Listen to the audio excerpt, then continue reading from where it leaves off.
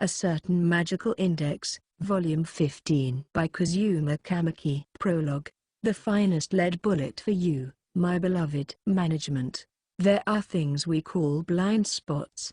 The cleaning room of this major department store, for instance. The store's employees thought a contract crew used the room, while the contractors believed the employees utilized it. Visitors to the store wouldn't enter a place like that, so there weren't any surveillance cameras inside. Nobody paid any attention to it. As a result, you were left with a room everyone knew about but nobody had ever entered, let alone known where to find its key. Normally, its iron door was kept locked at all times except for at this moment. Using a key he'd received in advance, Motoharu Tsuchimikado opened the door in the back of the store. The room was stylishly decorated, resembling a bar. Before him was a sofa large enough to seat at least 10 people, with an incongruously small table beside it. At the back of the room, there was a counter. This was clearly a different world than the one outside the door. A man noticed Tsuchimikado enter and cheerfully said, "Come on in." This college-aged guy, who was shorter than Tsuchimikado, stood behind the bar. He appeared somewhat comical, wearing a brand-name suit but no necktie, and he had a few shirt buttons undone to show off his chest.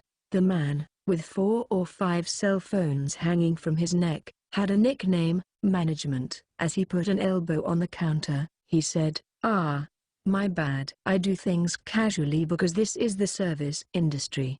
Makes it easier for people to talk to me. You know? I can stop if you like." "No, you're fine," said Tsuchimikado, causing the man to grin. Tsuchimikado threw his key to Management, and he caught it with one hand. Despite what he'd said, once this job was over, the man would take all the furniture and move somewhere else. "Now then, what might you be after today?" "I've got a great deal on lockpickers, sensor breakers, cream of the crop, I might add. If you're here for something a little more risky, I have a few money launderers." "We're running low, though, after the new regulations from that 0930 incident. Other than that, it's what you'd expect." Some robberies and larcenies took more than one person. When they did, they'd assign roles such as driver, lockpicker, burglar, and money launderer, but some ran into a problem where they didn't have enough people. Management would supply the people and profit off the finder's fee. "I have to say," remarked the man, "I mostly get emails and texts these days. Don't have many coming here personally like you." "Should I not have come?" "Oh, no, you're fine. It's not much risk." "Oh, right. Do you want something to drink?" Tsuchimikado glanced at the shelves behind the counter, saw the thick cans lined up on them, and frowned slightly. "Not a fan of drinking paint thinner. You misunderstand. Those are cleaners for getting rid of oil-based ink. Gotta have 'em in a business like this.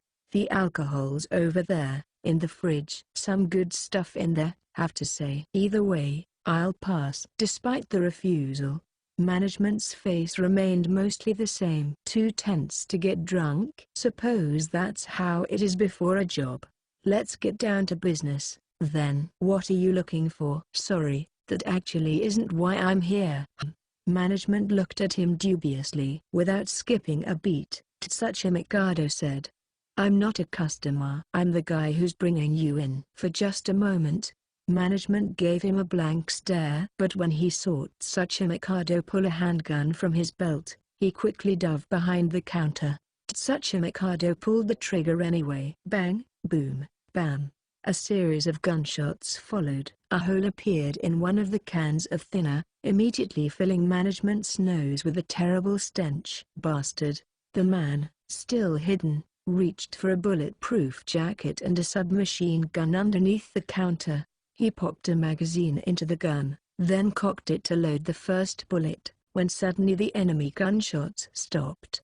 Management slowly looked around the edge of the counter to check. Out of ammo, he thought, now covered in thinner, but a moment later, he got a different answer. The scrape of an oil lighter. Management's throat dried up. Before he could say anything, Tsuchimikado threw the lighter behind the counter. He had no time to think.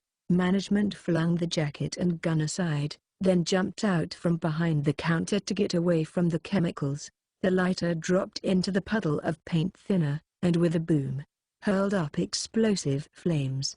Management had barely escaped its range, but now, unarmed, he noticed the gun pointed at him. He raised his hands and cried, "Wait, wait, wait. Okay, okay, I won't resist." Tsuchi Mikado pulled the trigger anyway. Bang! After he heard the sound of the gun discharging, Management looked at his side in surprise to find a dark red hole. "Why? I said I wouldn't." Before he could finish whatever he was saying, he collapsed to the floor. Tsuchi Mikado, expression mostly unchanged, made sure Management was at least breathing, then took out his cell phone. He dialed a number in his contacts, and when someone picked up, he said simply, "Collection." The voice on the other end of the phone said something. Tsuchi Mikado continued, "Look for where this guy lives. We've got a lot to investigate. Notify our ancillary. Actually, wait. We don't need an ambulance, just a patrol wagon.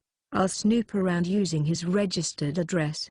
But I want Accelerator too. He's not around." He clicked his tongue in frustration. "Right. He's over there at the moment. No choice, then. Anabara, you go out. Have Muzujime switch to backup. Call you later." He hung up.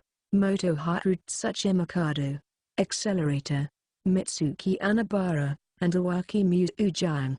The four together were simply called Group, a small team, working in society's shadows to protect its light.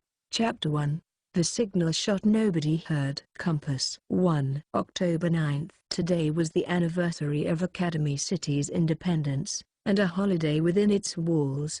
The hospital in District 7 was no exception. Since morning, its air had felt relaxed. A frog-faced doctor left through the front entrance and felt the soft morning sunlight on his skin. Beside him stood a small girl of about 10. She was called Last Order.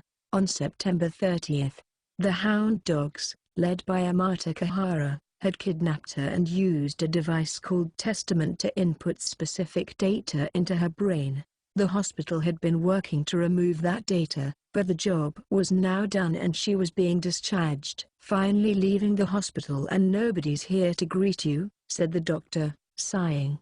Last Order didn't seem too worried. "Misaka can ride the taxi by herself," says Misaka, sticking out her chest. "Well, we've eliminated the virus in your brain, so I suppose there's no more cause for worry. I'll put the taxi fare on Ms. Yamakawa's tab, so go straight to her apartment, all right?" Just then, a taxi arrived at the roundabout in front of the hospital.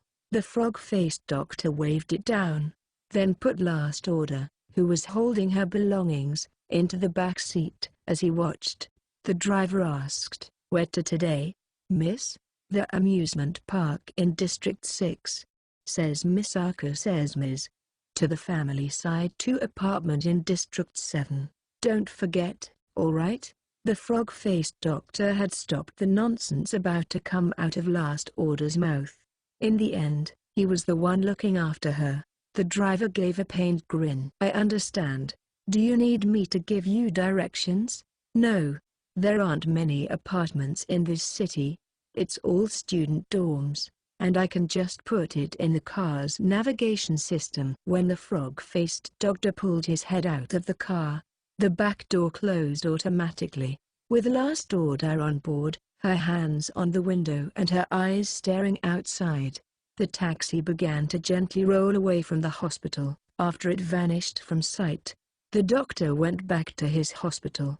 He walked through an uncluttered hallway and into a space for conversation with only a simple sofa and table.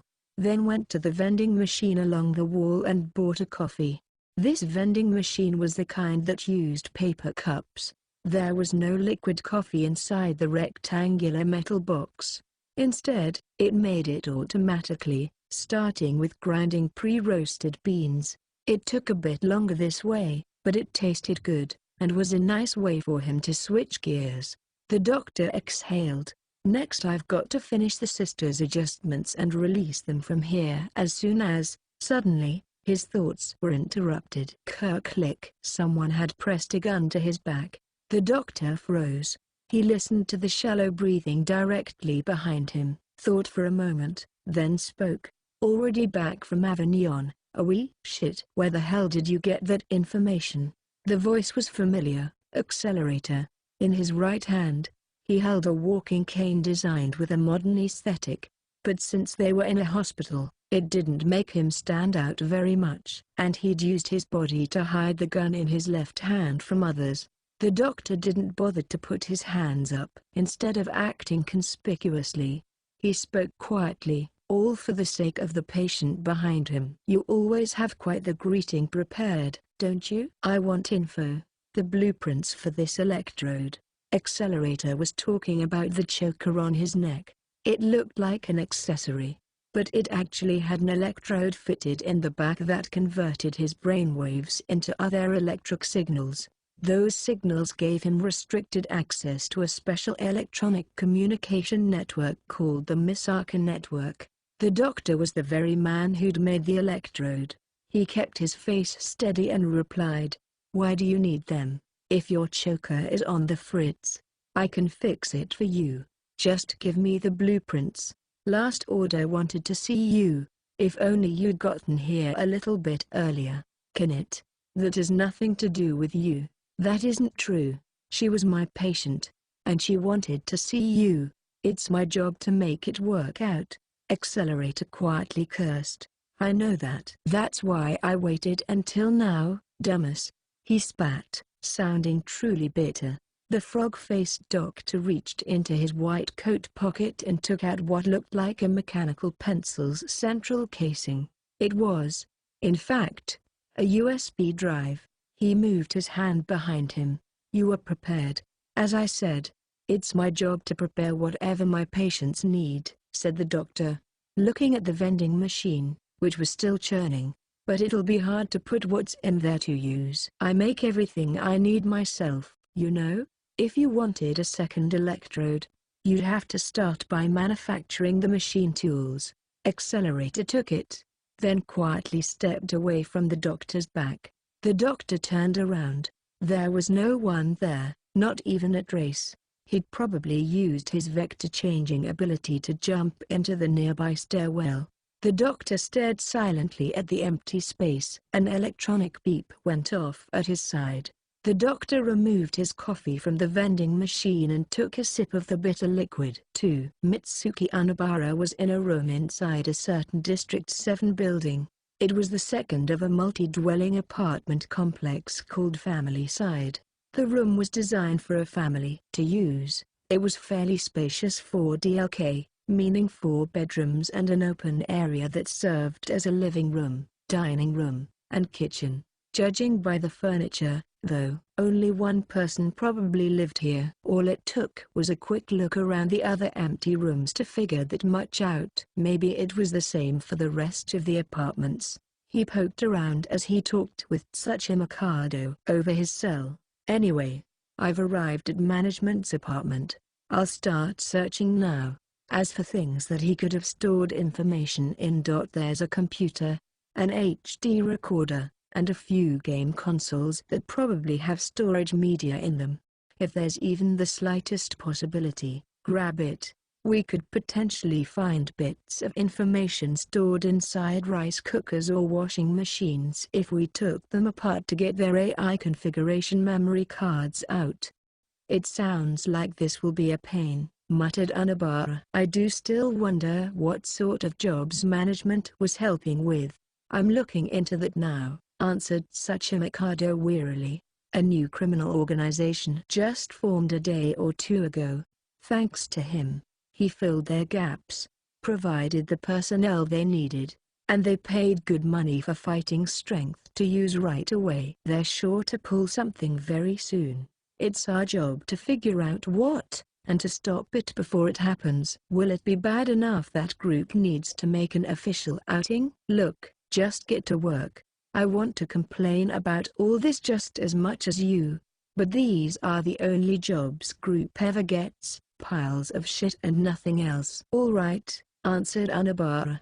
He walked through the big apartment, sticking little tags on the computer, the HD recorder, and the rest. He didn't plan on dragging everything, refrigerator and washing machine included, out by himself. For now, he was marking them so that their ancillary organization could carry them out later. Well, that about does it. Just as Anabara had finished his run-through, he noticed something odd. Bills. There were several paper bills on a waist-high shelf. Nothing about that was unnatural, but they felt strangely isolated from any wallets. Anabara prodded about the room, finding a credit card and a passbook. The placement of objects in a room said a lot about a person's daily routine, but by Anabara's analysis, the way these bills were sitting on this shelf seemed abnormal. Putting them this far away from a wallet made it seem like the resident was making sure they wouldn't get mixed up with any others. He looked at them again, then flipped them over and started speaking into the phone. "Tsuchi Mikado, do we have any equipment that can read IC chip information?" "What? I found 5 paper bills here. If I remember correctly, Japanese yen minted and circulated in Academy City come with microchips in them. We should probably investigate these as well." "Right. I'll get something ready. I didn't find any notable info here. I'm gonna give up on the department store's cleaning room and head over your way." Anabara didn't get to hear Tsuchi Mikado's voice until the end. Boom. A rocket suddenly broke through the window, flew inside, and exploded right in the middle of the room. A clamoring of heavy footfalls rushed the front door. Men dressed in gray armor moved into the room swiftly yet cautiously. There were 5, all with full face masks and identical equipment. Not a single one stood out from the rest. Without a word, one of the men signaled with a finger to check the charred apartment, the formerly 5-room one. Given that, as they stepped over an air conditioner that had fallen to the floor, one of its thin interior walls had collapsed. Not only did no automatic fire extinguishing system turn on, the regular fire alarms weren't even working. They disabled security ahead of time. They didn't exchange words among themselves, and so the soft clacking of metal stood out. They had their firearms, which were hitting against their hard armor, ready and loaded. "Seriously?" Mitsuki Anabara sighed as he watched. He was spying on them from a small gap in a door that had been knocked diagonal by the explosive impact. His back against the wall of the kitchen space, he'd jumped into the room the moment the rocket had crashed through the window. Now he produced an obsidian knife from an interior pocket. They tried to destroy the information by blowing up the entire room. Must be people who'd be in trouble if we got our hands on management's info. This was the 3rd floor. Moving slowly so he wouldn't make any noise, he went up to the smashed window. From this view alone he spotted about 15 more men, all dressed in black. There were probably a lot more waiting out of sight. He was completely surrounded. Anabara's dismantling sorcery, the Spear of Tlahuizcal Pantekutli, was incredibly powerful, able to completely disintegrate objects by concentrating and reflecting the light from Venus onto them. But on the other hand, he needed to designate his targets one at a time. In exchange for the ability to one-hit kill even the strongest enemies, he could only go one by one for even the weakest. They're using mainly 9mm submachine guns, plus military handguns of the same caliber. If they started firing in this cramped space, skill wouldn't make a bit of difference. I'd be full of holes in no time.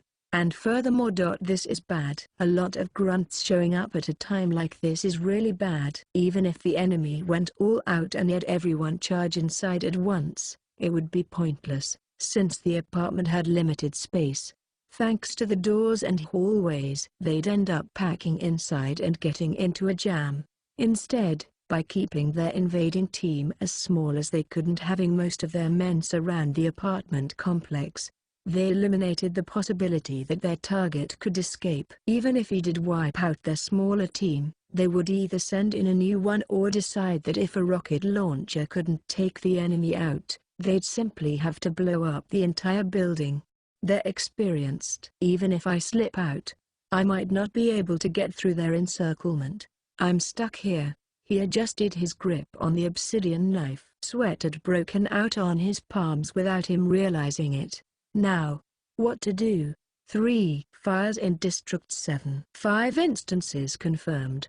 Relevant buildings' security systems, including automatic fire extinguishers, are inactive. Begin firefighting at once. In an emergency correspondence center for connecting civilian reports to groups such as Anti-Skill and Judgment, a female operator continued to convey the information coming up on her monitor to the appropriate authorities. Requesting criminal identifier dispatch from Anti-Skill to be a witness to the fire brigade's inspections. In addition, the operator took up a fire manual, which was propped up against the wall of her communication booth, thus taking her eyes off the monitor for just a few seconds. During that time, a rep from the team waiting on site for specific instructions said understood, and the call abruptly ended. "What?" wondered the female operator. On her monitor, it said she'd already given them everything they needed. 4.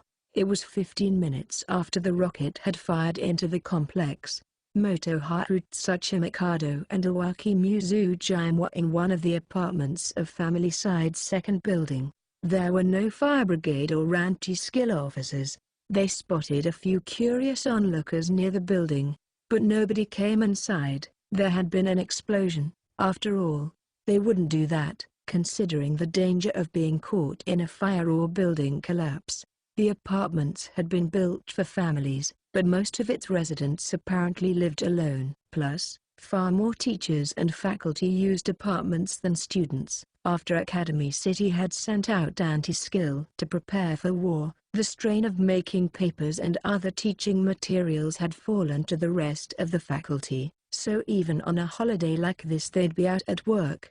This the place? It probably used to be a high-class apartment with 4 bedrooms plus an open area serving as a kitchen, living room, and dining room, but it was like an explosion had gone off right in the middle of it. Furniture and wallboard had come apart and was scattered everywhere, reducing the unit to only a couple of rooms.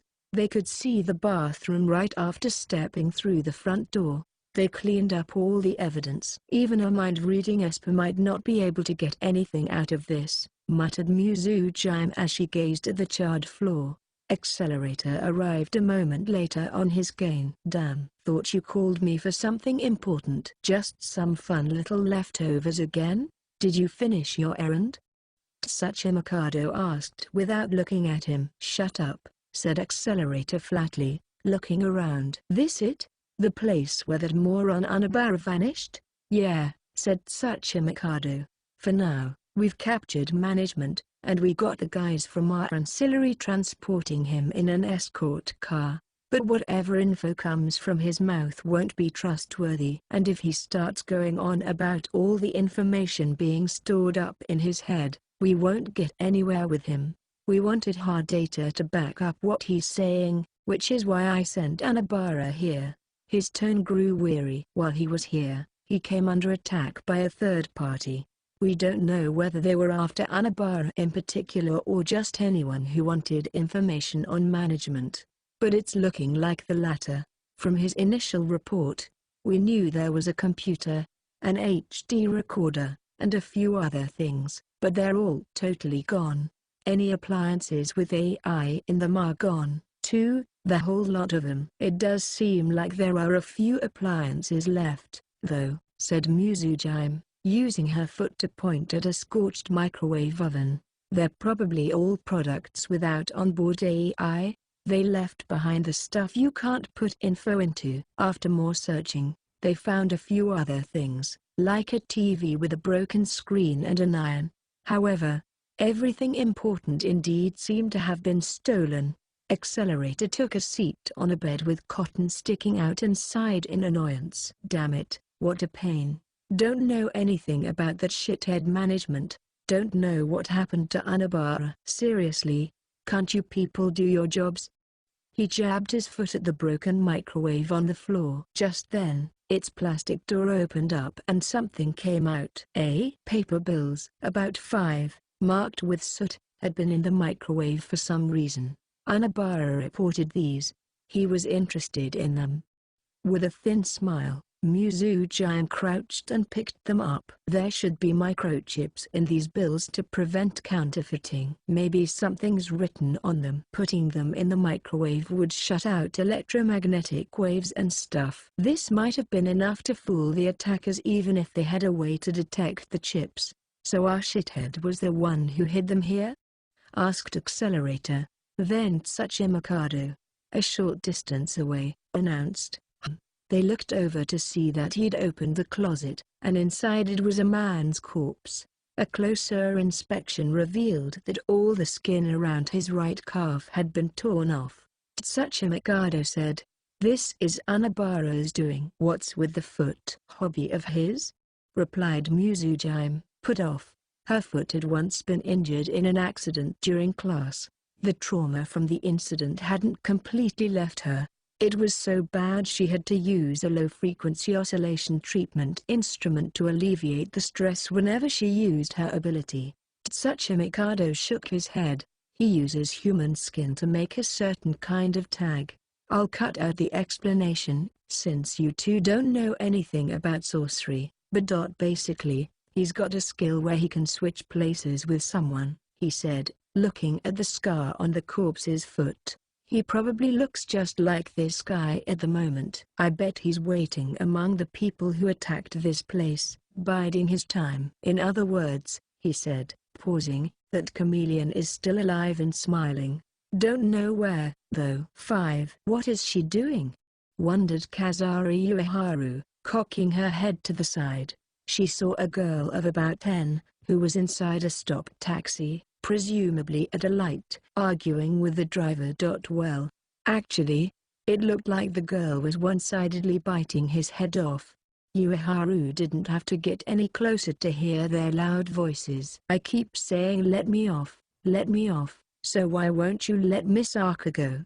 argues Misaka, putting her hands on her hips and puffing out her cheek. "Look, miss. I've been paid to drive you to your destination, so I can't let you." While he's making excuses, Misaka will look for an escape. Says Misaka, quickly getting out of the car and running into a back alley. After shouting that, the little girl disappeared into an alley so narrow you probably couldn't even fit a bicycle through. The driver scratched his head, at a loss. Ueharu walked up to him.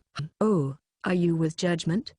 asked the driver, looking at Ueharu's armband. Judgment was a student organization created to help keep the peace in Academy City. Their jurisdiction was mainly limited to school, but apparently, most people weren't aware of the difference. Ueharu gave him a blank look. Was there some kind of trouble, sir? Did that girl leave without paying?" "No, just the opposite," said the driver, at his wit's end. "Her guardian gave me the money beforehand, and I was supposed to take her to an apartment complex. But now she's left, and I haven't given her back the money." "Oh, well, that's up to the passenger, sir. Couldn't you just accept it as a tip?" The taxi fare was 1,200 yen. "I got 5,000 to begin with. I'd feel bad if I treated it as a tip." What a nice person, she thought. The driver glanced at the alley, which he clearly couldn't bring his car into. "Still, I can't get out of the car and chase her." "Should I look for her?" Yes. If you could, I would greatly appreciate it." "Hold on one moment." The driver had a machine in the car print out a receipt, then handed it, along with the change on top, to Ueharu. Since she was wearing the Judgment armband, he didn't seem particularly cautious when it came to handing the money over to her. "Please, give this back to her." "I will, sir." Ueharu put them in her skirt pocket. After exchanging contact information with the driver just in case, she set off into the narrow alleyway. In that dark space where the sun's light couldn't enter, she called out, what was her name? Miss Odhaya? "Hey." Misaka's identifier is last order. Says Misaka. Says Misa. Huh? For the time being, she'd gotten an answer, so Ueharu walked that way in search of the girl. 6. Black smoke billowed. A boxy escort car had stopped on the road, apparently after crashing into a guardrail. Only the front half, though. Something had torn apart the car's frame, and its back half was in the middle of the road. The car was the same model Anti-Skill used, but it wasn't one of theirs. Instead, Group's ancillary was using it. At Tsuchimikado's command, it was secretly transporting an important witness. Ow, damn it! A college-aged man came out from the part that was cut away. Management. Handcuffed, he stepped down onto the asphalt, then looked at his side and scowled. The gunshot wound had reopened, and fresh red liquid was starting to spread out on top of the dark red stain that had already dried.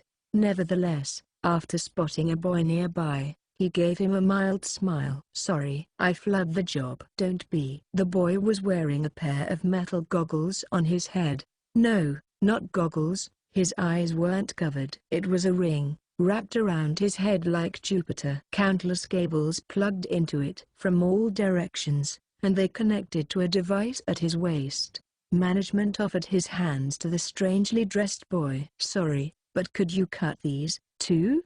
I can't do first aid like this, but it'll be a pain to find the key, too. I'm pretty sure it would be best to leave here immediately." "All right," the boy said, moving his fingers as though swiping a card. A moment later, management's wrists were shattered. Ugh. Management writhed in agony, eyes filled with pain and surprise as he looked up at the boy. The boy, taking aim once again, this time at his vitals, spoke simply, without much change in his voice. "That's too bad." 7. Group was a cruel organization. The remaining 3 members took a wait-and-see stance with Anabara, whose whereabouts were still completely unknown. However, they still might not have gone to help him even if they had a hint about his location. Their fundamental policy was that if any of them mismanaged something, they had to fix it themselves. Therefore, got a call from our ancillary. "The escort car with management on board has been attacked." "Everyone dead?" Accelerator asked.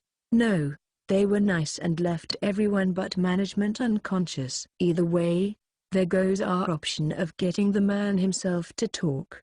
Do you think they left a clue as to who did it?" Mizujime added. "Again, it's probably in these bills. For now." They had the 5 paper bills. After leaving the family side 2 apartment complex, Group had decided to return to their hideout and investigate the electronic information contained on the bill's IC chips. "Man, didn't think our secret hideout would be some empty store in an underground mall. What if some hopeful corporate dropout wanders in for a peek? Then we'll leave," said Tsuchimikado distractedly.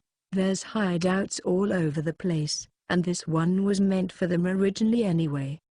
He put a device for reading the bills on the floor. It was connected to a laptop via cables. "What is that?" asked Mizujime, surprised. Tsuchimikado gave a small smile. It was a cell phone wallet sensor, the kind next to cash registers in convenience stores. It was gonna be a pain in the ass, so I asked someone in the industry and just brought the whole reader here. "Doesn't matter what we use," said Accelerator, sitting in a pipe chair and cleaning off his handgun. "Just get started already." "Right," answered Tsuchimikado simply, picking one bill from the stack of 5 and holding it up to the device. No discernible language came up on the display. Only a jumble of numbers. Tsuchimikado fiddled with the screen, eventually starting to change them into sentences that made sense. "That didn't take long. We got a hit."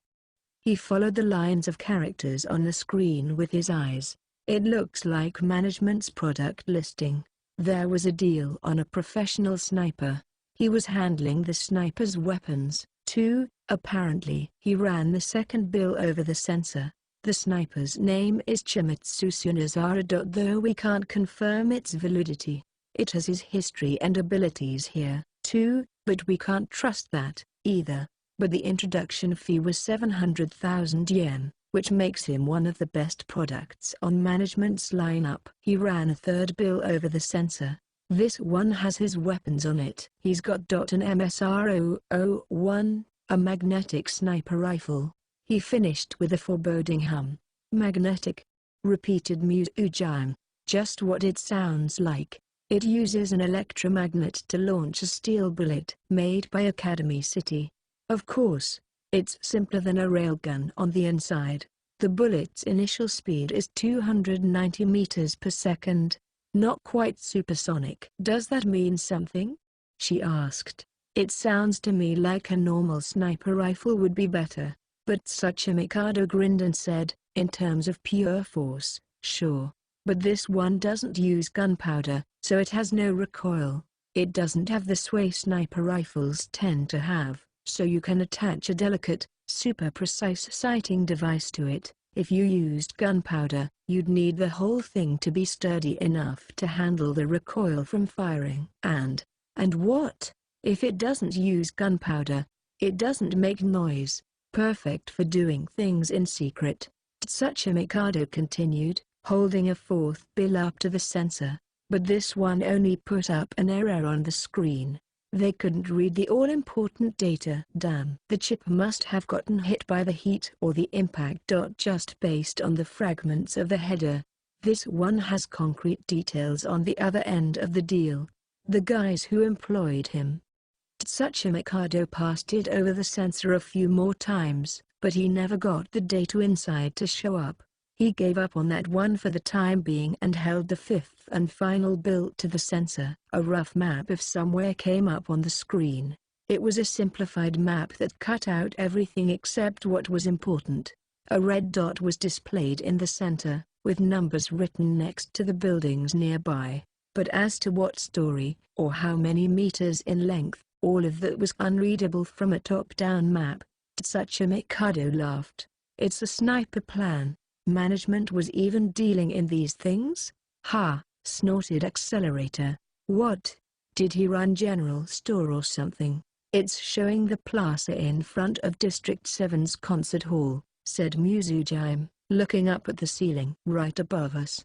The plaza's been rented out by someone on the general board for a speech. They must be after the VIP. Name is Monica Oyafune. Don't know why they're trying to put a hole in her head. But they must have a grand plan in mind if they're trying to assassinate Oyafune. If we stop him, our job's done. As for Anabara, well, you know, he got the lowest score on this job, so we'll rescue him and make him play a penalty game. Ha, we going to run over and play tag with the sniper now? Grumbled Accelerator in annoyance. Sounds like a pain. I'm sure the speech will be boring anyway. Can't we just stop the event? Tsuchimikado shook his head. Probably not. Why? Simple. The speech has already started. 8. Accelerator and Motoharu. Tsuchimikado had left the underground mall and neared the plaza in front of the concert hall, which was directly below them.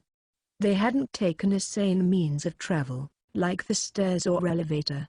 Instead, they'd used Muzujime's ability, Move Point. The ability was certainly convenient, but it had a flaw. It was hard for her to warp herself. So she'd remained at the hideout alone, continuing the microchip analysis. Many students were in the plaza. Probably because it was a holiday. They wouldn't have thought an outdoor speech would be interesting. But just at a glance, there were 200 or 300 people there. Around 100 meters separated Accelerator and the VIP, Monica Oyafune. A simple stage was set up in the middle of the plaza, the kind that might be used for a cultural festival, and a middle-aged woman was standing on it. 4 escorts dressed in black were waiting around her, but no motivation, said Accelerator, cutting it down to 2 words. It's like they're screaming for someone to come put a bullet through whatever organ of hers they want. It's completely obvious that VIP Big Shot isn't wearing anything bulletproof when you look at how thin her clothes are, either. Stop it. That's why we're doing this. That Shiokishi guy is on the general board, too, and he wears a powered suit around the clock. Apparently, he's not scared of being attacked. It just makes him feel uncomfortable when he's not in it. He's an extreme case, muttered Tsuchimikado, standing next to him. Accelerator glared at him. He jabbed his chin at Monica Oyafun on stage. You seriously wanna protect that woman? What do you mean? I mean, I don't. The general board is a bunch of shitheads. You think they deserve us risking our lives to protect them? Accelerator was referring to a man named Thomas Platinaberg. Like Oyafun. He was one of the general board members. He'd never even talked to him before. But just looking at his furniture had told him right away that the man naturally looked down on everyone else and didn't think anything of it. There are two kinds of people at the top of Academy City, said Tsuchimikado quietly, slipping into the crowd in the plaza. The assholes who deserve to die this instant. And the good people seen as assholes, the diligent ones. In most cases, those types don't fit into the world well and always draw the short stick. Accelerator stared at Tsuchimikado and let out a quiet hum. Applause and cheering filled the area. I hear Monica Oyafun is trying to give the children in Academy City the right to vote. Most of the city's residents are minors who don't have that. They can't complain about policies adults decide for them. She says she wants to give them that right. He laughed. His tone light. If she's not a thorn in their side, I don't know what is. If the kids got voting rights, they could even stop this war. Are you dumb? There's no way it'll be that easy. It's a peaceful idea, but not a practical one. It's like they don't understand the meaning of the word violence. The divides between races and the sexes were the same, too. At first, special influential people weren't the only ones fixing everything. Sure, they had a lot to do with it, since they were leading the masses, but the big reason was the people who had been thinking they were powerless. They changed their minds. Then they all got together, and history changed. Accelerator looked back at the plaza, the one with so many students in it, even though it was a holiday. Tsuchimikado chuckled and said, I don't know how you feel about it, but I think Monica Oyafun is at least worth protecting. I would risk my life for her. I won't tell you to do the same. But don't think you can stop me. Accelerator clicked his tongue in frustration, then used his cane to take a step forward. What a pain in the ass. Let's just crush the dumbest sniper already. 9. Accelerator and Tsuchimikado were standing about 100 meters from the stage Monica Oyafun was on. They should have been closer. It certainly wasn't what you'd call a good plan, but considering the crowd, this was what they had at the moment. Checking the location with their cell phone GPS maps. Looks like there's about 32 possible sniping positions, said Tsuchimikado. But with the stainless steel board behind the stage, any point 180 degrees behind it is actually a dead angle. Which means, it's one of the 15 spots 180 degrees in front. We could probably get the sniper if we went to every single spot. But there's nothing saying Chimitsu Tsunazara is gonna wait around for us once he's in firing position, said Tsuchimikado, surveying the area. He wasn't looking at Oyafun, as she smiled softly on stage, or the youth, listening to her and applauding. He saw a vehicle, a specially permitted commercial one, parked a short distance from the plaza. Its body resembled a crane truck, but a giant fan-like machine was attached to the top. Looks like they do have a wind defense set up against sniping, at least. You know how much the wind affects sniping, explained Tsuchimikado.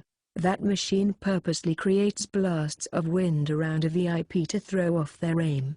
They're probably using 4 of them, making a whirlwind all around the plaza. They're 3rd generation, so they should be using a random number generator to make the air currents more chaotic. But something else seemed to have caught Accelerator's eye, because, as he peered through the edge of the throng, he suddenly darted into the crowd to hide. Tsuchimikado looked that way and saw, a few meters away, a middle school girl with a lot of flowers decorating her hair holding hands and walking with a girl who seemed around 10 or so. I told you, Miss Aka is looking for a lost child, says Miss Aka. announcing her intentions. "Yes, well, a lost child? I don't really know, but I think he's somewhere around here," says Misaka, offering a prediction. "My head feels like it's getting nervous about something," says Misaka, adding extra sense-based information. "Right. I knew that silly piece of hair was incredible." "It's not silly," came the shout, and Accelerator's hand went to his forehead. "Why would that brat show up here? Is God fucking around with me or what?" he hissed. "Ha ha, that's just how life is," muttered Tsuchimikado offhandedly, but after noticing a girl in maid clothes in the crowd, he buried his own face in his hands. For once, their opinions matched. They had to ensure no stray bullets flew in their direction. Anyway, things get complicated with the wind defense throwing off the hitman's aim. "That truck says on the side it's an air cleaning truck." "Well, it's not wrong. It uses the same principle as the air purifiers that smokers use in schools' faculty rooms. Just on a totally different scale," said Tsuchimikado with pride. Accelerator's A's were cold, though. "That's great and all, but it's not on." "What?" Tsuchimikado, startled, checked it himself. Accelerator was right. The giant fan on the big cart truck wasn't doing anything. "I swear it was just on. It was protecting a VIP." "Could it have possibly had a malfunction?" Then Tsuchimikado heard an odd BKK sound ringing through the noisy crowd around him. It sounded like a metal pot crumpling. Accelerator and Tsuchimikado looked in the direction of the ringing at the same time. There was another wind defense-equipped special vehicle parked elsewhere. Its giant fan wasn't on, either. And there was a thumb-sized hole in the cylindrical outer wall around the fan. "It was him, Chimitsu Sunazara." "Bastard," hissed Accelerator. "He's trying to take out the wind defenses to give himself a clear shot at Oyafun." "Shit," cursed Tsuchimikado, trying to plunge into the crowd to get closer to Oyafun. But there were too many people, and he couldn't get as far as he wanted. Meanwhile, two more metal-pounding BKK sounds repeated in succession. Accelerator couldn't see them from where he was, but the sniper was probably taking out the other wind defense machines, one at a time. "Damn it," thought Accelerator.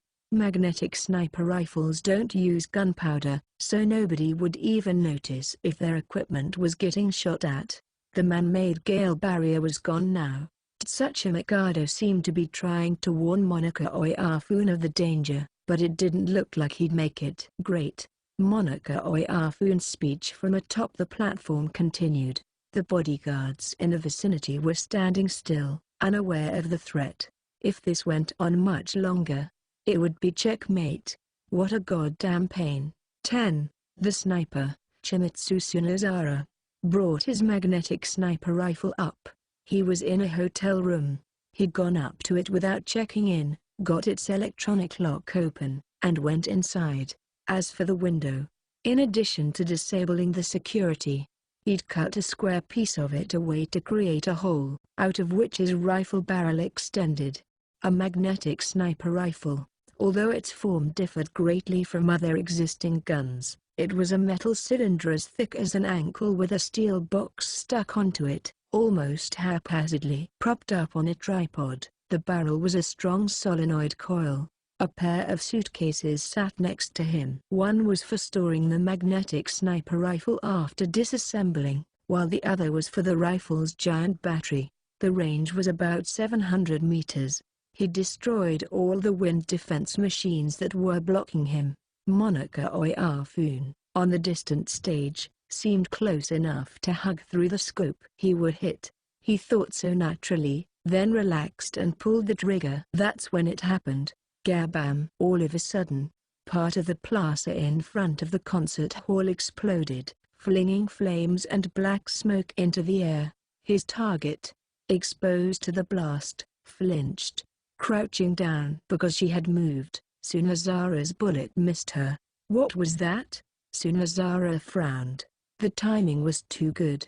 Meanwhile, the big men stationed as guards around Oyafun came down to the platform to surround her. He had a job to do. He pulled the trigger again, but the steel bullet struck one of the bodyguards pressed against Oyafun.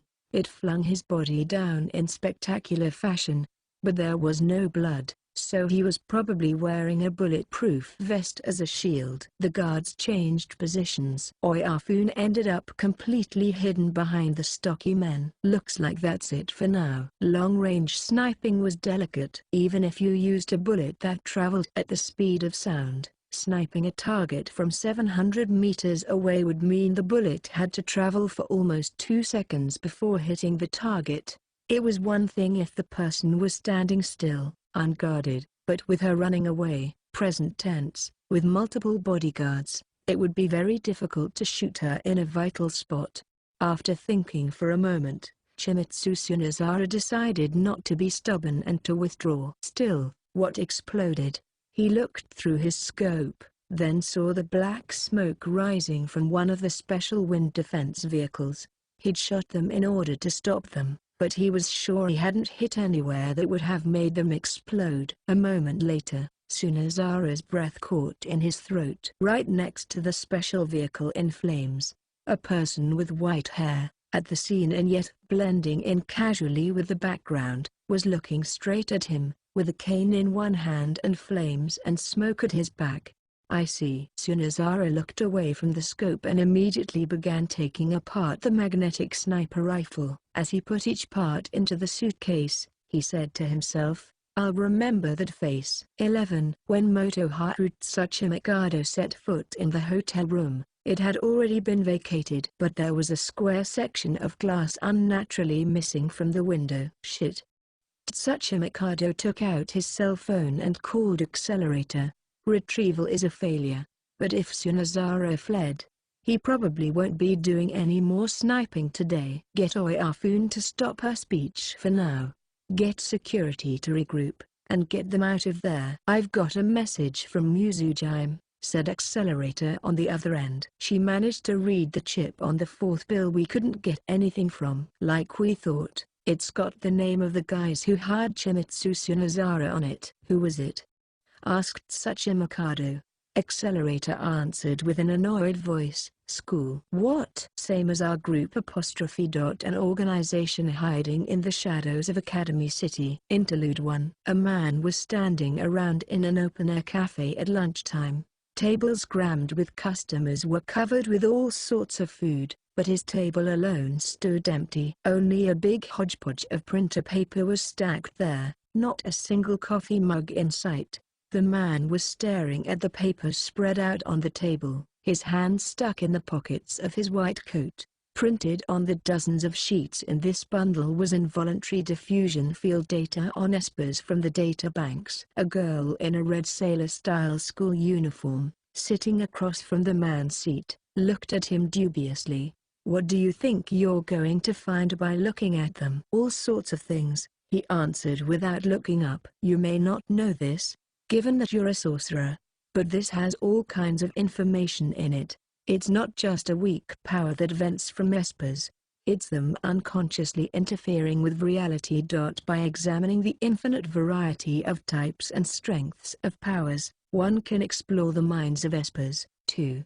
Unconscious interference?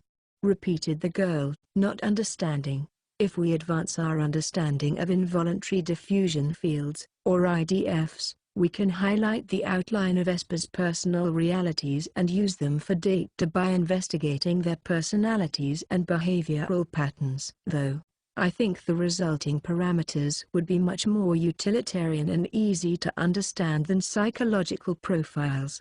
A silvery beast was next to the chair the man sat in. It was a quadrupedal animal made of titanium alloy and synthetic resin. It had the basic form of a carnivore in the Felidae family, but its nose was unnaturally long, like an elephant's. The metallic creature had a seeing eye dog walking program installed, so it blended into human society with a surprising litheness. The beast opened its mouth. Professor. The voice didn't sound synthesized, it was the voice of a young man with rich enunciation. It appears there has been activity within group and school. The man called Professor looked over at the mechanical creature.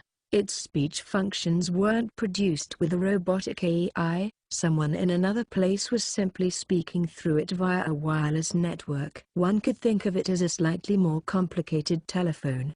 Did they make contact? No. Group appears to have failed to capture. In this situation, they may not be able to catch School's tail. The professor sighed just once. Either way, the others will probably act, too. They were on a team directly under the jurisdiction of Alistair, the Academy City General Board chairperson. They acted as that person's limbs, uncaring of good and evil.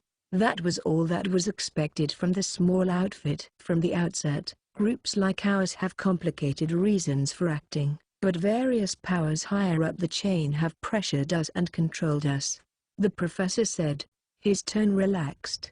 But after the violence that occurred during the 0930 incident, most of the powered suits have been sent out to clean up in Avignon. That force makes for effective hands for the man on the telephone. They can't use the suits freely now, which gives us a huge opportunity. Then perhaps the time is ripe. Suddenly, a voice appeared from directly behind the girl in the red uniform. Nobody had been there a moment ago, but now someone was there. It was a boy covered in a big, baggy down jacket. It was like he'd appeared out of thin air. Yes, the professor said languidly, placing a hand on his nearby creature's head and stroking it lightly. He didn't seem surprised at the boy's appearance. The girl sitting across from him watched their exchange with a lack of interest. Her expression suspicious, she asked, "How do we know exactly how they're moving?" The intel from higher up could be wrong. They have tech that makes it possible to know with accuracy. The professor's hand stopped petting the synthetic animal. He was staring at the sidewalk across the street from the cafe. A girl, in what might colloquially be called maid clothing, was passing by, but the professor wasn't looking at her. That girl was sitting atop an oil drum-shaped cleaning robot. He watched its very smooth procession down the sidewalk. He nodded to himself. He was honestly impressed. I never thought of an idea like that. Professor, please keep your mind off strange ideas. Chapter 2. Those gradually beginning to act. Altair 2. 1. Inside an RV that one of their drivers had brought around for them sat Accelerator, Motoharu Tsuchimikado, and Awaki Muzujime. It was noon. Fast food meals lined a small table bolted to the floor. Each was eating the food they'd bought. Accelerator his spicy fried chicken and Tsuchimikado his giant hamburger. They weren't kindred spirits even in what they ate for lunch. Meanwhile, Awaki Muzujime, eating a fancy salad from a direct delivery brand in the Mediterranean, watched them. That stuff will shave years off your life. Eating meowthing but green and yellow veggies seems too healthy to meow. You need both meat and vegetables to maintain a healthy body. You know, you've got to have a balance.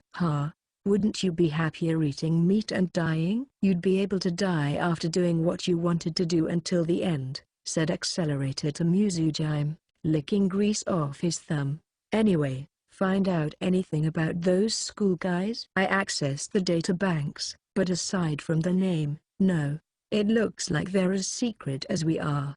It just says group and school in there. But, she added with a pause, when I looked around, I found a few more organization names like that. There weren't only two? Tsuchimikado bit into his hamburger and hastily tried to keep the meat from coming out the other side. Group, school, item, member, block, she answered, counting on her fingers. 5, just from what I can tell. Details are unknown, but they're probably like us, unofficial teams made up of a small number of people. School were the ones plotting to snipe Monica Oyafune. Would that make them the ones who blew up management's mansion and attacked his escort car?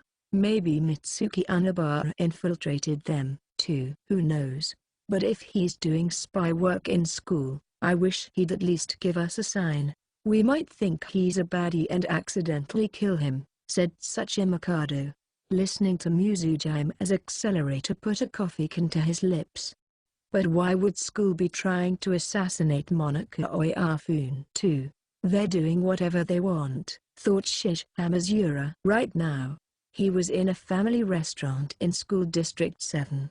But the woman named Shizuri Mugino, who had installed herself at one of their table's seats, was blatantly eating a convenience store meal she'd bought elsewhere. That poor little waitress waiting at the edge of the table. Huh? This salmon bento tastes different from yesterday's salmon bento. The woman, by the window and wearing a short-sleeved coat in bright fall colors even though she was inside, recrossed her stocking-covered legs and tilted her head in confusion as she mumbled. It's the same as always, thought Hamazura. Weirdos. Every single person at the table.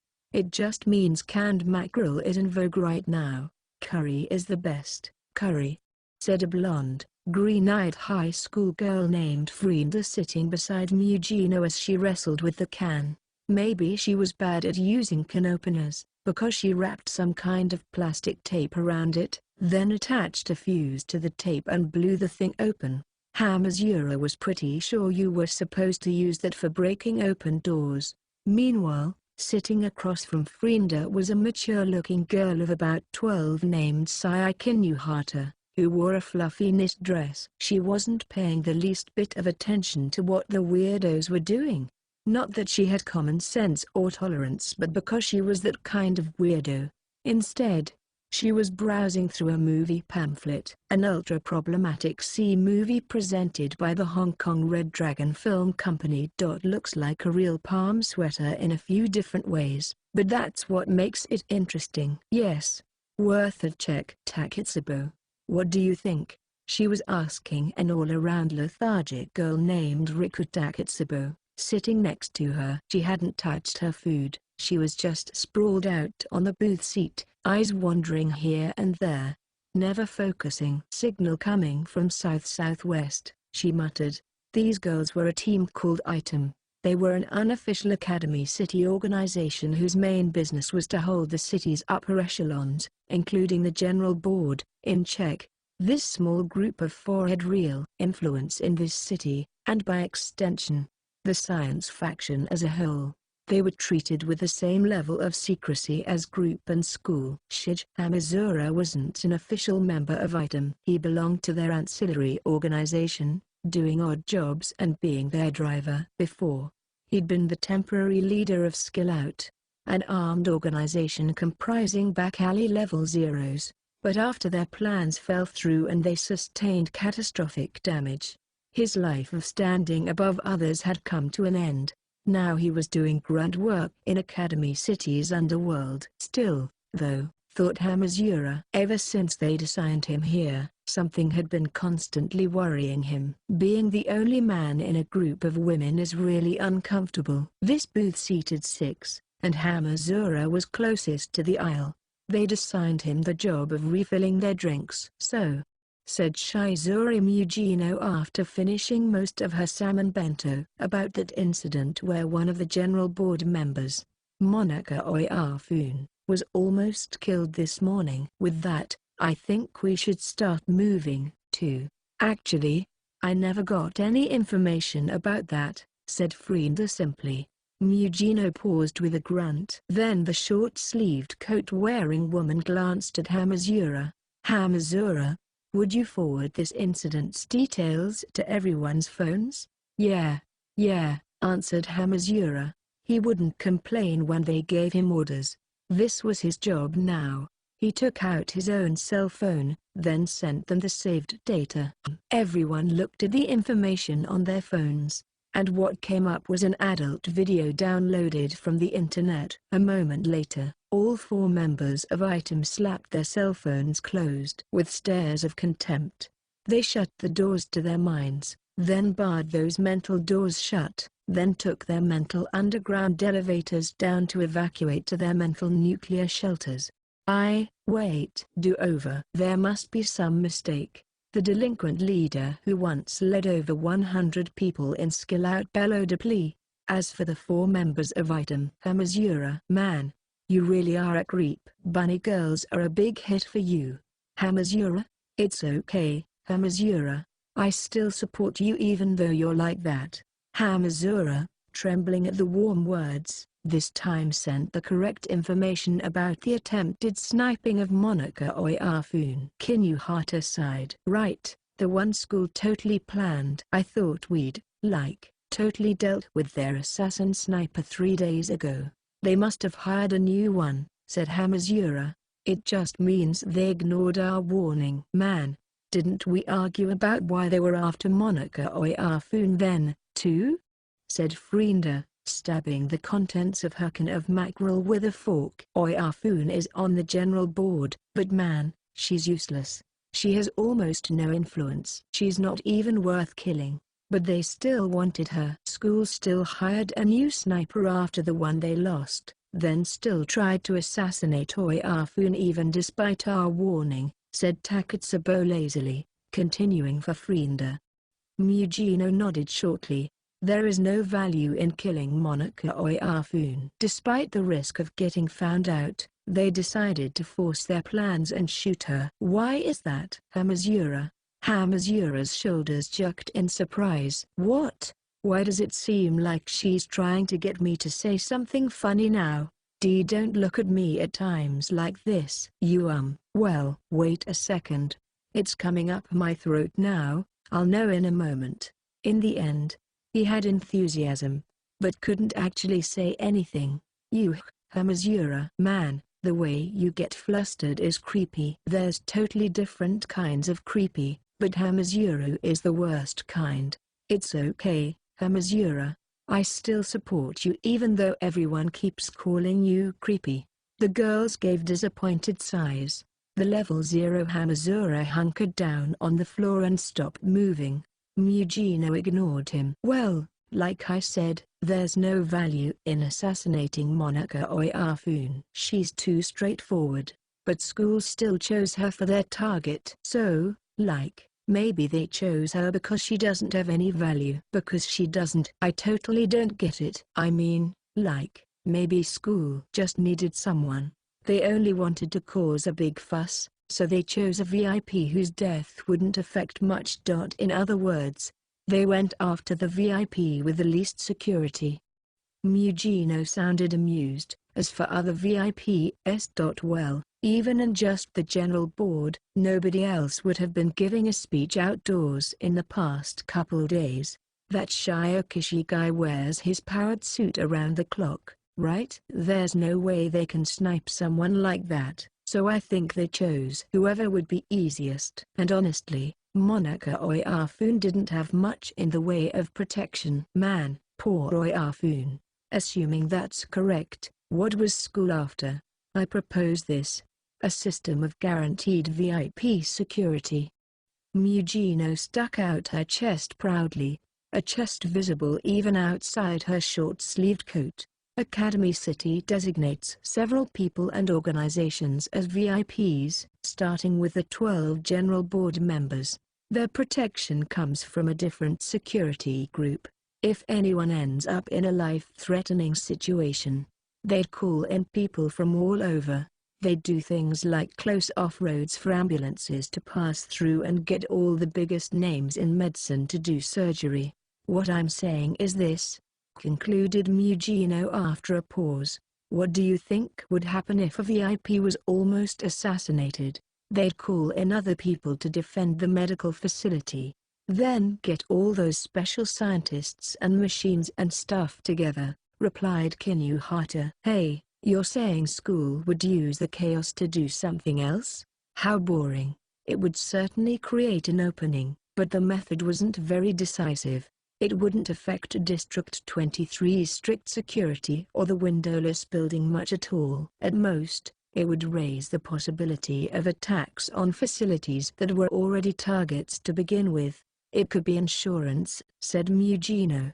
If school got serious, they could break into most facilities by force.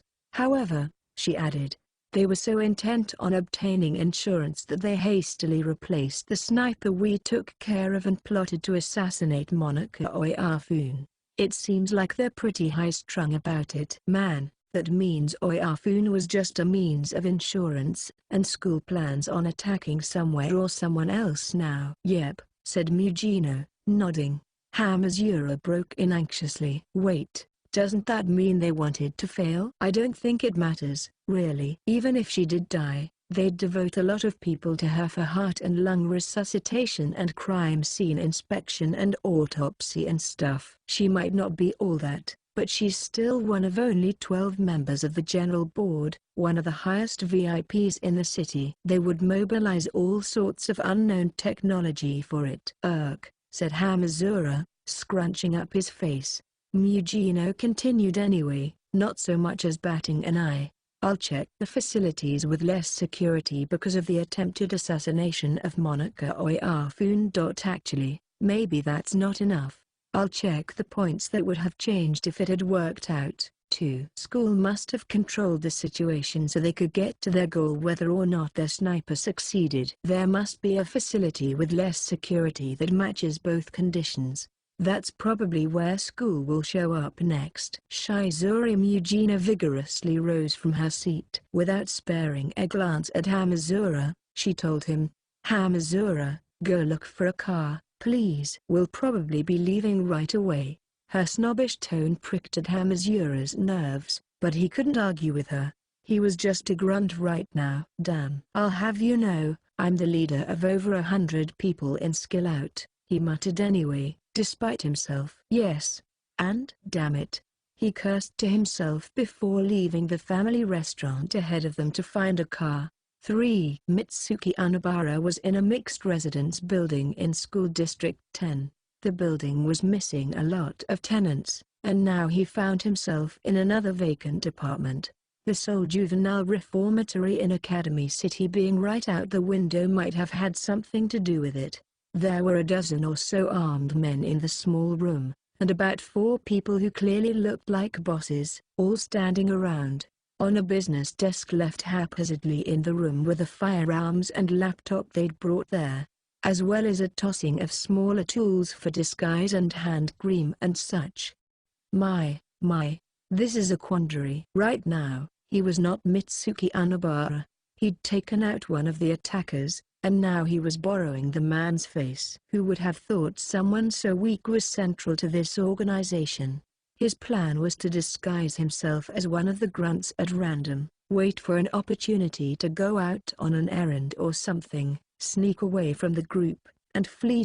But apparently, Anabara had taken out one of the group's bosses.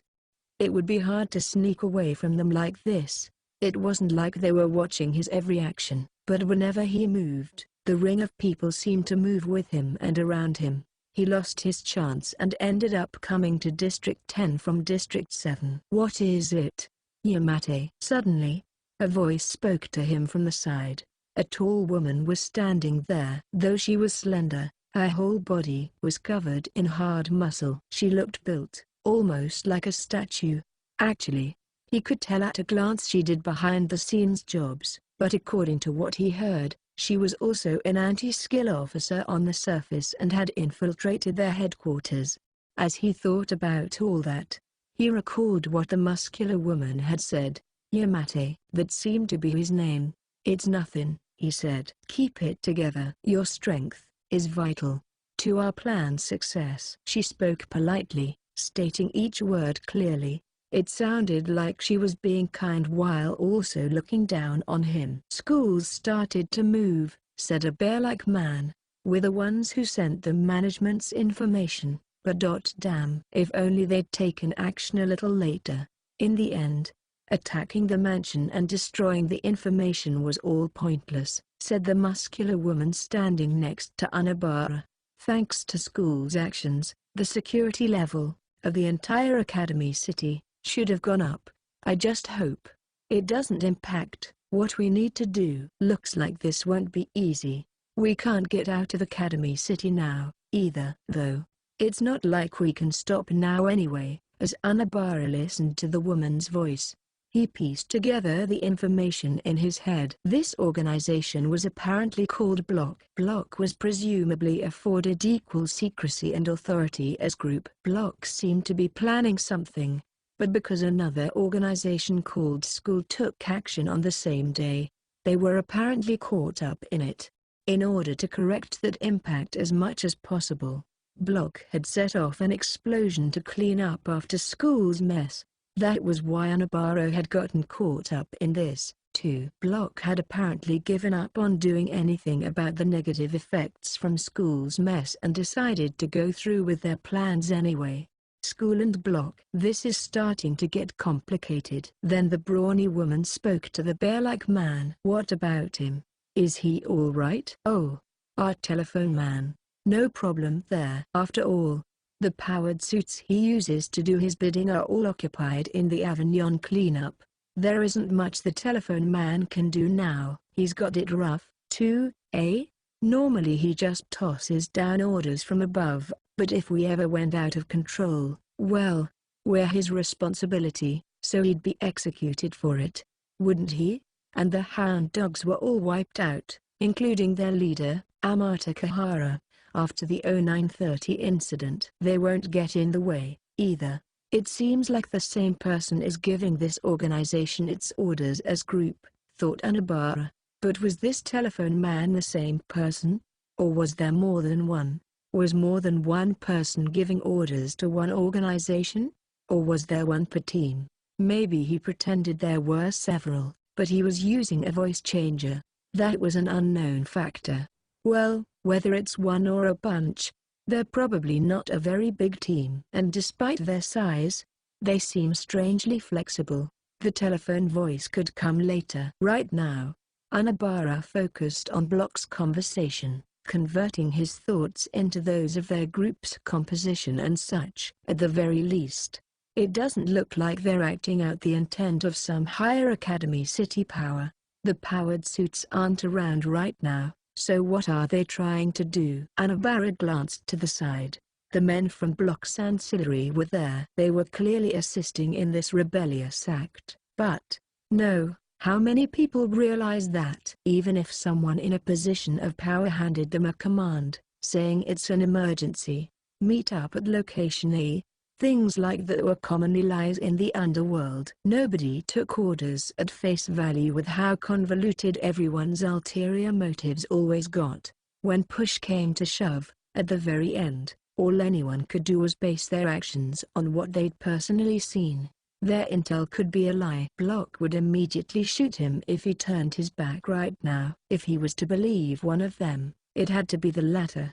That was how he would live through this. That's divine punishment for you, I suppose. Every day they deceive those beneath them. Now their information is less trustworthy because of it. All right, said the big, bear-like man, appearing to have made up his mind. No more delays. We're getting started, too. Who cares about Block? I don't plan on living my whole life under their thumb. So he said, but he didn't move right away, instead looking around the room. Anabara asked, "What's wrong?" "Nothing. Just wanted to do the usual safety check before that." The bear-like man clapped his large hands twice. At his signal, a gloomy-looking girl moved slowly in front of them. Tetsumu. We're borrowing your skill, polygraph. Make sure we don't have any traitors, just in case. All right. My only value is in reading people's minds, after all. Mitsuki Anabara almost thought the surprise would show on his face. He glanced around the room, then pretended to casually take a bottle of hand cream from the business desk. The 4 members of Block, including him, and the dozen or so in the ancillary group, if he was found out here, he'd be in trouble. Oh, one more thing. Anyone who refuses being read will be labeled a traitor on the spot.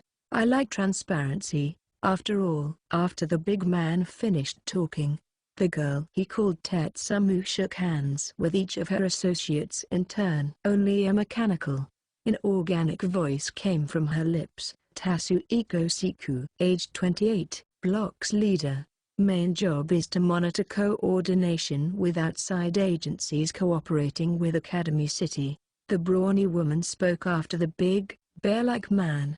Megumi Teshio, age 25, official member of Block.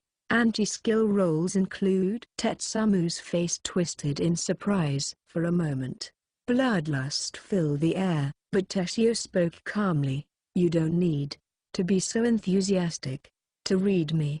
The reason she has no parents, and the cause of her inability to speak. Do not make her past very fun to see. Tetsumu shook her head lightly, then looked toward Anabara next.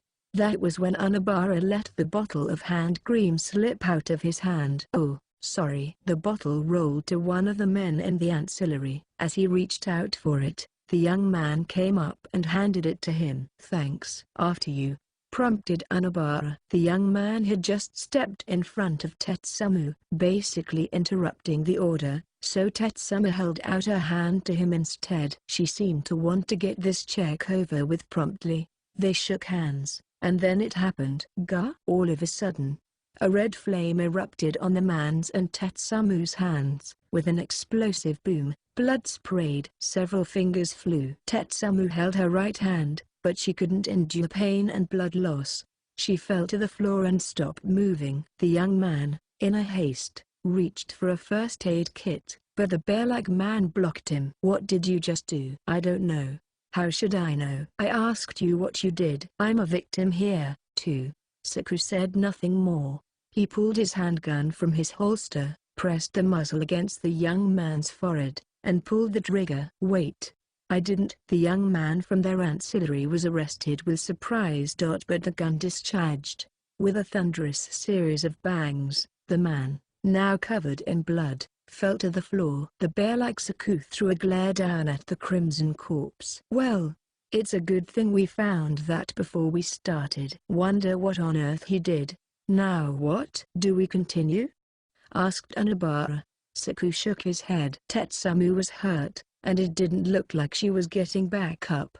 No time to replace her. I'll get a new checker later. Seemingly uninterested in Tetsumu, he instructed those in their ancillary group to dispose of the body. Anabara glanced at the young man unmoving on the floor. Just before he'd shaken hands with Tetsumu, he'd handed the bottle of hand cream to Anabara. At the time, there was cream from Anabara's palm stuck to his hand, and mixed into that cream was a trace amount of liquid explosive. Anabara continued to blend the hand cream in his palm. This time, he mixed in a chemical to remove the explosive. They may be enemies, but no, there's no time to think about it, he thought, without letting it show on his face. Saku, collecting himself, said, now. Then let's get started for real this time. He sat down in front of a laptop. Beep. Went the electronic warning in the RV. The group members had finished their lunches and had been discussing what to investigate next, but their conversation was immediately cut off. The hurried voice of the driver, also their operator, came over the onboard speakers. Emergency. I'll send you the date now. Accelerator. And the others looked toward the speakers. A screen was set upon the wall to separate the driver's seat from the rear living space, and a map of Academy City came up on it. The Virus Storage Center in District 5? They analyze Academy City-made computer viruses and develop antivirus software there. Looks like they're being hacked, said Tsuchi Mikado, his eyes following the scrolling lines of characters. Despite finding out about a crime, the thought of notifying anti-skill or asking them for help never crossed their minds. Group never got jobs normal people could do themselves. If normal people could solve everything, group wouldn't exist. Accelerator, in an annoyed tone, said, do we really have to go out there? You said there's a bunch of others like group, right? Just leave it to them. They probably have different jobs. We don't have a guarantee they'll do anything, and besides, it's pretty likely one of them is betraying Academy City. We have to be the ones to go. Tsuchi Mikado continued, about that virus storage center. Aside from unanalyzed viruses, they have a multitude of experimental ones they made for research agencies in the city. If they end up outside, well, we'd have a panic on our hands. How far outside are we talking, here? Asked Mizujime, a meaningful smile on her lips. The scientific technology of inside and outside Academy City differed by 2 or 3 decades, and that went for the viruses as well. Even if a virus was an old version for city machines, it could be a completely unknown threat for outside machines. And if a brand new type of virus that Academy City didn't even have a fix for were to leak outside. Let's see if I'm remembering this right.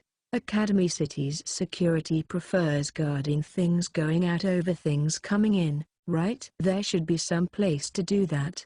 The external connection terminals. Academy City was cut off from the normal internet. It had formed its own interior network. Every external line hooked up to the internet had to go through one of the facilities called external connection terminals before connecting. Therefore, right? One at each compass direction, said Muzujin. Then they heard static start to come over the in-vehicle speaker. The hard-pressed voice of their driver and operator came over it, beginning emergency quarantine of the external connection terminals. District 3 Northern Terminal, quarantined. District 12 Eastern Terminal, quarantined. District 2, Southern Terminal, quarantined. No response from District 13. Western Terminal, cannot confirm quarantine. Ha ha. Burst out accelerator at the report. Predictable once again. Tsuchi Mikado grinned tenaciously as well.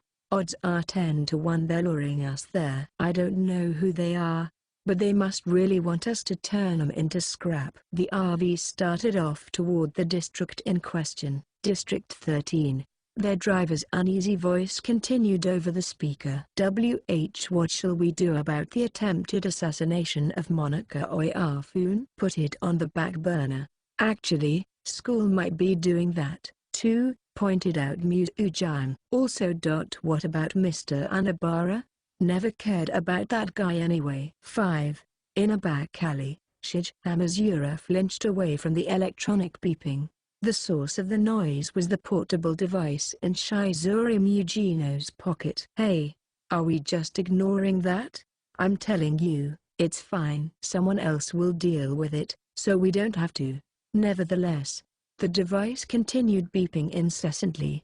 Mugino shivered at its awful persistence, then finally snatched the thing and shouted into it. Quit your noise, you little shit.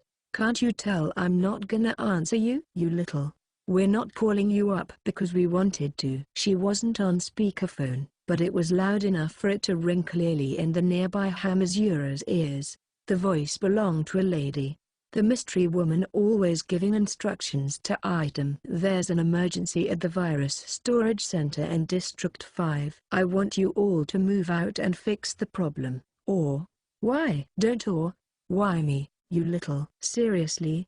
Those powered suits sure are busy cleaning up after Avignon and looking for some terror of the left guy's corpse. You should be working, too. We're busy. Can we do this later? Mugino sounded incredibly fed up, but the person on the phone again cried out, you little. Then, just so you know, it's Item's job to get rid of troublemakers in Academy City. Do your damn jobs. You say that. But, and you said you killed school's official sniper already. You said they wouldn't be sniping Monica Oyafun. You little. Then why the hell did things come to this? I thought it was all over, so I reported that the danger had subsided. I'm the one seriously pissed off here, so shape up. The voice sounded like someone telling off a waitress who got her order wrong. You've sure done it now, damn it. The voice continued. I'll ask another post to deal with the virus storage center. In the meantime, I want to report on the attempted sniping. Double time that, at least. Sorry. Can't do that. What the hell? What do you mean? Because we're about to slaughter all the shitheads in school right now. The yapping female voice stopped abruptly for a moment. Could I put in a request? Could you put, like, 10 bullets in at least one of them? On an unrelated note, this is when our supervisor, i.e., you, is supposed to be stopping us. Don't give me your sass, you peon. I've hated those school bastards for a long time, and anything that I have to worry about should just get wiped off the face of the planet, with a giant warlord like Ga ha ha ha ha ha. The call ended. Mugino put her portable terminal back in her pocket and made a face that questioned whether someone like that was really the right person to lead an organization. She glanced around. By the way, Hamazura, Can we really get an assistant? Everything just goes right through you. Anyway, I'll manage on that end, he replied. More importantly, Hamazura walked up to a passenger car parked on the road. He attached the fiberscope device to his cell phone's lower port, ran the light cable, more slender than a sumo noodle, into the keyhole, then began looking for where the pin was. Using the data about the keyhole's interior that was coming up on his cell phone screen in conjunction with several wires, he unlocked the door easily. After climbing into the driver's seat, he studied the engine keyhole under the steering wheel. "Huh, what a handy skill," said Mujina with genuine admiration as she got into the passenger seat. Kinuhata, Frienda, and Takatsubo piled themselves into the rear seat.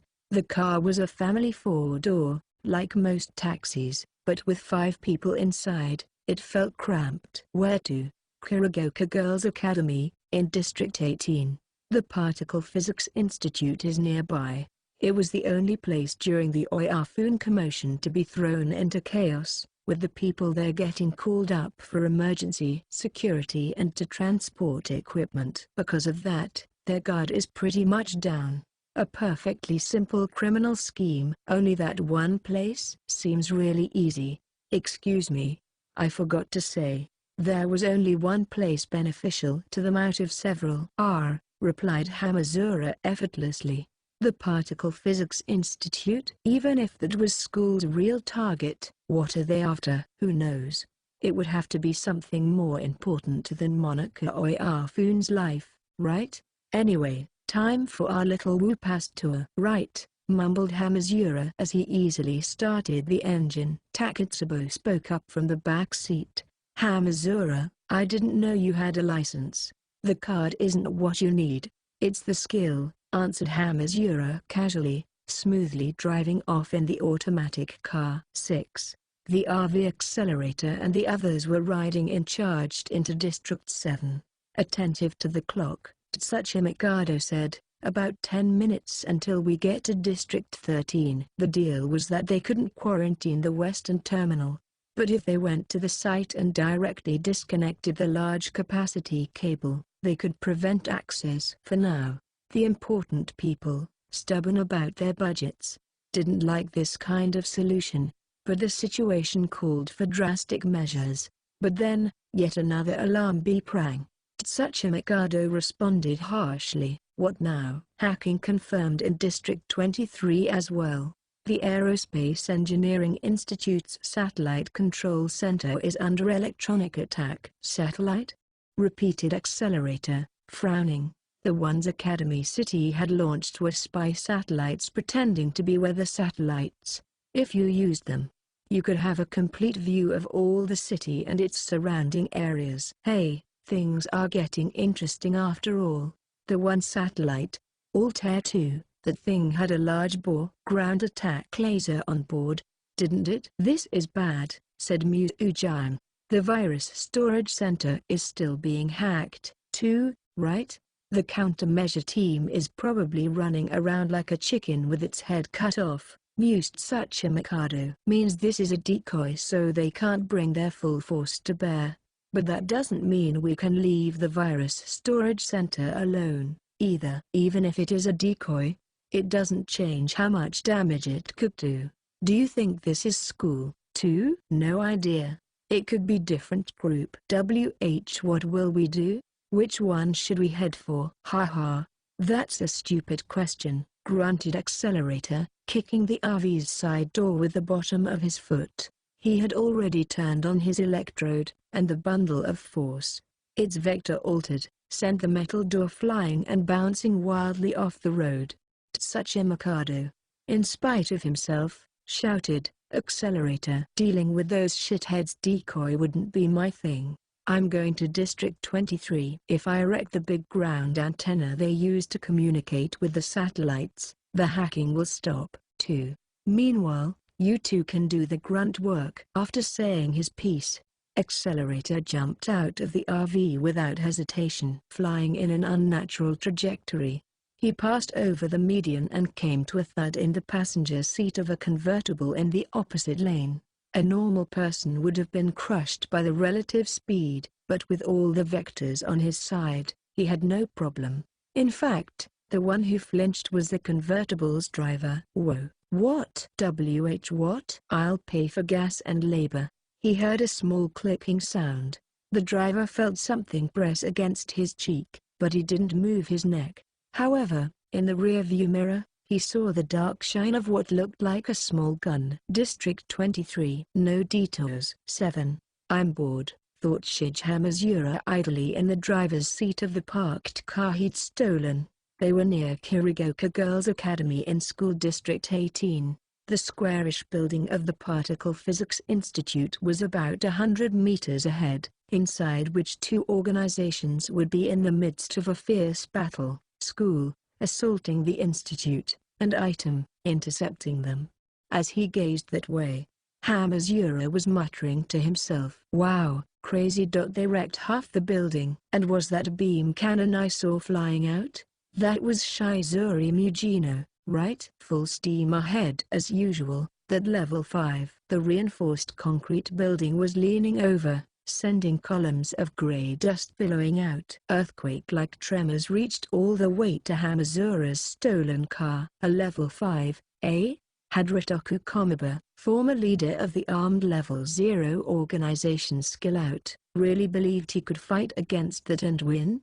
And did Skill Out, now without that leader, still think they could fight? Shit, cursed Hamazura, smacking the steering wheel in annoyance. Either way, now that he had fled Skill Out and surrendered at the Esper's gates, he didn't have the right to talk about it. Frustrated, he opened the driver's side door and stepped out, considering how he had to prepare for Item so they could leave at any time, and how they'd started cracking down on no parking zones. Getting out of the car wasn't a very good plan. But Hamazura wanted a mood change at any cost. Today was a holiday, so not many people were near Kirigoka Girls' Academy, and there were 3 sports cars parallel parked on the road. Hamazura's eyes lit up. Whoa, they're 89 boosters. They call it the Emperor of 4 Doors. Wait. Trying to steal such a remarkable car would just add to the risks. Or, screw it, we're going home in a booster today. Imagining the low exhaust of the famous car, one that would make a celebrity's spirit waver, with strangely excited breaths coming from his nose, Hamazura took out his lock-opening tool. The sports cars were that much better than the rest, mature, high-grade vehicles, and he was just going up to one when Hamazura. Why yes? Suddenly, a woman's shout came from right behind him, prompting him to hastily pocket the tool and turn around. It was a female teacher wearing a green tracksuit. Hamazura could tell how pretty she was despite the tracksuit. Actually, she was so beautiful he wanted to shout, "Why a tracksuit? It makes no sense. Let's have sex." But that wasn't the important thing. She was an anti-skill officer, a fated enemy of Skill Out. Her name was Iho Yamikawa, he recalled. Huh? What's the matter? I heard you were in custody after the Dangai University Database Center incident. Wasn't you after all? Well, that's good. She was speaking casually for some reason, but not because they were friends. Her kindness was one-sided. Besides, he'd never have a positive response for the woman who'd caught him 14 times in the city at night and thrown him into a police cell. What the hell are you doing here, you stupid hag? Well, can't you see by looking? Said Yamikawa, pointing with her thumb at the Particle Physics Institute in question. Hamazura's hand went to his forehead. Item's ancillary organization was probably suppressing all sorts of things, but even they couldn't perfectly hide an institute currently half destroyed. Yamikawa put her hands on her hips and smiled at him. You know, all I ever want is for you to be rehabilitated. What?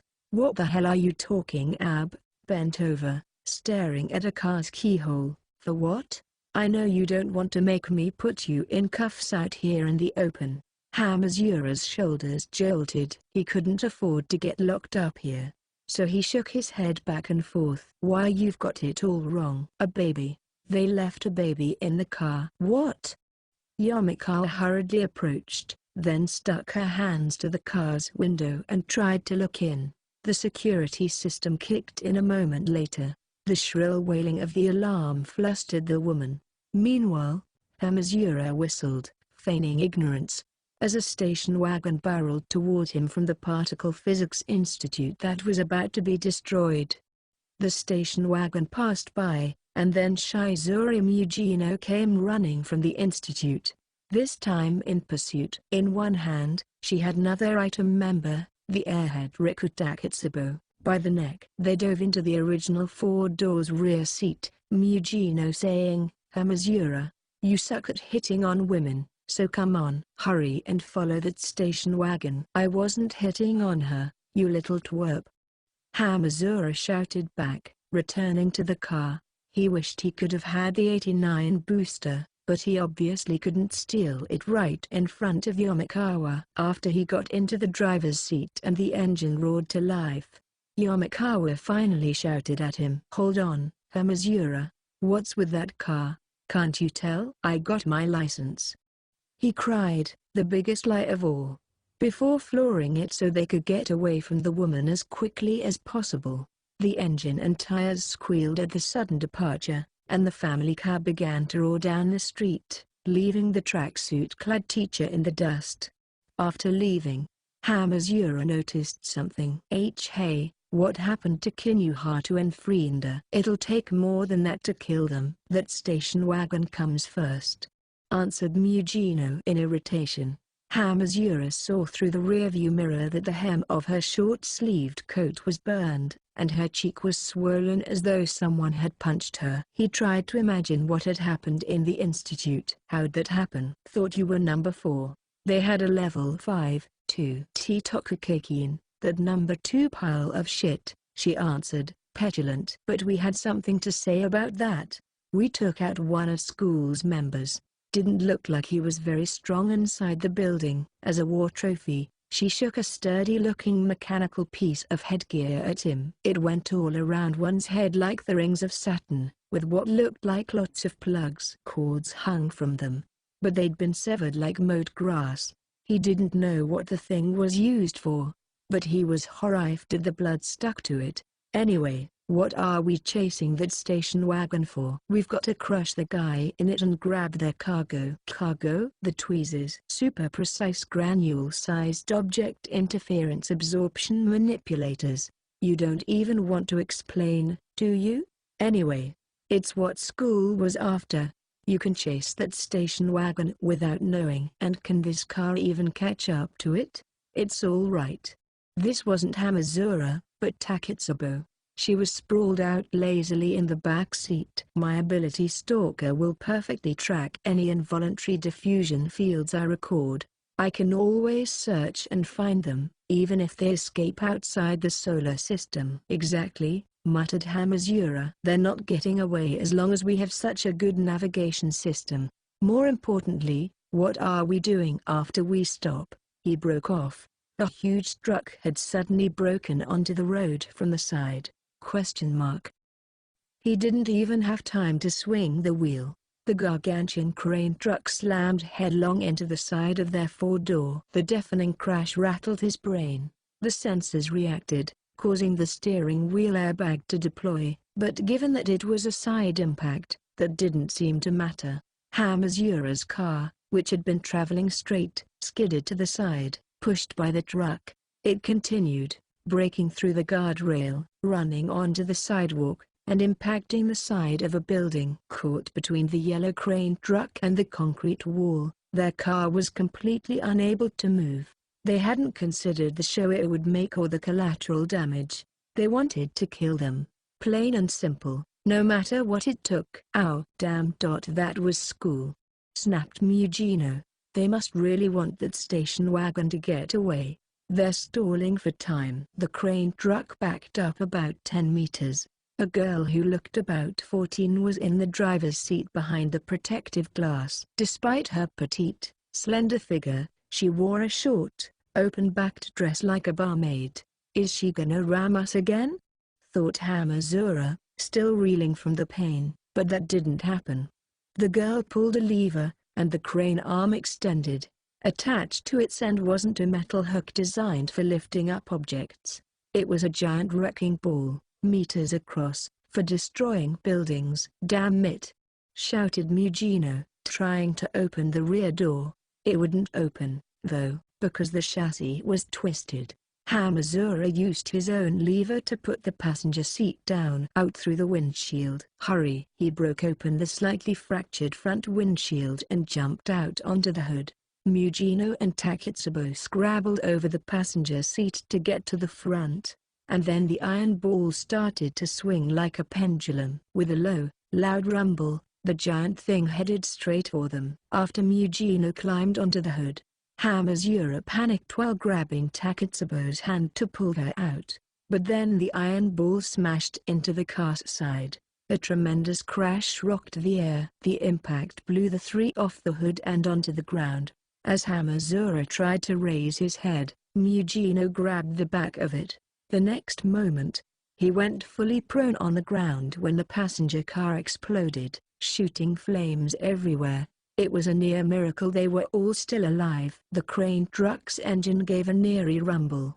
It was a reaction that paid no attention to the onlookers who had started to gather after hearing the explosion. Shizuri Mugino scat in frustration. "We're splitting into three. You're not gonna fight. Level 5? My goal is that station wagon and the tweezers it's carrying. I'm not about to let some grunt buy any more time, and the girl inside has a really annoying power." No sooner had she finished than she'd crossed the road and gone into a narrow alley. Takitsubo, left behind, ran off in another direction. Hamazura followed suit, thrusting himself into an alley between buildings and running for his life. But behind him, he heard wet footsteps. Shit. They caught up. His throat dried as he ran. The crane truck's operator was a girl with a small frame, but she was also a member of school, who had fought Item on even terms. He had no clue what kind of savage ability she had. Even Mugino, a level 5, called it annoying. He continued to flee, running up a metal emergency staircase on the side of a building and going into a building on a random floor. It looked like a student dorm. He ran down the straight hallway, then heard the click of a door opening behind him. "They've got me," thought Hamazura, reflexively looking back. It was indeed the small girl in the gaudy dress who had come out of the door. She held a handgun with an awfully small grip. It was made for women. "I'm dead." Hamazura slammed his palm into a wall. There was a button under it, and a steel shutter to protect against berserk espers dropped down like a guillotine. The girl's eyes widened a little before she swiftly brought her gun up and fired at Hamazura. Bang, bang. 2 high-pitched shots. Hamazura instinctively shut his eyes, but when he opened them again, there was no hole in the steel shutter. He looked at the monitor next to the button on the wall and saw the girl click her tongue in annoyance. She checked her gun. It looked like she didn't have enough firepower to get past this shutter. Which means no matter what she tries to do, that woman can't get past this wall. Relief washed over him. Then he made the world's greatest look of sheer amusement at someone else's stupidity, raised his hands, shook his butt, and shouted, "Hee." The girl in the dress, also looking at the monitor on the other side, put her gun away in a thigh holster and then reached behind her. Her hand came away from her hip with a handgun whose barrel was as thick as a coffee can. Actually, it was a small .40 grenade launcher. Oh shit. Now I'm gonna die for sure. Panicked, Hamazura tried to run further down the hall, but the girl mercilessly pulled the grenade's trigger. The shutter exploded and burst toward him, the fragments sending Hamazura 5 meters through the air. Jiga! He somehow got himself up off the floor. Wobbling, holding the wall with one hand, he ran further down. Beyond that was a terrace, a dead end. It didn't look like the hallway had stairs or an elevator on this end. Past the railing was a drop about 3 stories high, but the unknown girl from school was behind him. He didn't need to think twice about his choice. The 3-story dive, Absolutely. Using my guts and willpower to jump is 100 times better than standing up to someone obviously so strong. The small fry have their own ways of surviving in this world. Ha ha. I'm fine being a loser. He laughed as he ran, before jumping up onto the railing and leaping off the third story. He hadn't looked down before he jumped, considering who was chasing him. He hadn't had time to check, and besides, if he had, he knew he'd be too scared to go through with it. But 3 stories was no small height. Damn. Anything down there to cushion my fall? He looked down for the first time, in midair, to see a young mother happily pushing a stroller. As Shijamazura fell through the blue sky, his brain shouted no. With all its might. He started flapping his arms and legs, trying to airwalk himself out of the way. Fortunately, the move planted his large body 5 inches from the stroller. Kirak. A sharp pain shot through his heels and ankles. The young mother gracefully put a hand to her mouth in surprise. The baby in the stroller had forgotten to cry. He just stared, eyes wide. Who might you be? The type of hero who falls out of the sky. It's dangerous. Please get out of here, miss, said Hamazura casually with a cool smile, bursting into another alley nearby. 8. TSK. The 14-year-old in the gaudy dress put away her grenade launcher and handgun, placed her hands on the terrace railing, and glanced down at the road from the 3rd story. Her target with a stupid expression, the one she'd been chasing, was nowhere to be found. Only a mother pushing a pram. The girl took out her cell phone and called one of her allies at school. I lost sight of the target. The only thing here is a woman with a stroller. Do you think the target could have disguised himself as a young wife or a stroller? Piss off, idiot, came the answer, so the girl ended the call and returned the phone to her pocket. I let my guard down because I thought he was a nobody. I should have used my ability to begin with. After one last hateful glance at the road, she gave up and turned around to look for the dorm's elevator. 9. Accelerator and the convertible headed for District 23. Watching the panicky young man in the driver's seat next to him out of the corner of his eye, he took his phone out of his pocket. After thinking for a moment, he punched in the 3-digit number for reporting crimes to Anti-Skill. When he held the phone up to his ear, though, he didn't get the operator at Anti-Skill's call center. Somebody else, the telephone man giving orders to Group, broke in. What do you think you're doing? Just figured you'd have to intercept if I called him. If you don't like other people manipulating you, maybe change your own actions, he said with a shrug. Anyway, shit's hitting the fan now. School, or whatever they are. They've been busy, too, eh? Looks like you can't completely control people just by talking to them on the phone. After all, if you couldn't find the time to butt into our business until now, you must be in a lot of trouble. Do you really think so? Trying to smooth over your mistakes? Pathetic. For a brief moment, both Accelerator and the man on the phone were silent. Eventually, Accelerator got to the point. The satellite's being hijacked. I want their data. Especially Altair 2. How powerful is the military laser on that thing? Oh, was that all you wanted? I would think you'd want to ask more pressing questions. I don't trust you enough to put my life in your hands. A scathing critique, answered the composed male voice. Strictly speaking, the laser on board the Altair 2 is an optical bombing weapon using white light waves, and it's not currently at a military stage, but an experimental one. It uses 4,000-degree heat to burn a target, but the white light waves are strong enough to destroy cell nuclei just like ultraviolet rays. It causes a rapid onset of cancer. A fool's weapon, thought Accelerator, but he didn't say it. Irradiation scope? It has a 5-meter radius at minimum, and 3 kilometers at maximum. Its rapid-fire capabilities don't amount to much. You could maybe be able to fire it once per hour, explained the man airily. Also, since the atmosphere refracts the white light in a random fashion, there is something of a variation regarding precision as well. It's still in the experimental phase, after all. Accelerator said no more and hung up. He stared at the phone and used the gun in his other hand to prod the driver again, thinking in the convertible's passenger seat. It can burn a radius of 3 kilometers? What the hell are they gonna use that for? Then his phone's ringtone went off. He thought it was the telephone man again, but it wasn't. Accelerator. That's you, right? It's Unabara. He was keeping his voice down. Actually, it was like he had his hand over the microphone, making it hard to hear. I'm in disguise, so just talking in this voice is dangerous. I'd like to keep it short. What? Slipping out of school's sight to whisper some secrets. Sorry, but I ain't helping you. I have to go stop the satellites from getting hacked.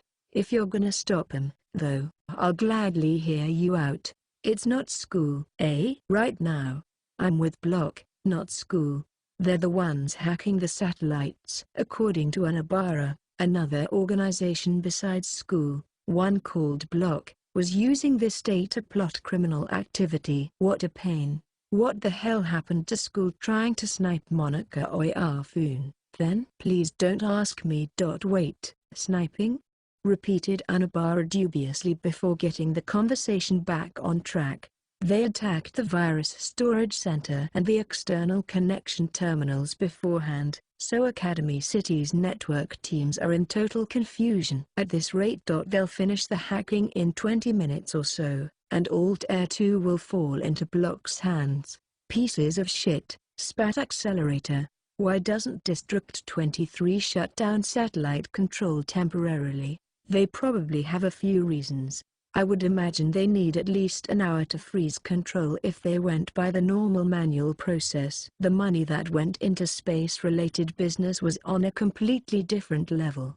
He understood they'd incur heavy damages if they cut off their link to their satellites, even temporarily. But they should have cut the lines as soon as they saw the hacking attempt, he thought with irritation. What the hell is Block trying to do with Alt-Air 2? You've probably imagined, but they want the optical weapon on board. A deal? No. It's likely to be a direct attack. Accelerator swore. What's their target? District 13. District 13? Accelerator frowned. Tsuchi Mikado and Muzujime were headed to the external connection terminal there now. Could they be trying to take out Group? He thought about it for a moment, but decided that wasn't it. They went through all the trouble of hijacking a satellite. It was too big, and too unsure to do the job. Group wouldn't necessarily have jumped in to solve an incident if it happened. They're aiming there. The only important place there is the terminal. It's just a clump of kindergartens and elementary schools, isn't it? Yes, but that is their target. Unabara sounded angry in his explanation, and his voice was low and bitter. District 13 has the most kindergartens and elementary schools in the city. Attacking it will let them massacre most of the city's youngest residents. What happens then? Frankly, if I were a parent, I wouldn't want my kids to go there. Academy City is a city of students. No matter how many people live here, they'll all graduate one day. If they don't have any new students coming in, the population will decrease, and in the end, the city will cease to function. So they want to slowly kill this city over decades. In reality, due to all the scientific technology Academy City commanded, from a financial point of view, it wouldn't go down that easily. An Academy City without any children, however, would still be equivalent to taking away its reason for existence. Accelerator thought for a moment. Can you stop it from there? If I could, I wouldn't be asking you. Can we get everyone in District 13 to evacuate? If we caused a panic, the kids could start falling all over one another throughout the district. And, lest you forget, today is a holiday. The teachers might be able to round up their own kids in the dormitories, but probably not all the ones outside playing. Useless. Looks like I'm just gonna have to wreck the ground antenna they use to talk to the satellite. I'll leave it in your hands. Meanwhile, I'll continue gathering information and get as much of it to you as I can, said Unabara. Hanging up, Accelerator put the cell back in his pocket and looked ahead at where the convertible was going. 20 more minutes, and they'll hijack Altair 2. The car would get to District 23 in about 10 minutes. It didn't look like he had any time to relax. "Hurry up. We've got a tight schedule," he said, poking the man with his gun again so he'd understand. The convertible faithfully sped up. 10. Kazari Ueharu and Last Order were on a District 7 station platform. This was apparently Last Order's first time on a train and she wanted to run all over, so Ueharu was holding her hand. "Seriously? Why did this happen to me?"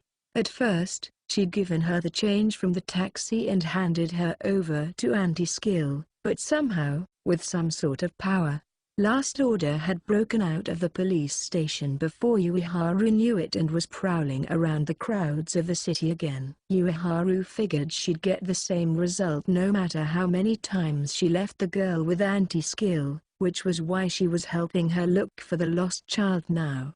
"I wonder what Last Order's ability is." She'd only asked one question, and that resulted in finding out she had a nickname Ueharu couldn't begin to guess the origin of. Ability names came in two flavors: the simple ones that the school gave you, like telekinesis or electromastery, and the ones the students gave themselves, like railgun. She probably decided her own ability name, too, thought Ueharu offhandedly. "Why won't the train come?" asks Misaka, tilting her head in confusion.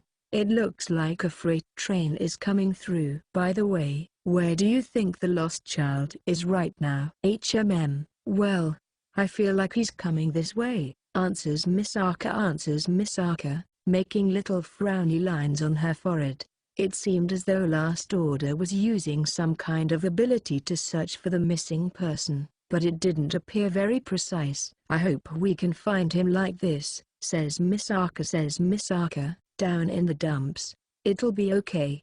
Thank you for the super lazy encouragement," says Misaka, thanking her anyway. "So that your silly hair strand perks back up again, I have a present for you." "What? You can detach your head flowers at will?" says Misaka, obviously shocked and stuff. "Here you are." In the language of flowers, the hibiscus means just give it a try. "And now you're boldly mistaking floral language," says Misaka, disturbed. Last Order was going on and on, so Ueharu just smiled and nodded. But then she heard the vroom of an engine. The young woman looked, but she couldn't tell what it was. The roar of exhaust told her it was probably a speeding sports car. "I wonder where they could be going. Hopefully Anti-Skill pulls them over," she said with a sigh. Meanwhile, Last Order was frowning about something, groaning in thought. 11. Shige Hamazura burst out of an alley and onto a large road. Heaving, he stopped and looked around. Boys enjoying their holiday were giving him dubious stares, but for now, he didn't see any attackers. He wiped the sweat on his brow, then went to a nearby vending machine and bought a cold can of oolong tea. Once he drank some, he finally let himself feel relief. "I am alive. For now anyway. I wonder if the higher-up item girls are okay?" "Gah, damn it. I just want to run away from everything and go on vacation." But then, in an act of cold-hearted cruelty, his cell phone rang. He looked at the screen, then moaned. It was Item's very own Shizuri Mugino. "Yo," she said. "Since you picked up, I guess you're alive for the moment. Hopefully this isn't a mistake, and you aren't handcuffed with the phone pressed to your ear right now." "Yeah, I'm alive. I drew the winning number, so I'm sure you're safe. Thanks for that. It made things easy for me. Anyway, sorry, but could you come back right away? We have a lackey kind of jobs for you." "A job?" said Hamazura, making a sour face. Mugino continued, without skipping a beat. "Got a dead person. I wanted you to deal with it." 12. The convertible with accelerator in it parked near the District 23 terminal station. He flung several paper bills at the young, dazed driver and exited the vehicle. This was District 23's only station. Many lines connected here. but its freight platform was at the very end. Despite this being a terminus, the lines went farther and further down. They connected to a switch yard for servicing trains, and if one was carrying a lot of shipping containers, it could unload them there as well. Accelerator, ever more conscious of his cane impediment, moved along the outside of the station building looking for the ground antenna. He was walking through a container depository, whose entrance was restricted to anyone not related to it. A little under 10 minutes, the schedule of a big-time artist. He turned his attention to the electrode on his neck.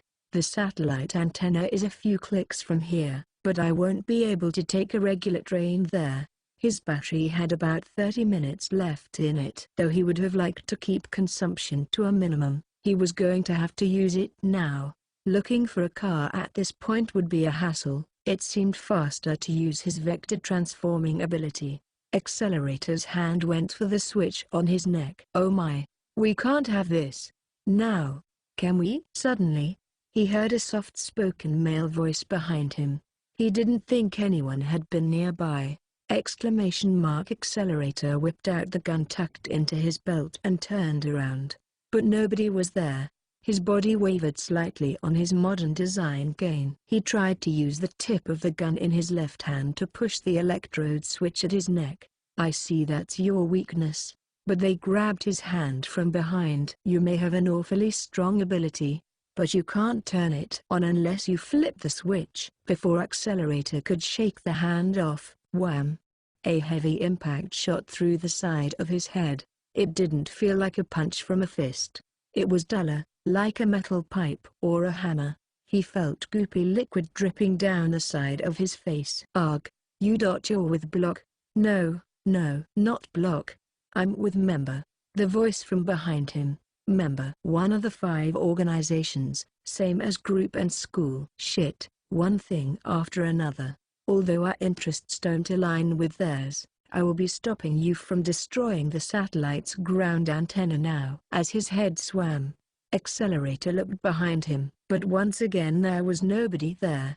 But he didn't hesitate. Still looking in that direction, he swung out his leg behind him and stomped down on his attacker's foot. The impact freed up his left hand, and without turning around, he pointed his gun behind him and fired 3 shots in sequence. Damn. After getting the sensation that he hit, Accelerator swiftly flipped his neck electrode switch from normal to ability usage mode. Then he whirled around, but once again, nobody was there. After a quick glance at his surroundings, he saw someone standing behind a startled railroad employee who had heard the gunshots and come over. The man had light wounds, grazes to his side and thigh, both bleeding. His down jacket was torn, and the down inside was stained red. He looked like he was in high school, and he was pressing a big saw against the railroad worker's neck. Accelerator snorted. A teleport esper who can only go behind other people? That's a shitty power. Bet it's not even level 4. Even though, if you can teleport your own body weight, you're normally that high. The man growled. What a loser. You can't calculate 11-dimensional values by yourself. You need to base it on other people's locations, or else it won't even activate. That power's too good for you. This coming from the one relying on an electrode. In any case, this discussion is over. The professor wants me to do this, so I will stop you here. With a hostage? That's a shitty shield. Besides, I'm not after you anyway. I'm after the antenna. You wouldn't abandon a hostage, snorted his attacker, who Accelerator decided to call Kill Point. If you would, you wouldn't be here trying to stop Altair 2 in the first place. If I use another person's life, you'll stop, won't you? And, well, if this isn't enough, I can make a much bigger sea of blood for you. He pressed the saw against the young worker's neck, causing him to cry out. You lack aesthetic, said Accelerator, slowly raising his gun. You have none of the values of a villain. If you want to shoot me, you may want to stop. I do believe your gun has quite a margin for left-right error. Now that you mention it, this thing does feel different. When Accelerator had shot a Kill Point when he was right behind him, The youth's hand had probably messed up the aiming mechanism. He could readjust it if he wanted, but the tense situation didn't give him any time for casual maintenance. With Accelerator's skills, he could easily hit the target even if the sight was somewhat off. But things changed if he was using a hostage as a shield. You could act on intuition for some problems, but certainly not for others. I see. You're right, this situation sucks. What will you do, then? This, he said, pointing the handgun at his own temple. Before Kill pointed time to think. Accelerator, without hesitation, pulled the trigger. Bang. Kill point keeled over backward. There was a dark red hole in his shoulder. He managed to dig down and endure it, but he still fell to the ground. Accelerator had changed the vector of the bullet he'd shot at his head and directed it at Kill point. He waggled the gun in front of him, signaling for the railroad worker to move. The worker complied, rolling aside in a fluster, and then Accelerator pointed the gun forward again. Yeah, looks like the gun's aim is off. His finger rested on the trigger. I can fix it by using my body to control its vector. My power is way more precise than this gun's stupid sight. Arc. Kill point, face still pointed at Accelerator, used his eyes to observe his surroundings. Accelerator saw that and sneered. Go right ahead. I don't care who you warp behind. I'll still shoot you. Wherever you run, my next move will destroy you. So run, you pig. Hope you're impressed enough to be terrified now. Kill point's throat dried. Accelerator ignored his expression. Now let me teach you something about aesthetics. He smiled, then quietly said, this is what a first-rate villain looks like, shithead. Bang bang. Came the gunshots. Kill point resisted somewhat, but soon, he was no longer able to move. 13. Shij Hamazura was in a big, open space. The job waiting for him after shaking off his school pursuer was a suspicious one involving incineration. Nobody was using this place at the moment. The building had been abandoned. For some reason, a giant, thick metal device was placed in the middle of its incomplete floor. About as large as a shipping container, it was an electric furnace used to dispose of experimental animals. Using immense heat, almost 3,500 degrees Celsius, it sterilized and burned their corpses and all sorts of microbes at once. Wonder how it's powered. Seems too large for a wall plug, muttered Hamazura, looking at the big, out-of-place device. His job was simple. Open the oversized, steel, safe-like lid by its handle, toss the black sleeping bag inside, close the lid, and turn on the furnace. It had been tuned up beforehand, so all he had to do was press the conspicuously red ignition button. He was better off not thinking about what was inside the bag. Items Shizuru Mugino had warned him as much, not that Hamazura wanted to. Item, school, as a lackey. Hamazura didn't think too much about what these top-secret teams were after. He was only here because he wouldn't survive in this city otherwise. But every time he felt the black sleeping bag's oddly vivid weight, every time the spongy sensation came through the thick synthetic fabric and into his palms, he imagined the face of someone he'd never seen before. He forced himself to shrug it off, threw the bag into the furnace, secured the thick metal lid, and locked it. Now he just had to push the red button. The electrically created 3,500-degree heat would incinerate the body in minutes, even destroying DNA information, changing a person into nothing but ashes. Hamazura considered, for a moment, the person in that sleeping bag, but still put his thumb on the button. The passing thought gave him fear, and the tip of his thumb trembled, before his thumb pressed the button anyway. VRRGG. The disposal began with a low rumble. Hamazura gazed at it for a short while in silence, but he eventually took one step back, then another, then sat down on the dusty floor. Who could have been in that sleeping bag? It could have been a lackey level 0 like Hamazura, and it could have been a much stronger Ispa.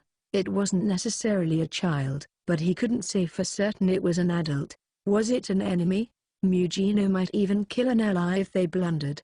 He didn't know the story behind them, and they could have even been entirely unrelated, simply swept up in the chaos. All of it burned to nothing. Inside the thick metal machine, the person changed into something else entirely.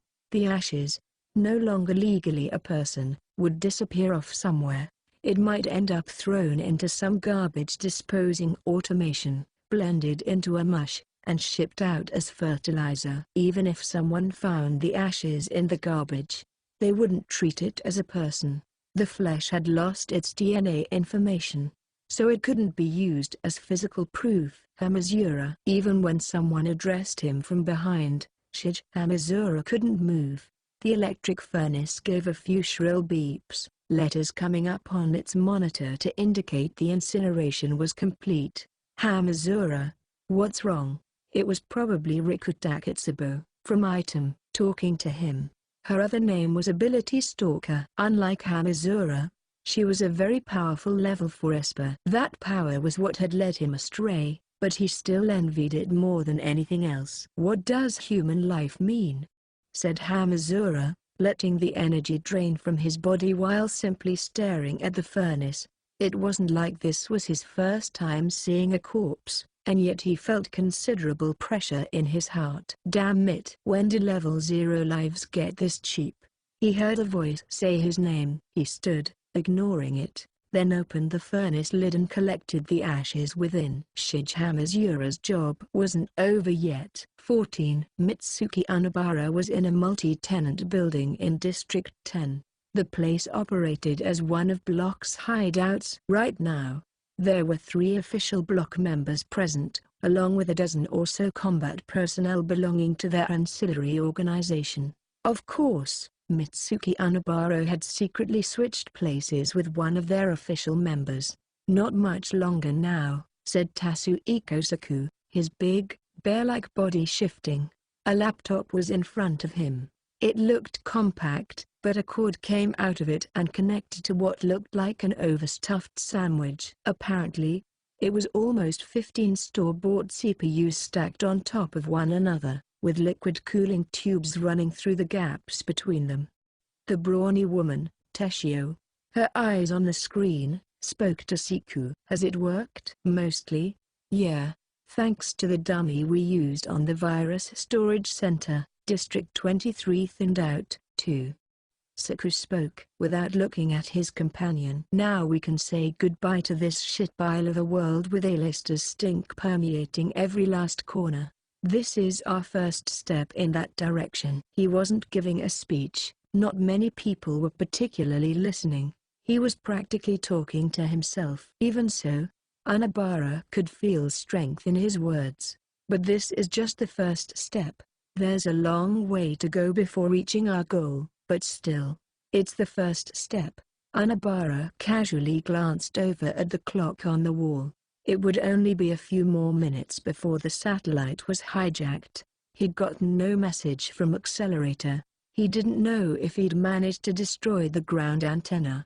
Unabara turned his attention to his inside pocket, thinking on the spear of Tlahua's Kalpantekutli within. "I could just destroy that computer, but if I do, it would be at the cost of my life."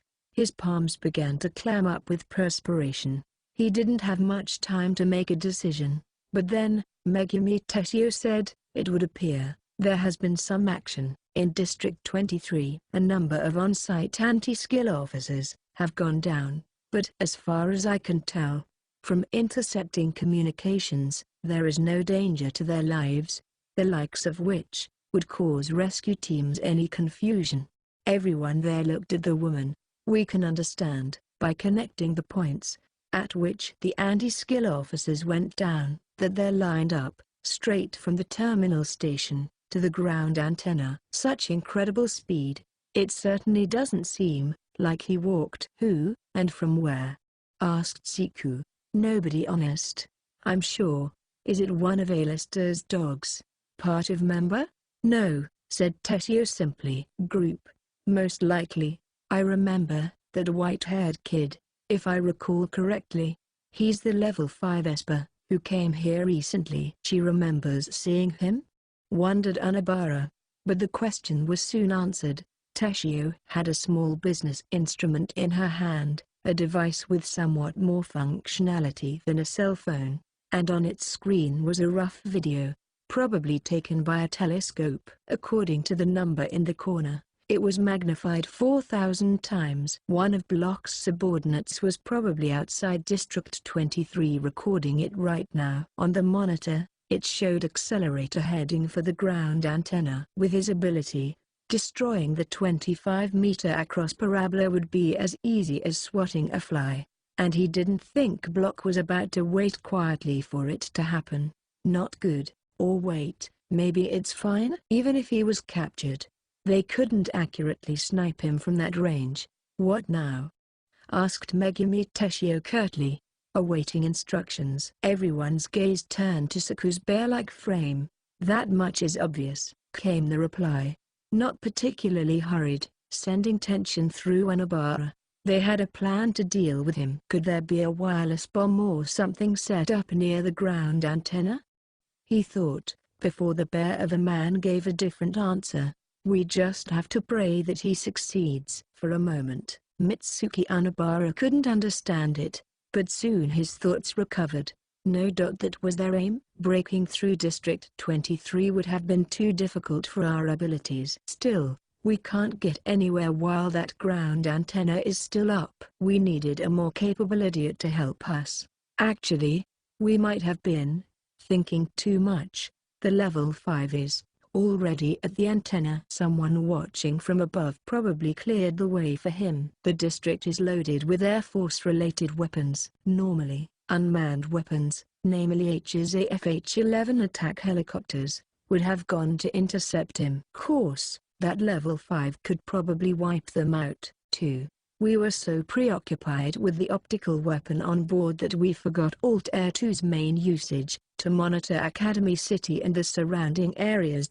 Taking away that ground antenna doesn't only disable its ability to attack, it paralyzes all its surveillance functions, too. Anabara's thoughts went to the cell phone in his pocket, but no matter how he looked at it, he couldn't get a way to contact anyone. Teshio's eyes went to Siku. They're actually useful, right? The one standing by, outside the wall, of District 11? This is one project those kinds of guys are the right choice for. What? You're not worried about getting unrelated people wrapped up in this, are you? The big man stopped the hacking program on his laptop, which they no longer needed, then turned the machine off and tossed it to one of the underlings.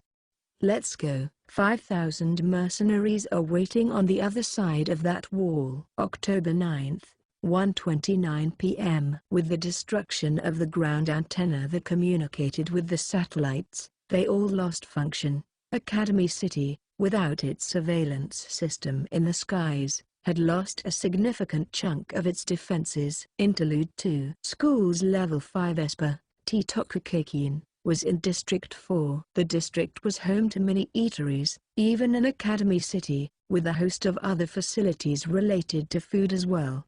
He had hidden their station wagon in one of them, a meat freezer warehouse. No sign of item. I guess they got away for now. Keikin opened the station wagon's rear door and checked inside. There was no frozen meat. Instead, there was a giant metal box the size of a small closet. So these are the tweezers, groaned the driver, one of School's subordinates. A grin came to Keikin's face. Superfine object interference absorption manipulators. In short, mechanical fingers that can grab tiny particles smaller than atoms. That's why they're called tweezers. All matter in the world was composed of several elementary particles combined with one another. The Particle Physics Institute had apparently been running experiments where they purposely removed elementary particles from objects to create unstable matter. Normal robotic arms had a hard time grabbing anything smaller than atoms, but with the tweezers, they created a way to suck them out using magnet force, light waves, and electricity. But one wrong step and they could have caused an atomic collapse. What? Nothing, said Keikin, getting a new sniper to replace the one item killed. Shooting Oyafun. A lot of work went into this, but it seems like we got a lot out of it. That's a relief. The driver stared at the big device for a few moments. But what on earth are you going to do now that you've stolen it? What do you mean? What? Exactly what it's meant for. I want to grab something really small. It'll give me a way to break through to A-lister. The driver looked confused, but Kakin didn't bother to explain more. He opened a toolbox in the station wagon's trunk, took out a screwdriver, and started loosening the tweezer's screws. Are you going to break it? I'm making it better, said Kakin, annoyed. You want to know why this thing's so big? It's to prevent theft. If you just had the bare minimum parts, you could make it smaller. The clacking sounds continued for a while. Soon, the tweezers were remade, changed into its original, optimized form. Kakin now held what looked like a metal glove. Long, glass-like nails came out of the index finger and middle finger, and inside the nails were even smaller parts that appeared to be metal stakes. There was a small monitor the size of a cell phone screen on the back of the hand. From what it looked like, it extracted elementary particles from the glass nails, then performed measurements with the metal stakes. Why you can make it that small? Well, it's brand spanking new Academy City Tech. If they go too far, that's their problem, eh? Answered Kakin, putting the glove on his right hand and checking it. Great, feels good. Contact the others. We're moving to the next phase. Right away, nodded the driver.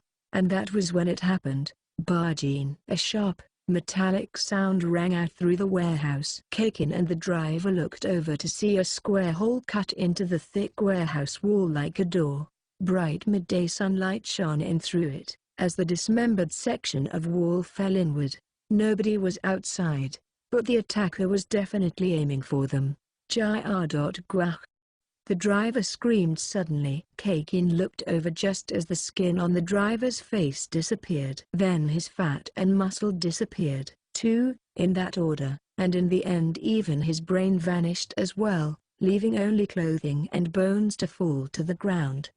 The clattering sound was light, like plastic. Kakin frowned slightly. Titoku Kakin? It would be a waste to lose a level 5 right now. A voice from an unclear direction came to Kakin's ears. Staying alert in all directions, he activated the tweezers he'd just finished rebuilding. Didn't think I'd have to use it so soon. Group, is it? Or maybe item? Unfortunately, I'm with member. By the way, young man, have you ever smoked a cigarette before? The middle-aged male voice, source unknown, was calm. You know how when you take one out of the box, you tap the box with your finger? When I was a child, I didn't understand the point. Still, it made a fine show. That's why I started tapping on my boxes of cookies. Yeah? That's exactly what you're doing right now. Talking down to me? Looks like you really want me to make your corpse a good one. A mechanical blip came from the tweezers equipped to his right hand. He looked at the monitor, and among the air particles it had gathered were, it seemed, little droplets of machines. Something clearly artificial had mixed into the electron microscopic world. Nano devices?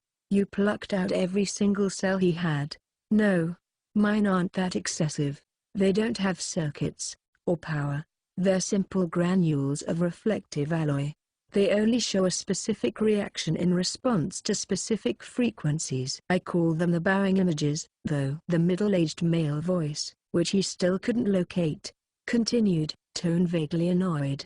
But if you use several frequencies, you can control it, kind of like using a television remote to control a radio-controlled car. Normally, I attach them to bacteria in the air, and let the bacteria disperse naturally. Whooshing noises surrounded Titoku Kakin. His eyes darted all around, but before he could find an escape route, the bowing images attacked. Members Professor, having taken the mechanical beast along with him, stood relaxed outside the freezer warehouse. In his hand, on a small device, it showed the operation status of the program controlling the bowing images. Right then, he was in the bazaar built along the sidewalk. In that area, you could only park your car on the road if it was for business use. Food trucks, such as crepe stands, lined the street.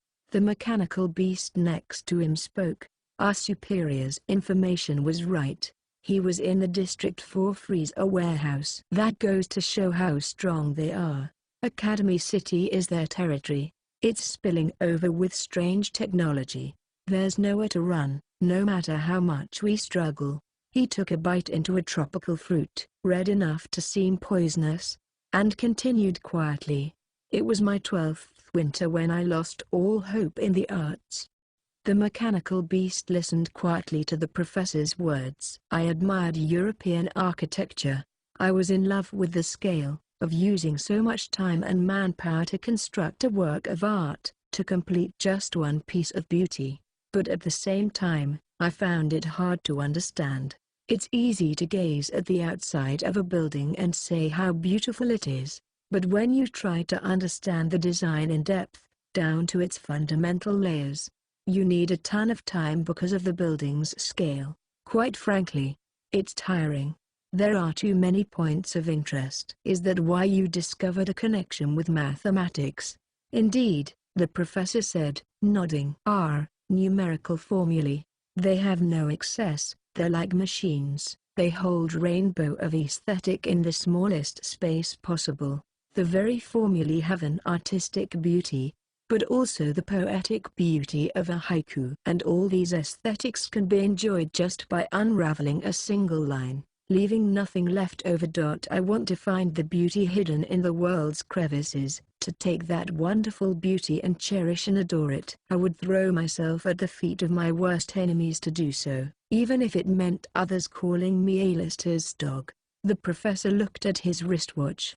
His bowing images would be almost finished eliminating the hostile A-lister. Probably wouldn't look kindly upon him bringing down a second-place level 5, but if he made a new level 5 in his place, it would solve the problem. Let's get going. We need to retrieve the tweezers and crush the other official members from the rebellious school, and then our job is done. What about our own Saraku going down near the District 23 terminal station? If I recall, Accelerator was calling him Kill Point. Well, if he's not dead, we can leave him be. If you have time, you should retrieve him, said the professor. But the mechanical beast didn't answer because, with an explosive boom, the freezer warehouse burst apart from within, into tiny pieces. The extreme force shattered all the windows in the surrounding buildings. People screamed, ran around in a frenzy trying to escape, causing minor chaos among the food trucks at the bazaar. The dust billowed up. Titoku Kakin pierced through the cloud, slowly walking over to them. There wasn't a scratch on his body. Not one. Yo. You said you lost hope when you were 12, right? The professor frantically gave orders to his bowing images, but he got no response. The explosion had cleared away the particles in the air, and his nearby airborne images had been blown far away. Kakin looked at the professor's desperate expression and chuckled. As he chuckled, he said this. Time to lose hope again, asshole. Chapter 3. In a land where abilities are forbidden. Reformatory. 1. A cold sweat broke out all over Yoshio Baba. He was in member. Just like the professor, he'd been remotely controlling a quadrupedal walking robot to support said professor, but, that bastard. Damn you, how could you die so quickly? He swore, but a dead man wasn't going to help him. He scat, then began preparing to withdraw. He was in School District 23, in an underground town under development hundreds of meters below ground. A nuclear shelter for VIPs called Summer Resort. Originally, it was the private property of one of the general board members, but they almost never used it, so Baba had taken it upon himself to disable the security systems and make himself at home. The resort had grand, villa-like furnishings, and even a special line-finet conferencing. It was a wonderful environment for Baba, a hacker. He'd had his eyes on it for a while, but getting to actually experience it that day was really something else. But this wasn't a perfectly safe place, either. The enemy's ability was unknown, but if it was a form of teleportation, the wall's thickness wouldn't do him much good. The person to easily kill the professor had been one of only 7 level 5 espers in Academy City. Someone like that could tear open the shelter door with brute force. Plus, it was possible they'd bring some brand new equipment, like an anti-bulkhead shotgun. They'll notice this place soon. All I can do is get out before that happens. He stuffed several devices, most importantly a laptop computer, into his bag. Then, after grabbing a sheaf of papers preserved inside the summer resort on the way, he headed for the exit elevator. But when he pushed the button, there was no response. He headed for the door to the staircase instead, but that was locked, too, and wouldn't open. Then the lighting in the shelter changed to bright red. Dumbfounded, Bob looked at the control monitor for shelter safety. On it was displayed for safety reasons. All locks have been set. When Barbara's eyes nearly popped out of his head, he began to hear something strange. SHH. It sounded almost like a waterfall. It was considerably loud. After all, it was coming through the shelter's thick walls. Water. Terrible images raced through Yoshio Barbara's mind. If someone had used a fire hose or something and was pouring tons of water into the elevator shaft or underground stairs. With such an immense water pressure against every door in the shelter, neither human hands nor the monitor's automatic controls could make them move again. And even if they did open, an overwhelming devastation from terrible quantities of water would be waiting for him. There had been a teleport-type Esper in Member, Saraku, whom Accelerator called Kill Point, but he'd been taken down in District 23 already, too. He wouldn't save him from this situation. Damn. Barbara frantically took the laptop out of his bag and booted it up, before connecting to the net conference line and contacting another person in Member. Now that the professor and Kill Point were gone, he only had one ally left, a girl the professor had dubbed a sorcerer, but the answer from his ally, who had learned of things through text messages, was very simple. The data you were collecting on the other organizations was saved on another server, right? I just need that. Not you. I'm chasing down my own enemies. I don't have time to wipe your ass for you, you piece of shit. Exclaimed Barbara out of reflex. He considered abandoning all shame and reputation and calling their ancillary organization or the voice on the telephone for help, but then his laptop screen suddenly froze. A bad premonition began to set in as he tried to get it working again, but the cable for the line must have been physically cut. That was why the information stopped updating. He pulled the cord out of the laptop and wailed. He tried to force himself to think optimistically, but no matter how he tried, he always returned to the same answer. He was trapped. As Bob admitted that fact to himself, the thick walls, which had seemed reliable before, came at him from all directions with a dark pressure. How many rations were down here? Was there enough oxygen? When would help arrive? Would help ever arrive? With his panic accelerating just from the whirling images in his mind, he eventually slammed his bag on the floor, tore at his hair with his hands, and screamed like an animal. In the safest place in the world, which actually had enough oxygen and food to last him another year without trouble, Yoshio Barbara's mind began to disintegrate, eaten alive by the beast called imagination. 2. School District 11. Since Academy City wasn't on the sea, goods could only come to it 2 ways, by land or air, and District 11, which was on the outer wall, served as a front door to the largest of those land routes. That was where the members of Block, including Mitsuki Anabara, were. Squared-off buildings were lined up around him. Unlike normal buildings, these had no walls, which made them look like parking garages. Academy City-made self-driving electric cars waited inside for shipments. District 11 exchanged over 7,000 metric tons of goods per day, and its town of warehouses was immense. Control near the gates directly managing entry and exit was very strict, but they couldn't keep an eye on every nook and cranny of the warehouse town. This district probably closely resembled a pirate in normal port. Just like the fondly remembered mafia movies of old, it was quite often used as a spot for shady deals. night after night. And so that's the outer wall. Anabara directed his gaze at it. Despite being easily over 500 meters away, the wall was giant, palpably displaying its grandeur. Like the Great Wall of China, there was a path on top of the wall, and if you checked with binoculars, you'd see oil drum-shaped security robots going back and forth. Certain sorcerers had climbed over the outer wall.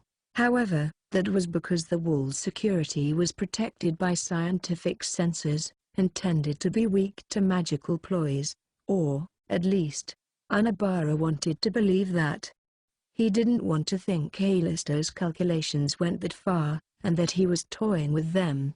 Presently, though, because their satellite-based surveillance was gone, the security had grown incredibly weak. Now, even regular people who didn't use magical means would have a chance. 5,000 mercenaries, summoned by Saku, would be waiting on the other side. They'd probably been waiting for Academy City's satellite security to cut out, hiding in nearby buildings or scattered cars. Yet despite knowing that, Anabara was never blessed with the chance to relay that information. Those in group didn't know of this place. Even the city's higher echelons might not have figured it out. They'd personally resolved the immediate threat of attack from the satellite, so it was likely they felt relieved. Block's objective is to let those mercenaries in and do what? Where on earth do they plan to attack? Yamate, are you worried about something? Asked Megumi Teshio suddenly from nearby. Yamate was the name of the man Anabara was disguised as. No, he answered shortly. Normally, he did at least a week-long investigation of the person he would impersonate. He couldn't make any careless remarks before he knew more about his model's personality. Teshio didn't seem to think much of Anabara's attitude, either. She'd probably decided he was nervous, since they were in the middle of a huge operation. Sure, we got rid of the satellites, but those security robots are still up and rolling around, said Tatsuhiko Siku. Teshio turned to face the bear-like man. Is there a problem? Nah. Those bots don't have any firearms, so they won't be an obstacle. We just have to get the timing right, and they can cross the wall. Why aren't they armed? Asked Anabara, deciding to get into the conversation. Saku glanced at him. Bunch of reasons. The robots up there are always protecting the periphery. They can't risk malfunctions causing them to shoot people walking around outside the wall. Then there's the ammunition issue. That type of robot isn't designed to swap out magazines, so once it runs out, that's it. Then even if they are spotted, they would only trigger an alarm? Said Megumi Teshio, sounding deflated. In that case, instead of going through the work, couldn't we have just staged a brute force breakthrough? Nope. Those out-to-wall security bots have a special comm line. Once the warning comes in, they'll send a message directly to District 23 Control and call in their unmanned attack helicopters. Right now, the main one being the Hexawing, a brand new model that showed up at the interception weaponry show. If they get spotted, we'll have problems. Saku glanced at the watch around his thick arm. In 10 minutes, the security robots on the wall will rotate out. They run on electricity. After all, they can't operate 24 hours a day, so they've got to recharge somewhere, which means the ones currently operating will naturally split away from the ones recharging. Because of this guard rotation, once per day, a 20 to 30-minute gap would open up in the robot-based wall security. Typically, that wouldn't be a problem, because normally, Academy City's satellites kept a never-ending watch over the city and its periphery, but not right then. Those 20 minutes would turn into a full-blown blackout. Get as many cars as possible, and don't forget to swap their license plates, instructed Tatsuhiko Saku to Block's underlings. The electric self-driving cars for planned shipment parked in the garages. We need to transport 5,000 people in them, after all. 3. The 20 minutes of blackout began. In the District 11 warehouse town, surrounded by squarish parking garage buildings, Mitsuki Unabara directed his attention to the obsidian knife in his inside pocket. He wouldn't get the chance to contact Accelerator and Group. Even if he did so right now, there was no guarantee they'd come running here right away. From what he'd gleaned by eavesdropping on Tatsuhiko Saku's radio chatter, the mercenaries were throwing ropes up the wall to secure a path, and Unabara could already see several scaling the wall by peering through binoculars an ally had handed him. "I have to do it," he thought. The spear of Tlahuizcalpante cutly reflected Venus's light, then dismantled whatever that light touched. It was a projectile spell. As long as the light directly hit, it would break apart any kind of matter, but he couldn't aim for multiple targets at the same time. The problem is finding where to aim that one attack. There were 5,000 mercenaries in total. Aiming the spear at them wouldn't mean much. It would just reduce the number of perpetrators to 4,999. He could aim at Block's official members. Taking down Saku, the commander, would have some effect, but now that their plan had already progressed this far, losing their leader probably wouldn't completely stop them. "I need a more effective point," thought Unabara, taking his eyes from the binoculars. "A target that would bring this all to a halt in one strike." He then averted his gaze from the climbing mercenaries and set it in a completely different direction. An intense tremble ran through him, but he didn't have the time to hesitate. "It's there." He slipped his obsidian knife out. The light of Venus reflected toward the parking garage right next to them. Although Tatsuhiko Saku and Megumi Tessio saw him bring out the obsidian knife, they just stared blankly. They had no knowledge of sorcery, so they didn't understand what he was doing. But when Unabara suddenly broke out into the run toward the building, and then the parking garage began to collapse without warning, they put two and two together. A sharp barking rang out. The reinforced concrete parking garage in Unabara's path began to break into pieces, as through the pillars supporting it were being pulled out one by one. Every time one of the building fragments collided with the ground, it smashed the asphalt and whipped up clouds of dust. "What? You were mate?" Unabara heard Saku's scream from behind. The sound of several guns being leveled at him followed. Unabara ignored them and ran. With clatters and rumbles, the giant concrete fell at him like a cave-in. The pieces actually shielded Unabara's back from the rain of gunfire. A self-driving electric car, crushed in midair, stabbed into the ground with its sharp cross-section. The only good thing was the lack of an explosion, since it didn't use gasoline. Unabara pointed the obsidian knife down. Venus's light destroyed the ground. He jumped down into a sewer to try to protect himself from the concrete falling above. However, there were so many fragments that they began to crush the sewer itself. Quickly approaching Unabara, he ran, tumbling, then actually tripped and fell, but still got up and crawled forward. Eventually, the rumble of the parking garage's collapse ended. The impact had damaged every part of this sewer. The area behind him was blocked, of course, but even in front of him was collapsed, too.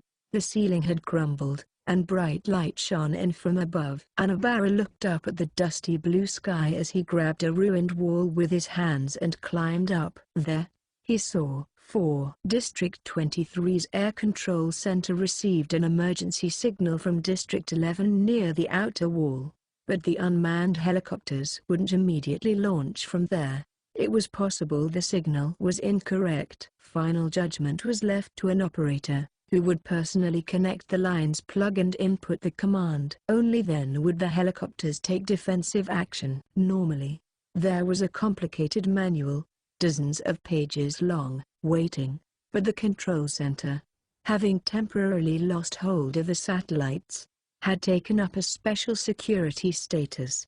The operator didn't do a single check against the manual before promptly pushing the plug-in and issuing the dispatch order. 3 unmanned attack helicopters were standing by on the vast asphalt ground. They were HAF-H-11s, codenamed Hexawings. When they got the order, they increased the rotational frequency of their blades and slowly lifted off. 5. The unmanned Hexawings flew through the air above District 11. They were similar to AH-64 Apaches, with wings along either side of the fuselage for loading machine guns and missiles. The definition of a helicopter is an aircraft that generates lift using rotors attached on its vertical axis and uses the angle of those wings to move. By that definition, you could certainly call the Hexawing a helicopter. However, whether or not you could really call the Hexawing a helicopter, when it contained two rocket engines as auxiliary power sources and could, at max speed, reach Mach 2.5 was up for debate. The unmanned attack helicopter's arithmetic processes first confirmed the collapse of the parking garage, and then the group of suspicious persons scaling the outer wall of Academy City just a few hundred meters away. There were about 5,000, acknowledging them as hostiles. Their processors quickly and automatically began to attack. "Damn that Yamate bastard!" shouted Tatsuhiko Saku bitterly as the Hexawings moved. With a metallic gashu, the wings on either side of the machine split into three. They were indeed six-winged, and the slender wings even had joints in them. They pointed their weapons in 6 different directions with movements like human arms. "Here they come!" shouted Megumi Teshio. The Hexawings' machine guns began to wail. It was less a rake of gunfire and more a series of blasts. Megumi Teshio dove behind the station wagon they'd been using. But then the shield took the machine gun fire, becoming dented and misshapen. An orange glow engulfed the vehicle, and a moment later, the whole thing blew. Teshio was sent flying meters back, but after hitting the ground, she ran off to look for another shield. Frictional bullet tips, superheat-resistant metallic bullets, with special grooves in them so they could use air resistance to heat up to 2,500 degrees Celsius. When one hit armor, it would quickly burn up circuitry and fuel. From within hundreds of meters in front of her, the helicopters had begun their attack on the mercenaries scaling the outer wall as well. Whole groups blasted apart like popped balloons. It was so terrible that she could see the crimson splashes even from her distance. Other mercenaries who were safe were pushed by the force of the blasts and starting falling off. They were strafing the ones who could counterattack first. At this rate, they'd kill everyone. Megumi Teshio shouted over to Tatsuhiko Saku, who was some distance away. "The mercenaries should give up. They may be moving as a large group, but from above, they're nothing but a giant target. There's 5,000 of them. How hard do you think we worked for this single moment? Are you telling us to let it go to waste?" They mistakenly think they've been betrayed. Anyway, the ones on the other side of the wall won't be coming now. "We're getting the ones who fell inside and leaving. Yamate, you bastard. I'll kill you. I swear it," bellowed Saku from his thick throat. "Ha ha. I should have expected as much from lethal weapons that cost 250 billion yen each," muttered Unabara to himself, having crawled out of the sewers and behind some rubble. He was the one who'd done it, but the scene was still spine-chilling. He looked into the distance and saw several groups hoisting anti-air missiles on their shoulders and firing them. But the Hexawings fired things that looked like softballs at the missiles. Iron sand exploded from them, and a high-tension current went through. An entire area, 20 meters square, turned into an electrical current zone. The missiles flying into it exploded of their own accord. In response to the attack, the Hexawings fired a barrage of anti-surface missiles, transforming the entire plane into a sea of crimson flames. "For now, it looks like I prevented the mercenaries' entrance as much as I could, but..." Unabara pressed his back to a giant concrete chunk and covered his face with his hands. He ripped away the protective skin talisman he'd used to create the false countenance of Yamate and pulled his Mitsuki Unabara face back on. A moment later, his entire physique and voice, not just his face, had switched to a different person. He didn't need the block's face anymore. "The problem is how to survive this. Those Hexawings' arithmetic processors probably won't object to labeling me an enemy, too. For now, The Hexawing's objective was the elimination of the soldiers scaling the outer wall. If he stayed hidden until they left, the helicopters would leave on their own. But a rat sound splitting the air squeezed Anabara's heart. He looked out from behind the rubble and saw a Hexawing taking aim at him. "I suppose it won't be that easy," he shouted. No sooner than jumping out and swinging his obsidian knife, it reflected Venus's light, triggered the spear of Tlahuizcalpantecutli, and broke apart the Hexawing in a surprise attack. Another Hexawing, notified of what happened, pointed one of its wing-mounted machine guns at him. It was positioned so that its flank was facing him. But that didn't pose an issue. Its six-jointed guns aimed at Anabara. The spear of Tlahuizcalpantecutli could break any object apart. However, it couldn't aim for multiple targets at once. Ugh! He quickly tried to dive behind cover, but the helicopter was far faster. The Hexawings he'd called here were trying to blow him to bits. So this is the end. Anabara brought up his obsidian knife, knowing it was futile, but before he could do anything, bang! A white-haired level 5 dropped down hard on top of the unmanned helicopter. He grabbed the fast-spinning rotors and stopped them. The Hexawing couldn't deal with such an insane action, and it fell to the ground and exploded everywhere. He came walking slowly out of the flames. The tension finally left Mitsuki Anabara's body. "Accelerator. Heard something was going on near the outer wall, so I came." "Man, what a shit show," said Accelerator, sounding bored, returning his electrode switch to normal and leaning on his cane. "Looks like Tsuchi Mikado and Mizujime cleaned things up at the external connection terminal. And I thought busting their satellite antenna would put an end to things. And now Control is crying there's some invaders making a mess of things on the outskirts." "Haha. I suppose you realized they were using you, too. You didn't call the Hexawings for no reason, yeah?" "Where's Block?" "They got away," said Anabara, wiping his sweat. "I think they brought about 100 of the mercenaries from outside." "From outside? Damn it, that's what the satellite thing was for?" "Block, member. Mercenaries. Too many shitheads running around," grumbled Accelerator, realizing he'd been played. "Still, didn't think we'd let people break in." "What a bunch of useless idiots." "To be fair, they said they had about 5,000 at first." "Here's a neat little expression. A miss is as good as a mile." A Hexawing sliced through the sky, interrupting him. This time, though, it wasn't aiming at them. After a general scan of the area, the last remaining helicopter began to fly back toward District 23. "Looks like they're done cleaning up. They probably don't want their allies breaking another one," said Anabara, shrugging. "They apparently cost 250 billion each." 6. Motoharu Tsuchi Mikado, Accelerator, Awaki Mizujime, and Mitsuki Anabara all met up in the District 11 warehouse town. Mitsuki Anabara, who had been out of the loop until now, asked Tsuchi Mikado, "What's an external connection terminal?" "Just some building.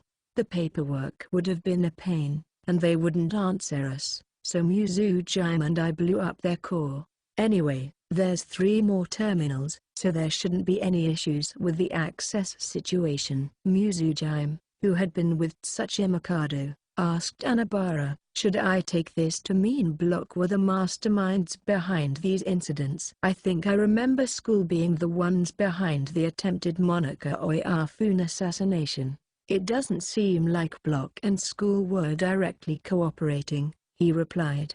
"The 2 organizations were acting on their own, causing those incidents independently. Although, they probably had some contact due to management's introductions and such." "Shit.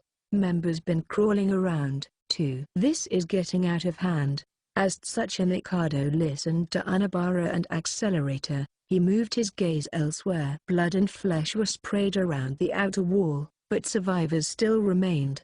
Mercenaries unable to die, unable to run, and not recovered by Block, either. "All right, question time," said Tsuchi Mikado bluntly. "What were you 5,000 mercenaries going to attack?" "What do you mean?" 5,000 may sound like a lot, but it's not enough to take down Academy City. Tell us your business here, mercenary. What was this plan of yours that needed so many people? The mercenary looked at the 4 members of group in turn.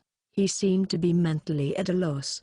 He hesitated, looking at this disaster, wondering if his block allies had failed or if they'd been planning on betraying them all along. Eventually, he opened his mouth and spoke. School District 10. District 10? With the cheapest land prices in the city, it was home to all sorts of unsavory facilities, like abandoned animal testing sites and nuclear power-related laboratories. The mercenary continued, "We plan to attack the juvenile reformatory there!" Kawaki Muzu giant grabbed the mercenary's collar. "Why attack a place like that? Trying to save some VIP criminals, were you?" Accelerator, staring at Muzu giant being driven by impatience, took the time to think. Academy City's juvenile reformatory was a facility for holding criminals who had used abilities during their crime. Nobody knew the details, but he'd heard stories that they had anti-ESPA measures there. That meant a regular military combat force would have a much higher success rate for an assault. The mercenary Muzu Jime was holding by the collar eventually said, "Our target was move point." Her eyebrow twitched. The mercenary didn't seem to have any idea who the girl in front of him was. "We heard that move point's allies are being held there. We wanted to capture them and use them to negotiate with Move Point." "Why did they bring up that name in particular?" thought Muzu Giant to herself. She soon realized the answer. The guide to the windowless building where A-lister is. Yeah, the guide's identity is top secret. They're directly linked to A-lister, after all. But Block found out that Move Point was the guide. So we decided to investigate her, then get resources we could use to bargain. "What did you want to bargain with the guide for?" asked Sachi Mikado. "For info on how goods get inside the windowless building, that is," the mercenary answered. "Even nukes can't destroy it from the outside, but what about from the inside? They say it has no entrance or exit, but they have to be bringing goods in and out somehow.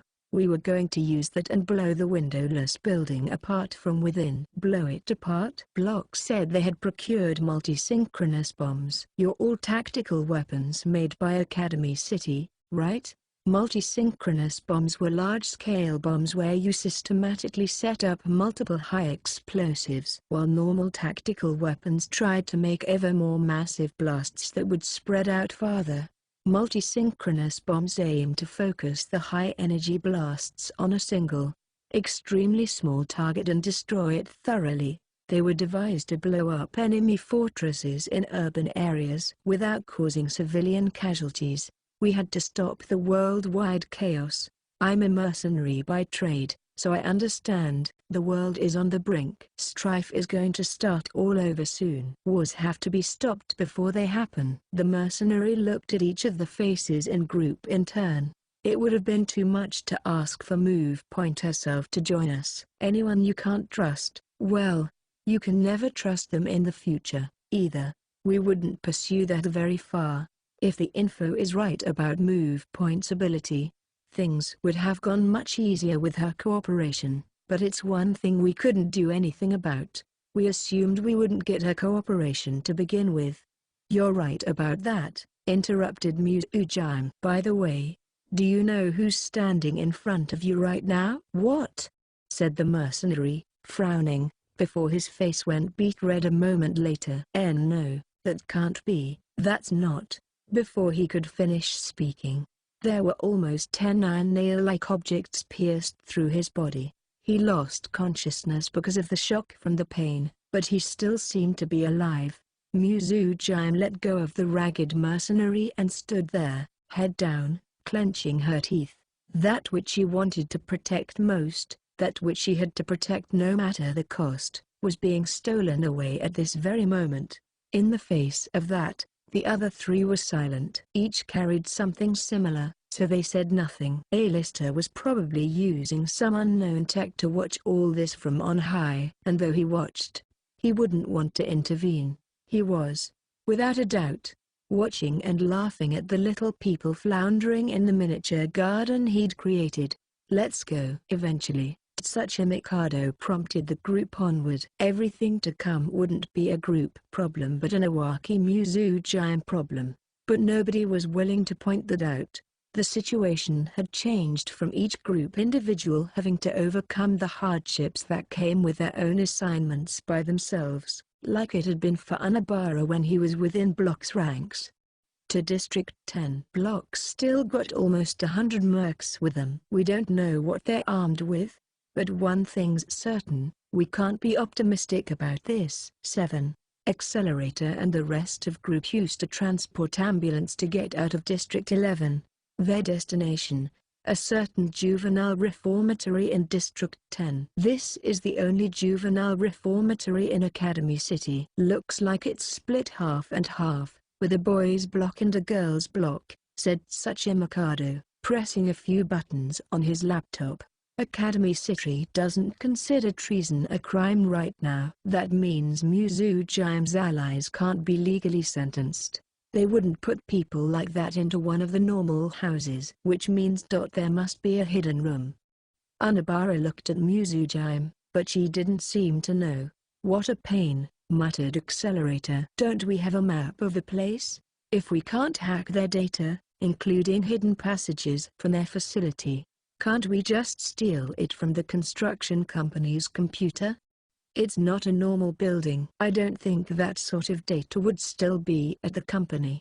Tsuchi Mikado looked at the screen. It showed several data points on the reformatory, but the map itself was designated secret. "They wouldn't be able to touch it from here." Accelerator, who was also peering at the screen, noticed something. "This place doesn't have a fire office." He looked over the data again. There wouldn't be many fires in the facility, so they left it out to cut costs. But that means if there was a fire, the fire station would act. They would have gotten a rough map beforehand to be able to move cleanly through that maze. Tsuchi Mikado directed his hacking attempt elsewhere. He got results quickly. "Here we go. Part of the secret area is blotted out, but if we assume there's a hidden staircase, then construction-wise, it has to be here. Beyond that is the underground block for traitors." Judging from how there was only one predictable location for the hidden stairs, the traitors' block must not have been separated between male and female. They were all individual cells, with no common spaces at all. "Technically, it is hidden," said Mizujime. "From Block 2, who are attacking the place. Group and Block have equal authority. Anything we can get our hands on is free game for them, too, right?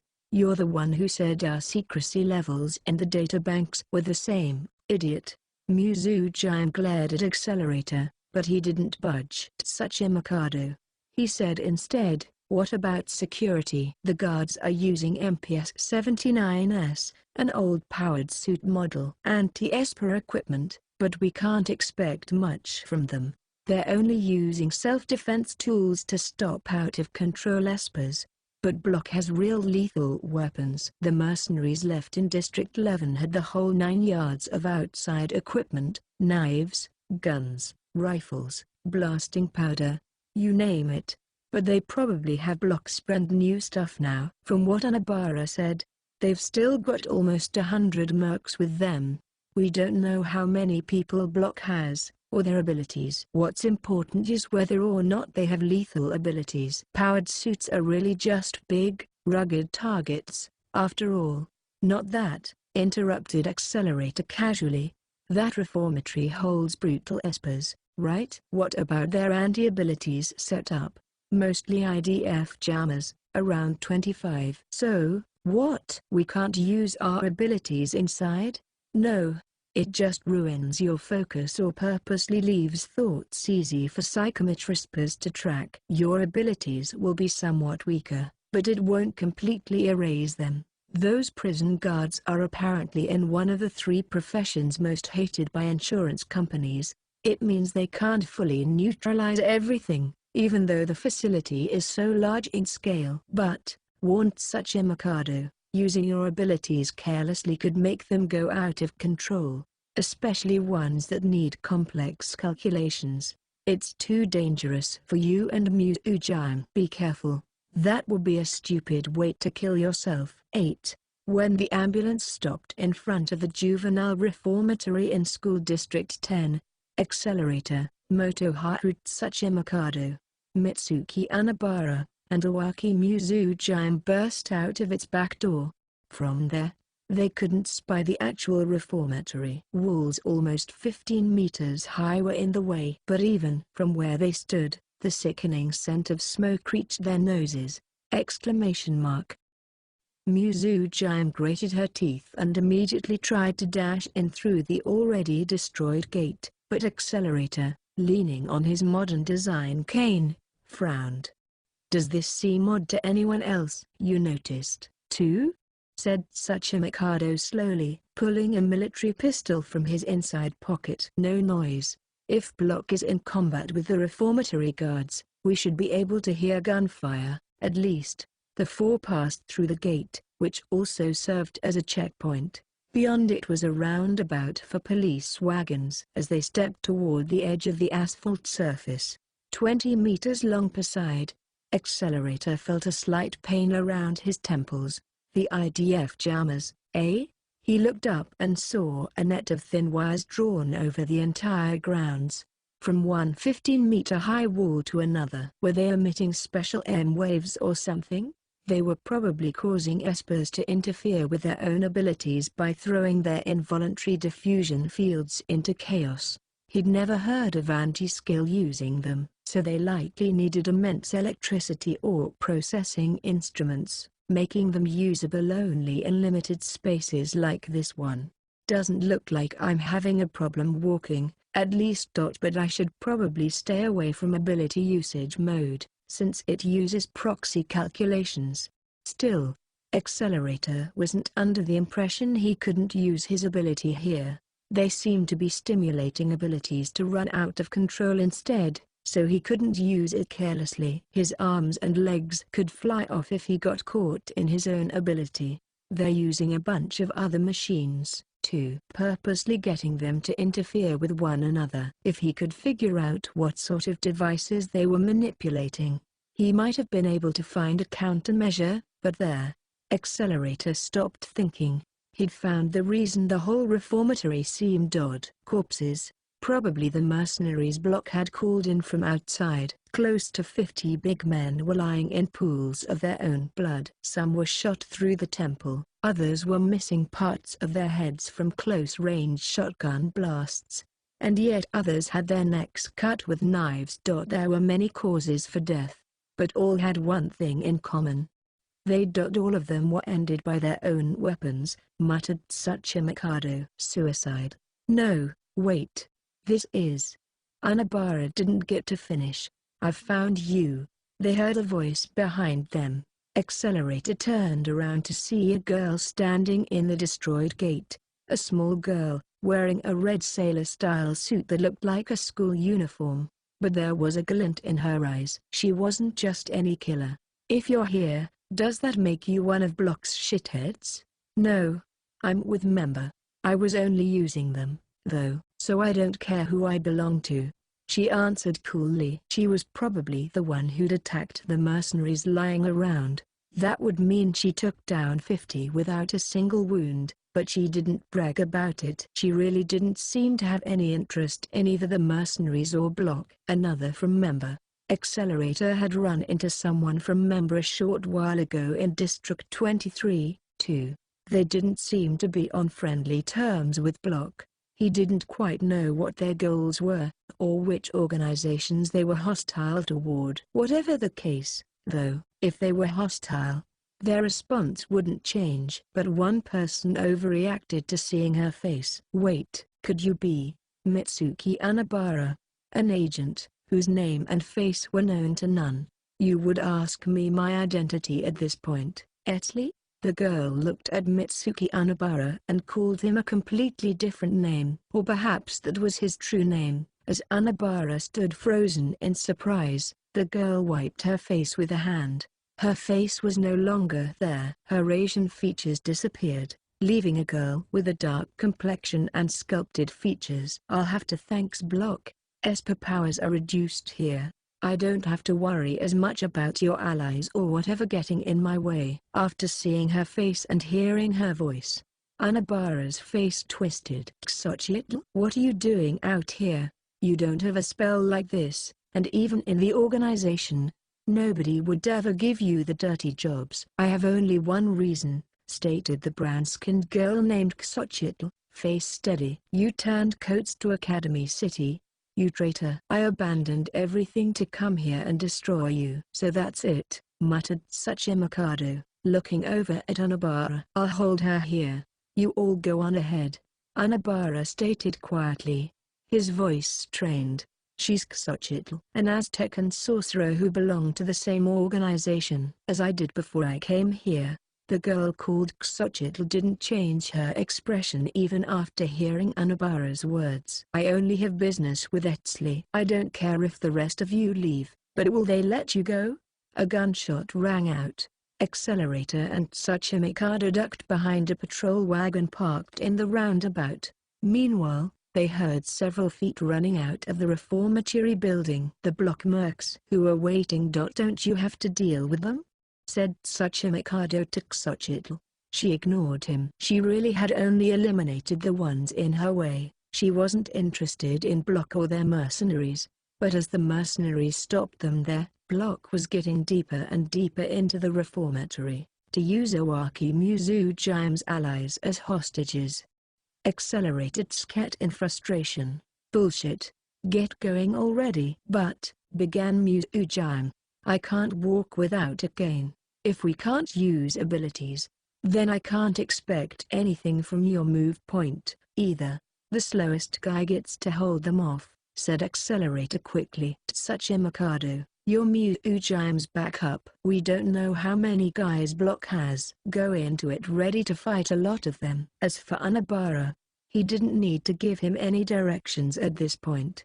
Accelerator would intercept the mercenaries coming out of the building. Anabara would settle the score with members Xochitl, and Tsuchimikado and Muzujime would rescue the kids in the special block. With each of their own goals in mind, the four members of group glanced at one another and nodded. Let's go. They all got started. 9. Tsuchimikado and Muzujime went down the hidden staircase the map's contradictions had shown them and headed to the special insurgent block which, on paper, didn't exist. They came across a few men on the way who appeared to be mercenaries, but Tsuchimikado used his gun to silence them. Xochitl must have gotten a lot of them, thanks to Accelerator taking on her job. They seemed to have mostly run out. Then Muzujime felt a cold, slight pain in her head. IDF jammers. They're getting stronger. They've got machines outside, in the building, and in the rooms. Their effects are probably overlapping. This is the only juvenile reformatory in Academy City, and the only anti-Esper holding facility in the world. You can't have normal security in a place like this. Tsuchimikado was probably feeling a similar pain. She felt less like it was holding back her ability, restraining it, and more like it was throwing her aim off. If she used her ability without thinking, she could catch herself in it. Muzujime, your ability is extremely strong, but one misfire and you'll die. You shouldn't use it here. You make it sound like my ability is the only thing I'm good for. SHH. Tsuchimikado held up his index finger to quiet her. The passage stuck out the side of the stairwell, and from around the corner he heard a heavy clattering, like someone forcing open a bolted metal wall by driving a nail into the gaps between plates. Tsuchimikado silently brought his pistol back up. The completely ability-reliant Muzujime must not have had her normal throwing weapons with her, because she removed the flashlight/nightstick from her waist. They burst out into the passage. It was narrow. Metal doors for solitary confinement cells lined the walls on either side, and a big, bear-like man had stuck some kind of clay on one. Next to him, a sinewy woman watched. When they saw Tsuchimikado and Muzujime, the bear-like man said, Good timing. You must be group. Muzujime didn't immediately move, probably due to the IDF jammers. Tsuchi Mikado, on the other hand, aimed his barrel right between the big man's eyes. But before he could fire, the man stuck a long, needle-like object into the clay on the door. A plastic bomb, and this is the fuse. The muscly woman's eyes sharpened. Siku, we have to. Teshio, we have to use hostages here. The large man called Siku slowly removed his hand from the bomb with the fuse stuck in it. His hand held a wireless device, the switch to set off the bomb. If you use that now, it'll blow you two to smithereens first. I've already set the amount of gunpowder and direction. The blast will only go into the door. Siku pointed to the bomb on the door with his index finger, but the shock wave will rip through the cell along with the blown-apart fragments of this metal door. Breaking the door is easy, but caring about those inside isn't. We have to be hasty, thanks to the lot of you getting in the way! Suddenly, there was a boom of wind. Muzujime had bared her fangs, and her ability had accidentally discharged. Several fluorescent lights on the ceiling went out, sticking to the walls and floor in a muddle. Even then, Siku and Teshio didn't look disturbed. Awaki Muzujime. The famous move point, said Siku with a grin, reaffirming his grip on the device to blow the bomb. That's good. Less work for us. We have the hostages and the other party all right here. Let's get straight to negotiations. Shall we? You be the guide to the windowless building. And if I refuse? You can't refuse. Would you rather your ability go berserk? That made Muzujime clam up. If not for the anti-Esper setup, she'd have skewed Saku a long time ago. Still. Group, eh? What did you learn after experiencing the 0930 incident? What? We learned something. We thought Alistair governed every last corner of this insane world, but he doesn't. There are ways to escape his sway, places to flee his control. Isn't that a fun little fact? Academy City restricting us almost seems absurd now, and with the disturbance in Avignon after the 0930 incident, we have the chance of a lifetime.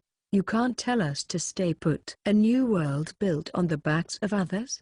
That isn't something you can speak of so haughtily. All it makes me think of other massacres during the Age of Discovery. Really? It's human nature to desire a heaven or a paradise that isn't here for them right now. As he listened to their exchange, Tsuchi Mikado watched the device Saku held. He was good enough to shoot it down, but he couldn't deny the possibility that he'd fail. Nor that falling to the floor would coincidentally hit the button and blow the door to bits. If that happened, it didn't matter where in that small cell Muzujime's ally hid, the hail of metal shards would get to them. Muzujime's jaw was clenched so tightly she could have broken all her teeth. The burly woman, Teshio, saw that and spoke to Saku next to her. Using hostages won't make this better. What are you saying, Teshio? This is where it gets real. This hostage's worth has gone through the roof. That was only something we needed. Before negotiating with Move Point, before we knew where she was, Muzujime is in our hands now. The hostage has served his purpose. If you use that bomb, she'll be even more stubborn. Teshio glared at the bomb on the door. Come to think of it, I was against this from the start. I only agreed to the hostage plan because it was absolutely necessary to achieve our goals. Now that we know that's not true, we don't have to keep them. No, Teshio, we have 38 hostages right in front of us. Don't you get it? They're our assets. We have so much capital that we can treat a few recklessly and it won't even itch. Did you spend too long on the anti-skill job? Did you start having feelings for these brats? Siku, don't get in my way. I'm gonna fucking kill Alistair. This is the first step. I can't let it end here. Like hell I'll let you take up my precious time. If you hold me back, Teshio, I'll kill you first. If you don't want that, then, Saku couldn't finish his sentence. Gathud, Teshio crashed her fist into Saku's body with all her might. They could discern the incredible force behind the punch just from hearing it.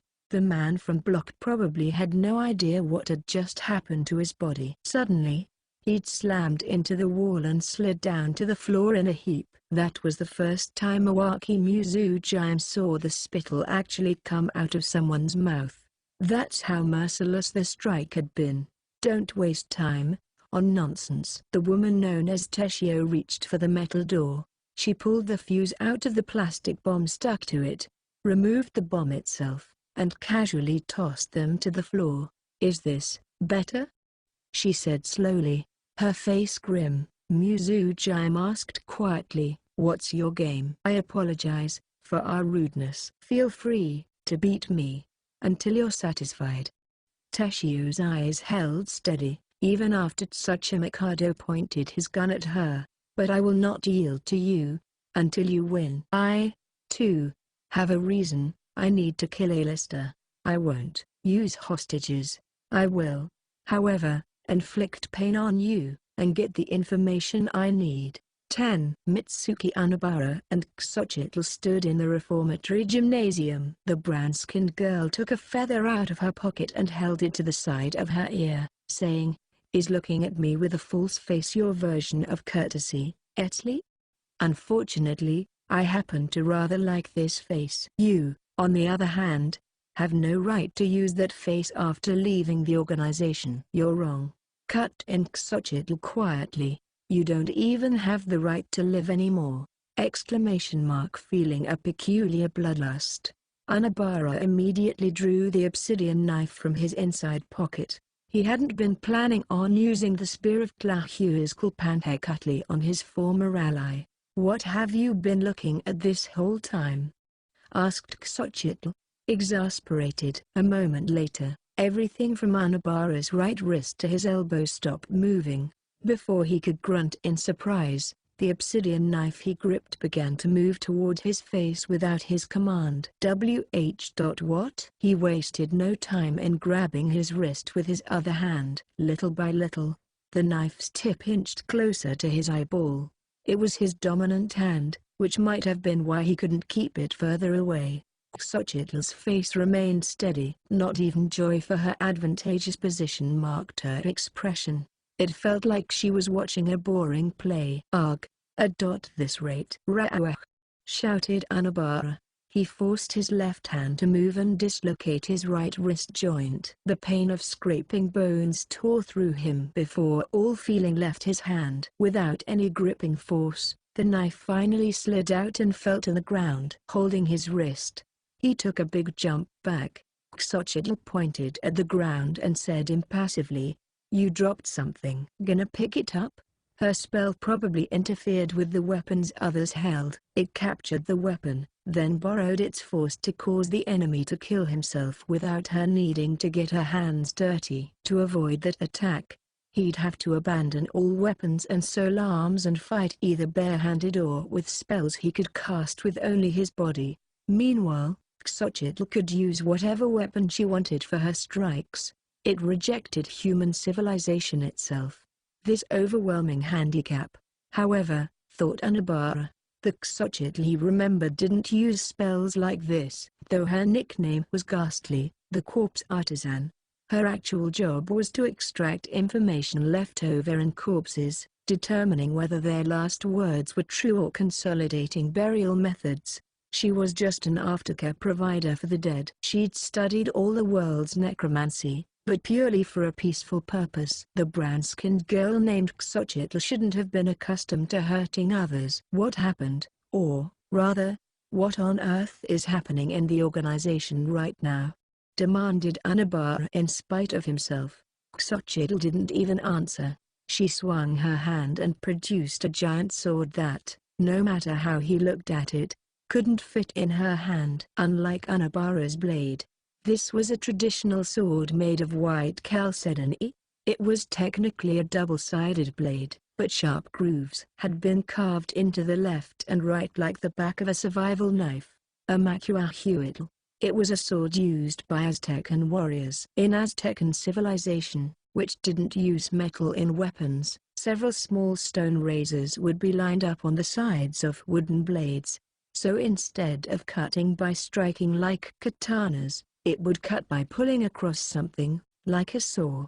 I'll hear what you have to say later, if you're lucky, and the brain damage is minor.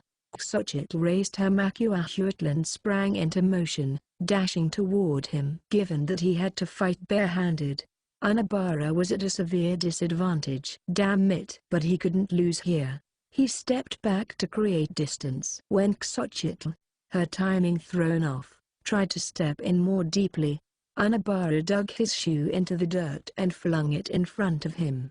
Blinded, Xochitl stopped moving. He tried to aim a second kick at her gut, but with a whoosh, Xochitl's Macuahuitl swept to the side. Anabara hastily pulled his foot back, but it left a mark on his leather shoe like a razor had cut it. That's a traitor for you. Makeshift ploys suit you well. Xochitl's voice was calm. Even that struck Anabara as strange. Before, she would have hesitated to even pick up a weapon made for killing. Her job was to read the residual information from corpses, so she knew the terror of weapons like that far more than normal people did.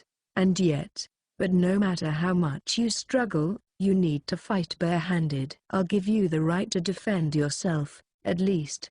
But each time you do, it'll tear up your body a little bit more. Weapons like that don't suit you. Then is this the real you? You, who abandoned the organization, went into hiding, and grew fat on the tranquility of Academy City. Xochitl. If the answer is yes, then you are indeed a traitor. If not, then you're lying to yourself. And a lie has no place to criticize me. Either option means you have to die here. Gripping her Aztecan sword, the Macuahuitl, Xochitl charged straight into range. He could sense no mercy, not in her eyes, her face, her hands, or her movements. She was serious about killing him. Maybe he could avoid 1 or 2 attacks, but he couldn't keep that up forever. And if she successfully landed even one clean hit, the grievous blood loss would end his life. He couldn't retreat for now, either. He needed more leeway for that. He could only choose that option once he decided she wouldn't kill him if he turned his back. Still, so long as her weapon-breaking spell was in effect, he also couldn't use any tools to defend himself. If he tried, he'd end up attacking himself with it. He was against the wall. Damn it! He swore, trying to back up. A swing from the Macuahuitl tore through his jacket, sending several cuttings of hair flying. It's over. Thump. Xochitl stomped on the ground. Then, this time in range for a sure kill, she brought her Macuahuitl up, a strike with timing Anabara would never be able to dodge. She had no emotional connection from Anabara being a former ally, someone from the same organization, or anything. Raw. She cleaved down the sword. Anabara thrust his right arm, its wrist dislocated, over his head. She saw it and laughed. She must not have thought it would provide any defense. The Macuahuitl, with its saw-like blades, descended with all her body weight behind it at a terrible speed. Shrip. It tore apart his jacket, and then the jagged blade dug into the flesh of his arm. The grating, sawing noise reached his bones. His face distorted in pain. But that was all. Mitsuki Anabara's arm was still attached. In fact, with the Macuahuitl buried in his arm, he rallied all his strength and tried to push it away. What?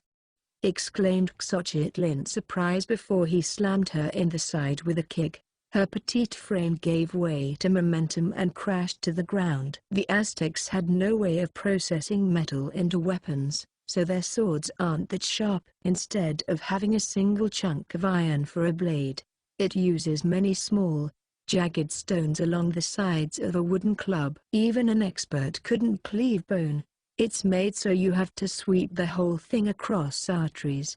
In short, I can stop your sword with my bones. With the Aztecan sword still lodged in his right arm, he coughed, then continued, "Why did you think I gave up on dodging and got my arm ready? If I thought it would get through my arm and cut me in half, I wouldn't have tried to defend like that. I decided that if I kept on evading, I'd lose due to blood loss." His tactic was possible because of Xochitl's relatively small stature and lack of skill with the weapon. A true warrior would still have broken his arm even if she couldn't cut the bone. That's why I said that weapon doesn't suit you. Anabara looked down at the immobilized, laboriously breathing Xochitl. He still couldn't use weapons. But she had let go of her Makuahuitl, too. In this state, he could win by strangling her, or hitting her hard enough. Given the differences in their physiques, it would be easy to straddle her to stop her from moving before she got her hands on another weapon. Xochitl. But he couldn't do that. No matter how much he wanted to. I will not take your life. Disappear, and don't come back, he said bitterly, popping his wrist joint back into place and swinging his right hand to send the sword to the ground. When Xochitl heard that, a subtle smile came to her lips. And a moment later, the brown-skinned girl's body began to crumble. 11. The underground passage was straight and narrow, and inside the facility, the myriad of anti-esper measures employed, IDF jammers first and foremost, made Muzu Jaim's ability unreliable. If anything went wrong, things could get really bad, even to the point of killing everyone instantly. That was why Tsuchimikado didn't rely on her. Nor did he attempt to approach Teshio when he didn't know what sort of attacks she would use. Instead, he just brought up his gun, intending to fire bullets in a spread pattern that would leave her no room for escape. In response, Teshio kicked something at her feet into the air.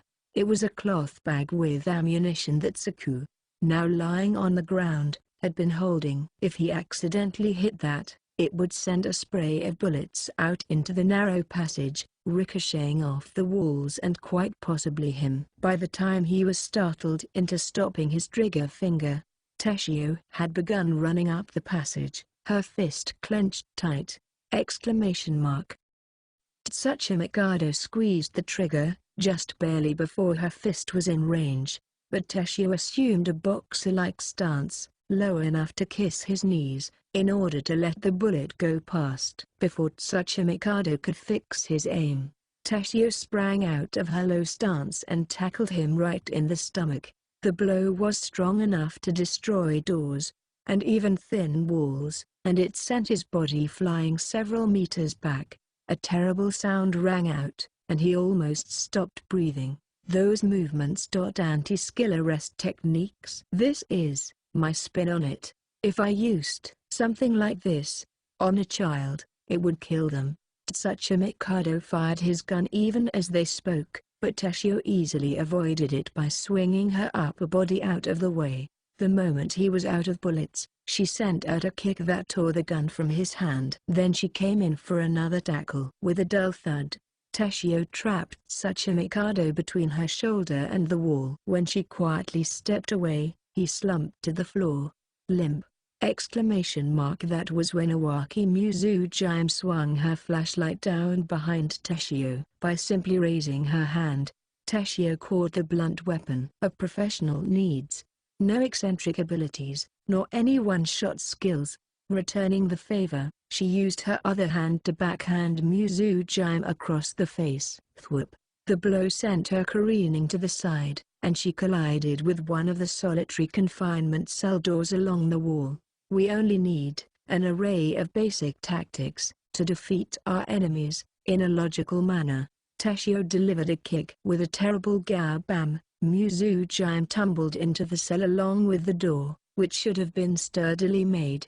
The extreme impact made her think her internal organs had been wrecked. Despite feeling a strange urge to vomit, nothing came out. It was like her throat was plugged shut. One of her allies must have been in this cell as well, because she heard them immediately call out her name. That alone gave her completely worn body a little bit of energy. Click. Teshio set her foot down in the broken cell entrance, blocking her path. Muzu Jaim put a hand on the wall and wobbled to her feet, bringing her flashlight up. After telling her nearby ally to back up, she said, "You were talking about forcing me to spit out the route they use to send goods into the nuke-proof windowless building, then trying to destroy it from within with multi-synchronous bombs, right? Feel like talking now? You can't possibly believe you can take down a lister like that." If that was all it took, Anyone with a teleportation ability could kill him in his sleep. You really don't think Alistair has a plan for that? You're right. Perhaps I cannot kill Alistair. He is, in the truest sense, a monster. However, she said, the life support machines, keeping him alive, are different. Those are just machines. The reason a monster like Alistair would be holed up in a fortress sturdier than a nuclear shelter is plain to see. I've heard those machines have no replacement. If they're blown up, he would be in trouble. No, he wouldn't, retorted Muzujime, trying to catch what breath she could. It's not a windowless building in the first place. If you don't even understand that, then you don't have any useful information. Plan all you want, but nothing will work. What? Didn't you realize it? A building without any doors or windows would never normally exist. But there are a bunch of hints connecting to the right answer. For example, being able to produce everything he needs to live, including oxygen, inside. The fact that it can withstand a nuclear attack also means it blocks radiation. All sorts of cosmic rays from the stars. Cosmic rays? Could that mean?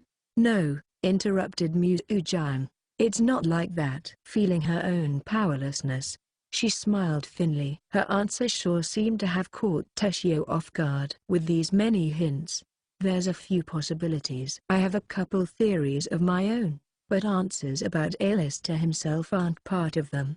My theories at this point in time are nothing more than guesses based on the information I've been shown up to the here and now. And I'm pretty sure Alistair hasn't shown me all the information. The only thing I can say is that his plan is far beyond what we can imagine.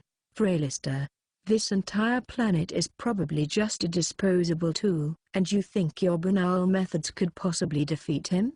Muzujime had only been trying to buy a little time. She just wanted to let out some of the damage she'd accumulated. But Teshio said, that's a great story, but my intentions will not change. Why are you so intent on taking Alistair's head? I, too, have seen my fair share of tragedy in this city, and I wanted to ask Alistair whether he was involved, or if he knew nothing at all. That's it. Teshio's tone was curt. It wasn't a desire for revenge burning in her heart. Because of that, though, Muzujime felt the truth behind her words. No unnecessary emotions were driving her actions. That's a corny request. Maybe so. I was possessed by this need for truth thing once, too. But going after something like that won't get your peace of mind back. Muzujime's voice was quiet. If Alistair admitted he caused those tragedies, would you accept that? If he said he wasn't involved, would you accept that? Whichever answer you get, you'll probably think he's lying, that there was something more to it. The question wouldn't mean anything, and so there's no point in asking it. I see.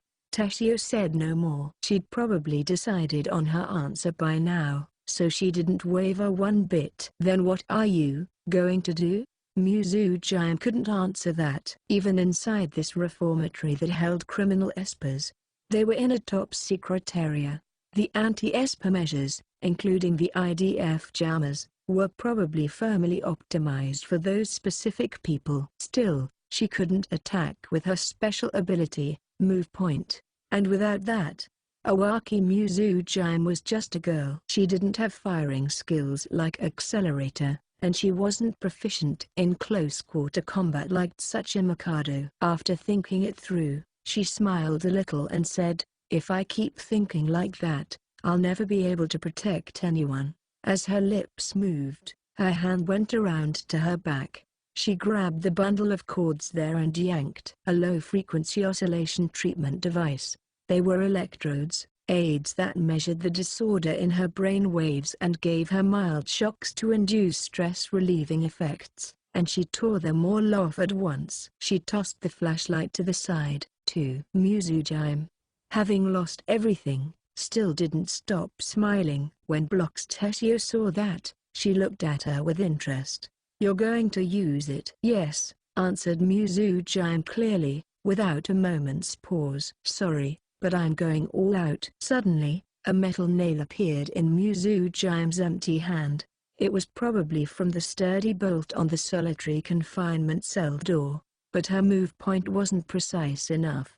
She felt it tearing up the skin of her clenched palm. The trauma haunting the depths of her heart came on all at once. She forced it down, then triggered move point again. This time, her very body disappeared. Using logical 11-dimensional vectors, she overcame her 3-dimensional limitations and snuck right up to the brawny woman. A crushing pressure assailed her stomach as she teleported, but she ignored it and tried to jam the nail into Teshio's gut. In response, Teshio backed up. Mizujime's instincts told her that if she got away now, she wouldn't be able to win. But when she tried to step forward, she realized her right leg wasn't moving. It felt like it was stuck to the ground with superglue, but her memory had very clearly felt this sensation before. The root of this terrible feeling was that, as a result of mistaking her teleport positioning, everything from halfway down her calf and below was buried inside the floor. Suffering, terror, shock, all those emotions she's experienced before came surging up from her stomach at once. But I'll overcome this. With a creak, she squeezed the iron nail tight and bit her lips to hold everything in. Behind her was an ally she needed to protect. There was a life she needed to protect right now, and for that, Awaki Mizujime crushed the past creeping out of her. I'll overcome this infuriating scar, damn it. She gritted her teeth, then moved her leg in one motion as if to yank it out of mud. In that moment, she heard a ripping noise. Awaki Mizujime didn't look away from any of it, and she went forward, right up to the block killer threatening her ally's life. She went, ignoring her mutilated foot, simply gripping that iron nail, shooting forward like a bullet. Thud! An explosively dull noise rattled the cell. The power drained from Teshio's body. As she tottered forward as if to lean on Mizujime, she brought her lips to Mizujime's ear and muttered into it. Awfully confident of you. The iron nail was in Mizujime's hand, but right before impact, she'd spun it around in her hand and struck Teshio not with the sharp end, but with the middle of its flat back end. Unfortunately, she answered indifferently, this is the leadership they need from me. 12. Mitsuki Anabara couldn't believe what he was seeing. He'd beaten Xochitl in the reformatory gym.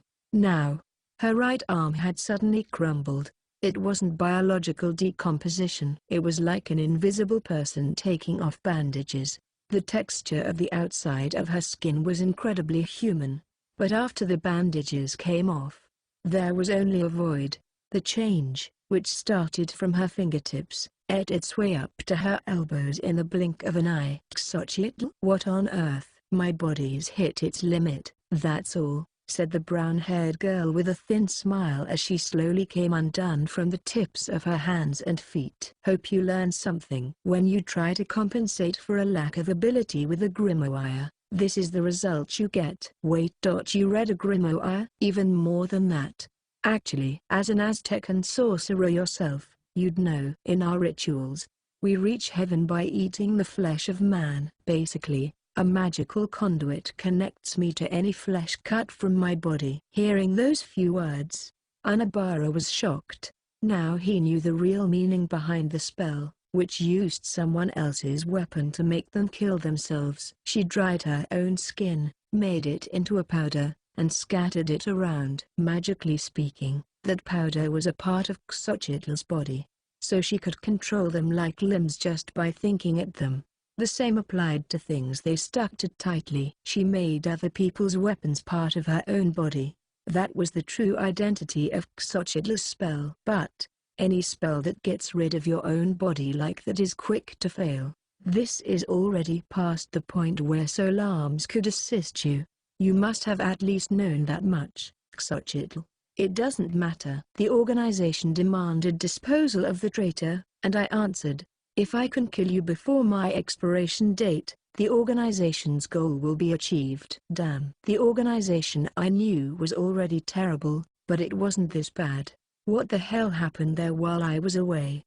Exclaimed Anabara. Xochitl only smiled mysteriously. The brown-skinned girl was swiftly crumbling. By Anabara's estimation, there was only a third of her physical body left. Naturally, that wasn't enough to preserve her life. It was leaving her flesh and organs out in the open air. I don't think any ordinary spell or solarm could have caused this bad of a situation.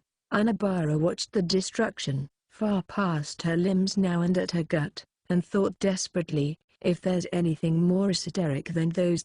All I can think of is an original copy, via a fusion with an original grimoire, which was indestructible by anyone and could act entirely on its own, or rather, by becoming one of its parts. Xochitl had attained power. Things made sense when he thought of it that way. Causing people who were holding weapons to kill themselves with those weapons was very much in the vein of the defenses original copies had. And the Aztecs had books called codices, which wrote characters in animal skin. Animal skin. Wait.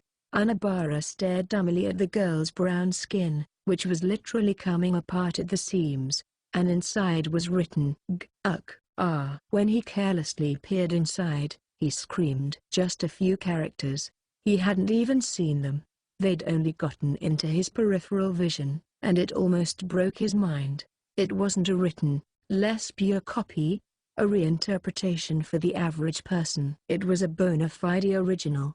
He grasped at his pounding temples and staggered, but he continued to think. A derivation of the calendar stone? The calendar stone was an Aztecan calendar arranged in a circle. However, the Aztec Empire used two different calendars at the same time. They also believed in the sun's death and rebirth, among other things.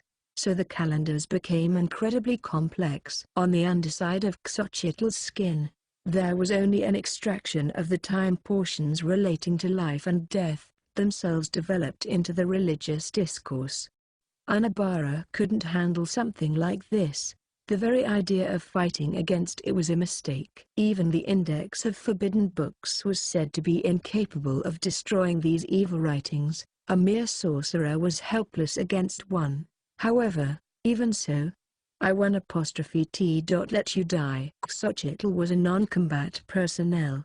How did she sneak all the way in? What was happening with the organization? He had a pile of questions to ask. He couldn't let her die there. Original grimoire copies were indestructible. Even if they could be destroyed, Xochitl's life depended on this one. So she wouldn't last. With Mitsuki Anabara's power alone, it was impossible to solve this problem. Which meant, if human power can't realize it, then I just need to borrow this grimoire's. Original copies defended all attacks, and nobody could damage them.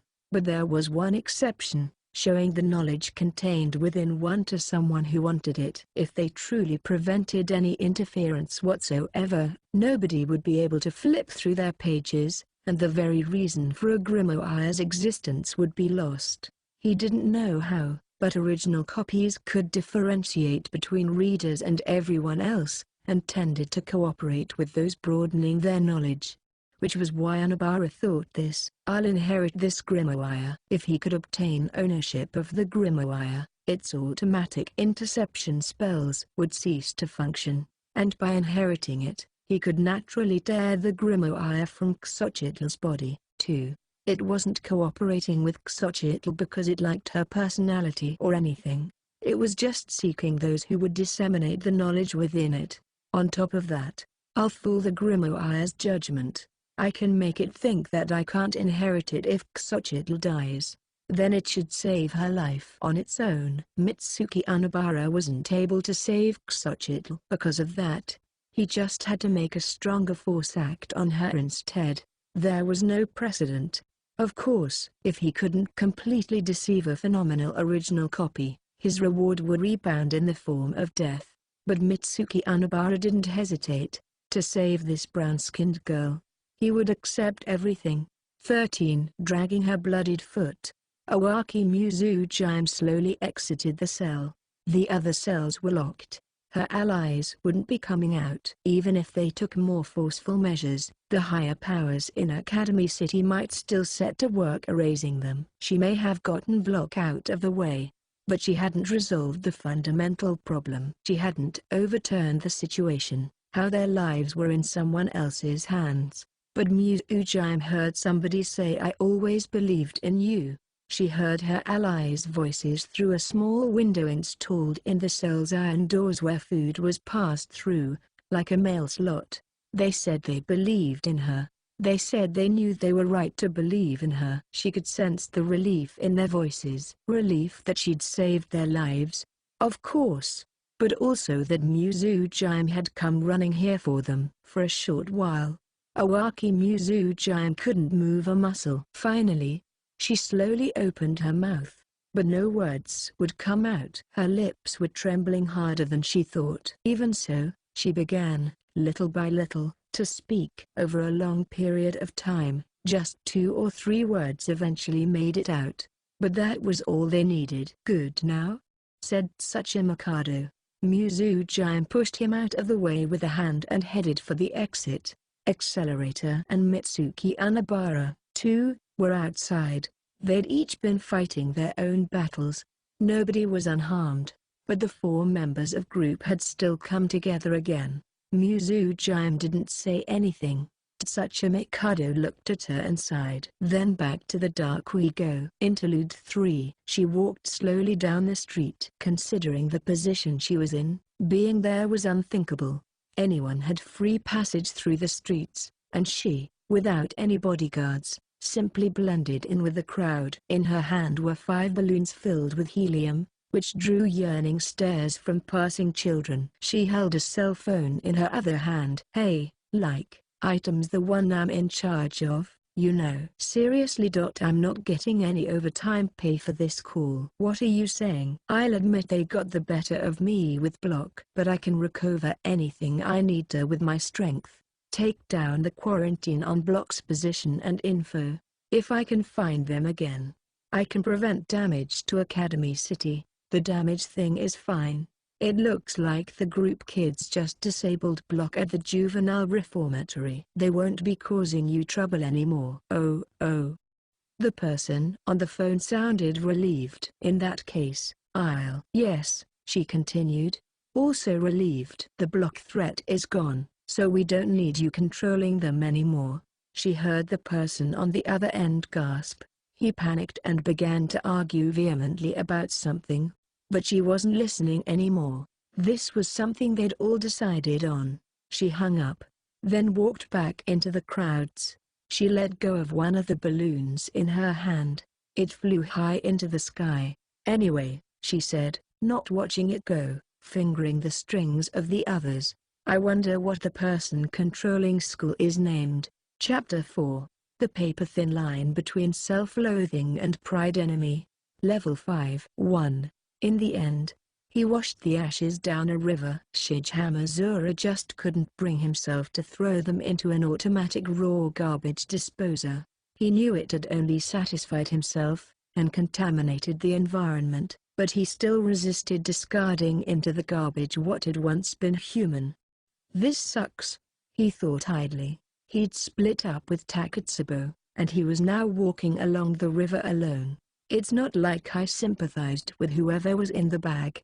I was just scared to think it could be me next. I wouldn't like it if someone threw me out like trash when I die. Damn it."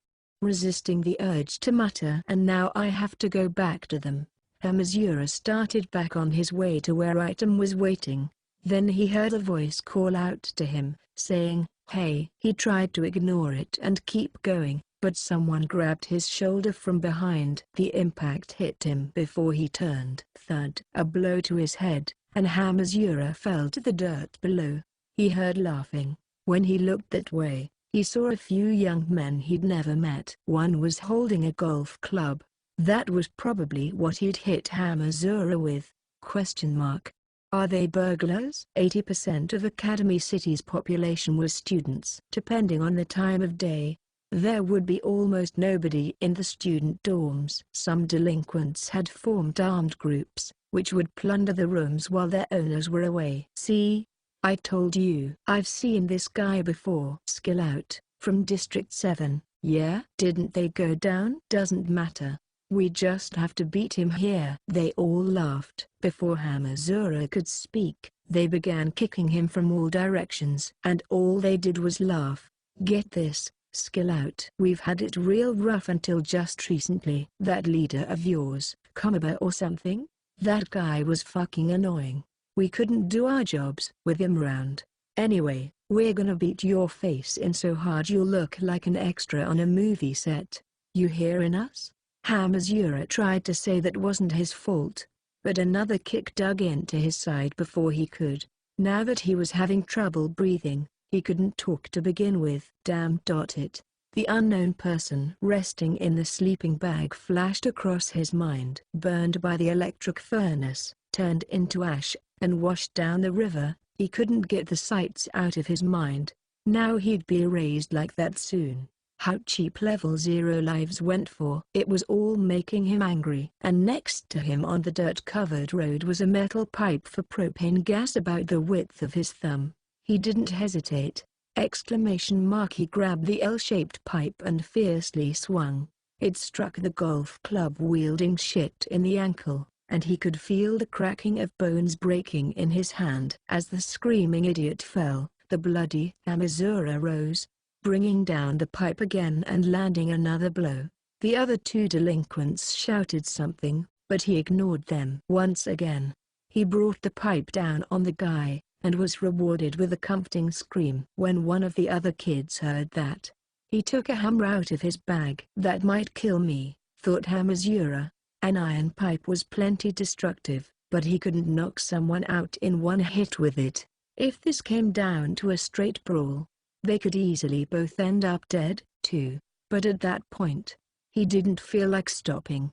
The sensation of the sleeping bag's synthetic fabric weighed on his palms with amazing vividness. And then, over here, Hamazura. Right as he heard the shout, the hammer-gripping boy's neck bounced to the side with a GRK. Before Hamazura realized it, someone had thrown a brick-like object at him, and someone else grabbed his arm. "Come on, idiot. We're getting out of here." In a strange display of lethargy, Hamazura let the person pull him into a run. After a few moments like that, he finally put a name to the voice. "You re. Hanzu, right?" Hanzu used to be another member of Skill Out, one he'd been on a few jobs with. If he was hanging around a place like this, maybe he was considering robbing an ATM again, thought Hamazura, remembering part of his old habits.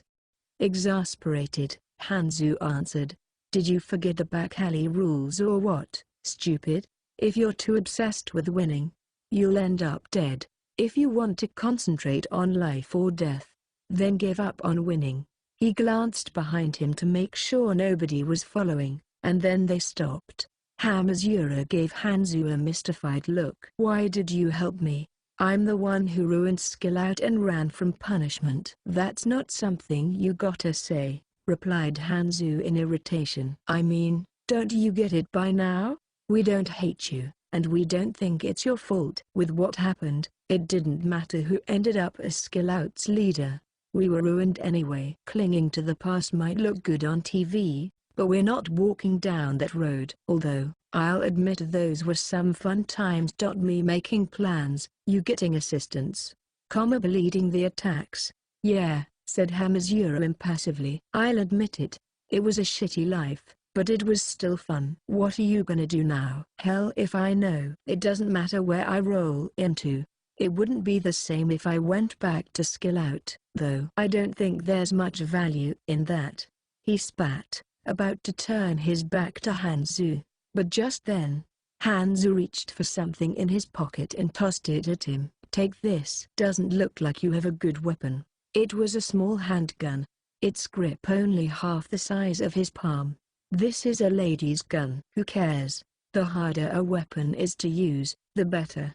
Get too used to one and you'll spill more blood than you need to." Hamazura spun it lightly in his hand, then stowed it in his sleeve. This time, without looking at Hanzu, he left the alley alone. Item probably had his next job waiting. 2. Shij. Hamazura returned to one of Item's hideouts. "Hey, Hamazura, you're late," Shizuru Mugino lobbed at him lazily. They were in part of a high-rise building in School District 3. The facility consisted of sports gyms and pools, all the indoor leisure activities it could fit, and those who used them were of fairly high grade. You needed to show your member card just to enter the building, and whenever you wanted to use one of its facilities, they'd look at your member rank. Apparently, a membership here was one of the first things people of the so-called upper crust would acquire for their status. Hamazura and the others were in a VIP lounge, made to look like a European-style salon, a fancy suite of private rooms rented out on a yearly contract. You couldn't even use it temporarily without at least a 2-star membership rank. Truly a top-notch room. Even though it was considered private, it was easily bigger than a 4-room apartment, and Mugino had made herself at home on a sofa. Hamazura looked at the people gathered there, then asked dubiously, "What happened to Frienda?" "Vanished," answered Mugino curtly. "Either she died or got caught. We don't have time to replace her, so in any case, Item will have to settle for 3 for now." "Course, school's missing one of theirs, too, so our numbers match. It won't be hard to recover." Item's got Takatsubo, after all. Mugino had said 3. Hamazura frowned at not being counted, but pointing it out wouldn't get him anywhere. "Hamazura, you're hurt," said Takatsubo, looking at his face. "It's nothing," he replied, blowing it off.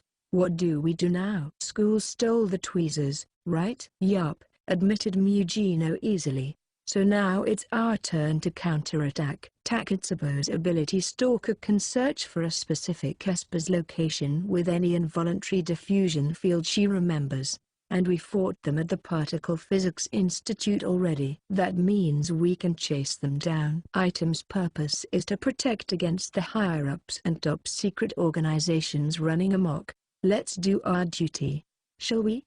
Hamazura looked at Takatsubo. As always, she had her arms and legs sprawled out lazily. Maybe she was always acting unstable because of the never-ending IDF effects. "Should I search for dark matter?" "Who's that?" he asked. "The number 2 level 5, said Mugino, "and the asshole leading school." Meanwhile, Takatsubo brought out a small case from her pocket with white powder in it. Kinuhata looked at the see-through case, mystified. "You've, got it super rough.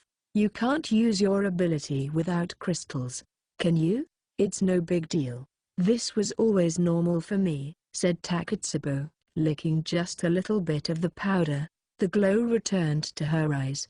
She straightened up and paused, as through this was her regular state. "Beginning involuntary diffusion field-based search. Stopping pickup of approximate and resemblant IDFs.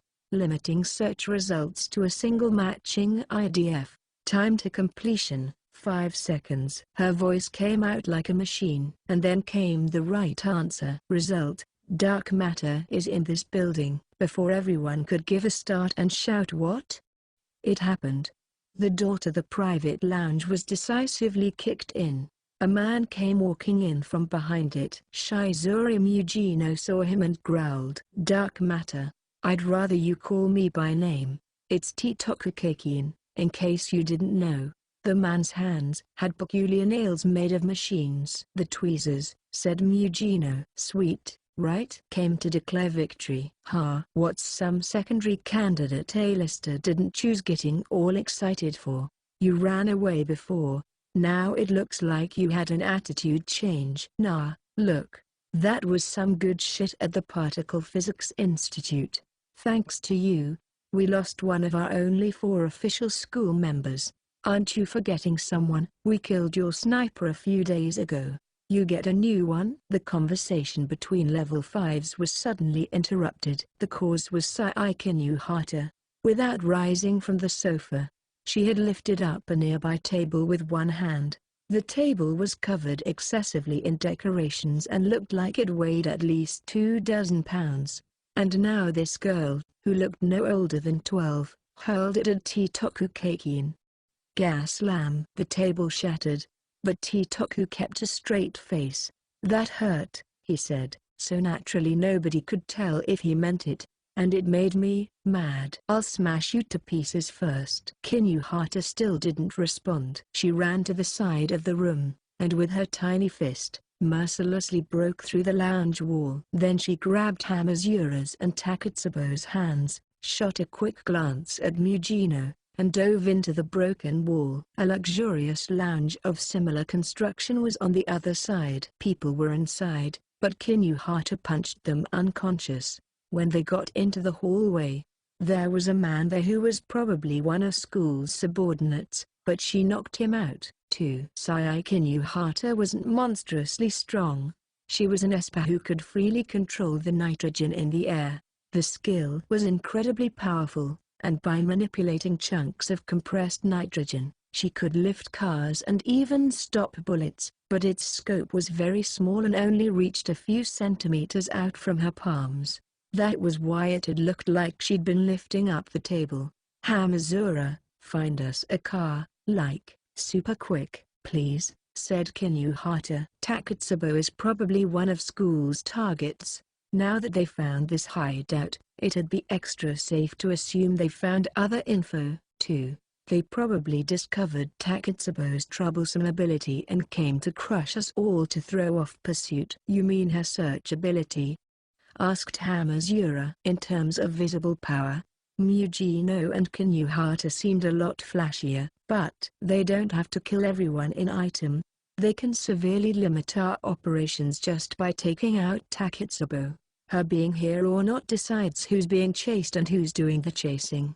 If it was me, I'd go for her first, but as long as Takatsubo is safe, we can recover the situation. So please get her in a car and get really far away. If you avoid items hideouts, you should be able to buy a lot of time." Kinuhata took a stun gun out of her pocket and made Takatsubo hold it. "You always seem super unsteady, so this weapon is good for you. Even if it misfires, you won't die." Bang! An explosion ripped through a nearby room. It was from the lounge where Mujino and Keikin were. "Get going, crazy fast, please," said Kinuhata, turning her back to them. Before he could say anything, the small girl had already run off toward the battlefield. 3. The explosion's impact made the entire building shake helplessly, as the chief guests ran about, trying to escape the indoor leisure facilities. Sai Kinuhata walked through the lobby. Men from school's ancillary organization were lying on the floor. Kinuhata had thrashed them. She walked next to them, kicking away nearby guns and rifles. Then suddenly, her face jolted to the side. By the time she realized she'd been shot, a second and third impact flashed through her, and her small body was sent flying to the floor. She let herself land, then slid across and hid herself behind a nearby pillar. A sniper. Where the impacts had struck her in the head, chest, and lower gut, all vital spots. If not for the shield from her ability, she'd have died for certain. She placed her palm on a crushed bullet on the floor. Steel rounds. The magnetic sniper rifle from before? If its initial speed is subsonic, then judging by the way this thing is crushed, they're 500 to 700 away, as she thought. She reached into an inside pocket. Her fingers came out with pieces of metal between them, about the size of juice cans, with 30-centimeter metal rods on the ends. They looked kind of like Maruka, or maybe old-fashioned grenades, but it was neither. They were portable anti-tank missile tips. The fleeing patrons looked at her in shock, but she ignored them. She would aim the tips between her fingers in that direction, then pull the short strings attached to their back with her other hand. It would look like setting off crackers at a party or drawing back the string of the bow. After a breath, she jumped out from behind the pillar and looked straight out the broken window. A bullet hit between her eyes that very moment, but she ignored it and took aim. Then, without hesitating, she pulled the strings. With a dull shhhp noise, the power of compressed air sent the missile tips flying from their grips. After traveling about 10 meters forward, they ignited, and, scattering flames behind them, closed the 500-meter distance in the blink of an eye. When all the missiles crashed into the side of the building, The building blew up like crushed milfoil. Perhaps as a gift of its excellent aseismic construction, it managed to at least avoid coming down entirely. Whoa. That's crazy. I bet Sunazara and his magnetic sniper rifle are a goopy mess now, eh? Maybe that's all someone we got in a hurry could manage. A bright voice came to her. When Kinuhata turned around, Titoku Dark Matter Kakin was just coming out of the hallway. Hey, wreckage from Project Dark May? You must have it tough. That was the one where they took Accelerator's calculation patterns and used them to optimize a bunch of Esper's personal realities, right? And you ended up with a self-defense ability. Though originally, it was an air-control type ability. Automatically deploying a defensive field made from your ability around you, same as Accelerator, is all you can do, eh? Haven't you ever felt sorry for yourself? Not really, answered Kinuhata shortly. I'm super well off compared to the produce test subjects. They got their brains sliced up like birthday cakes so people could figure out where personal realities come from. Right, said Kakin, sounding uninterested. Still on her guard against the man before her, she asked, what happened to Mugino? Right, well, nothing much. His words were blunt. Just from that, Kinuhata knew, as a level 4, she couldn't stand up to someone who treated the fourth most powerful level 5 in Academy City like that. She'd gotten a vague impression to that end when they'd fought in the Particle Physics Institute, and now she knew she was right. So where's the ability stalker? That's all I want to know. Tell me where she is and I'll let you go. Who would be stupid enough to make a deal like that? Oh, I don't know. Frienda, for example. I'm just saying you've got the choice. And to make things clear, your level 4 nitrogen armor can't beat my dark matter. No fancy tricks are gonna close that gap, either. Kinuhata said nothing. As she glared silently at him, Kakin said, where is the ability stalker? It doesn't seem like I have the right to refuse, said Kinuhata, smiling a little. As she spoke, she grabbed a nearby bench and hurled it. But, with a roar, a strange explosion burst out from Kakin. It shattered the bench flying at him and even batted Kinuhata's body to the side. Her small frame flew 10 meters through the air, then crashed through a thin wall and into another room. Kakin watched and smiled thinly. Weighed your pride against death, eh? Emotional, but certainly not practical. Then he turned to a nearby subordinate and said, retrieve her. Retrieve. You mean she's still alive after that? That's the sort of Esper she is. 4. Shige Hamazura and Riku Takitsubo made it to the elevator lobby. He hit the button on the wall, and the display, paused on floor 48, quickly began to descend to the 25th floor, where they were. Meanwhile, Hamazura took out a lock-picking tool.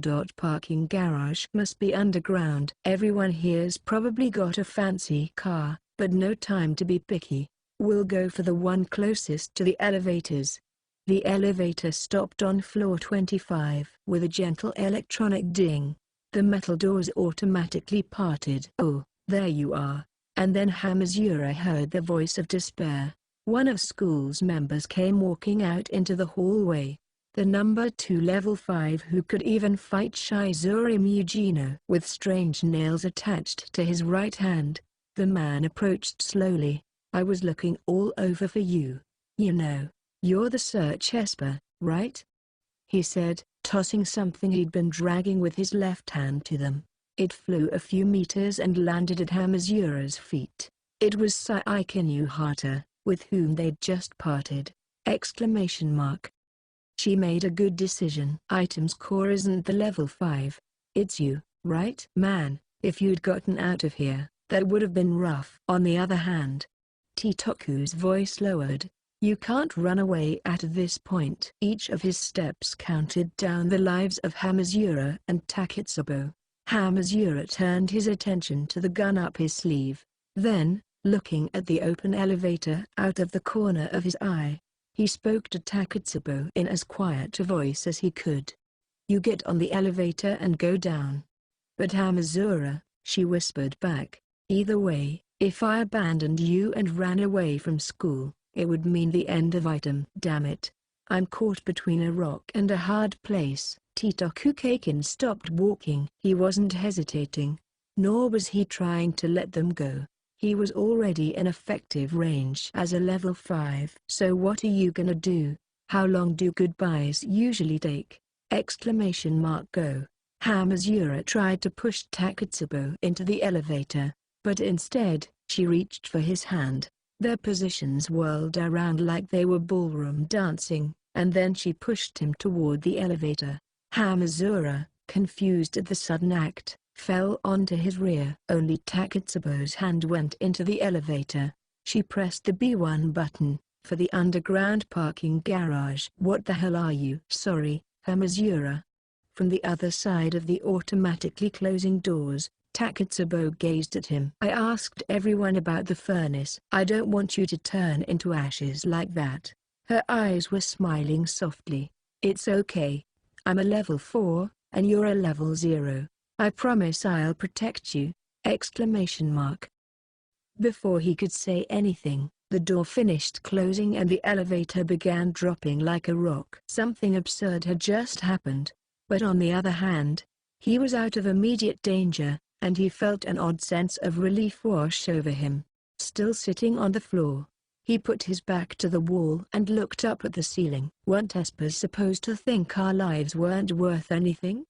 He thought as the floaty sensation unique to fast-moving elevators came over him. He put a hand over his face, still looking up. There are heaps of us. We're like disposable umbrellas. Even if we die, we're supposed to get burned to a crisp in an incinerator and our ashes thrown out with the rest of the trash. Damn it, he mumbled. Hamazura probably hadn't been the only one experiencing shock when he cooked the black sleeping bag in that furnace. The girl watching from behind him had been shocked just the same. Had Riku Takatsubo always wanted to protect people like him, or had the furnace incident given her a change of heart? He didn't know, but he did know one thing. Riku Takatsubo had stood up to the number 2 man in Academy City to save him, a level 0. This is a load of crap, he mumbled, putting a hand on the wall and slowly getting up. This is a load of bullshit. He slammed the wall with his open hand, pounding a button on it and causing the elevator to stop. Clenching his teeth, he took a few deep breaths. To be honest, he had virtually no chance of winning. That Kaken guy was a level 5, and he wasn't the only bad guy. He at least had those black-clothed guys, probably from their ancillary organization. But is there even a place for level 0s? Of course there is. Can you get by without victimizing other people? Of course you can. Damn it. Once, he'd met a level 0 completely different from him in the Dangai University Database Center, and now his words naturally came to mind. You had enough strength to form skill out. If you'd used that to help people in weaker positions, you'd all be in a different place right now. You had the strength to fight back against strong espers. If you'd used that to reach out to people in need, everyone in Academy City would have accepted you. Yeah. Shige Hamazura pushed the button for the 25th floor again, where he'd parted with Takatsubo, and closed the elevator doors. That's right, asshole, he declared, cutting off his own retreat and returning to the battlefield where the level 5 waited. 5. The elevator stopped on the 25th floor. The automatic doors opened, and Hamazura passed through them to find the scene he'd predicted. What? Came back, eh? Stated school's level 5, Titoku Kaken.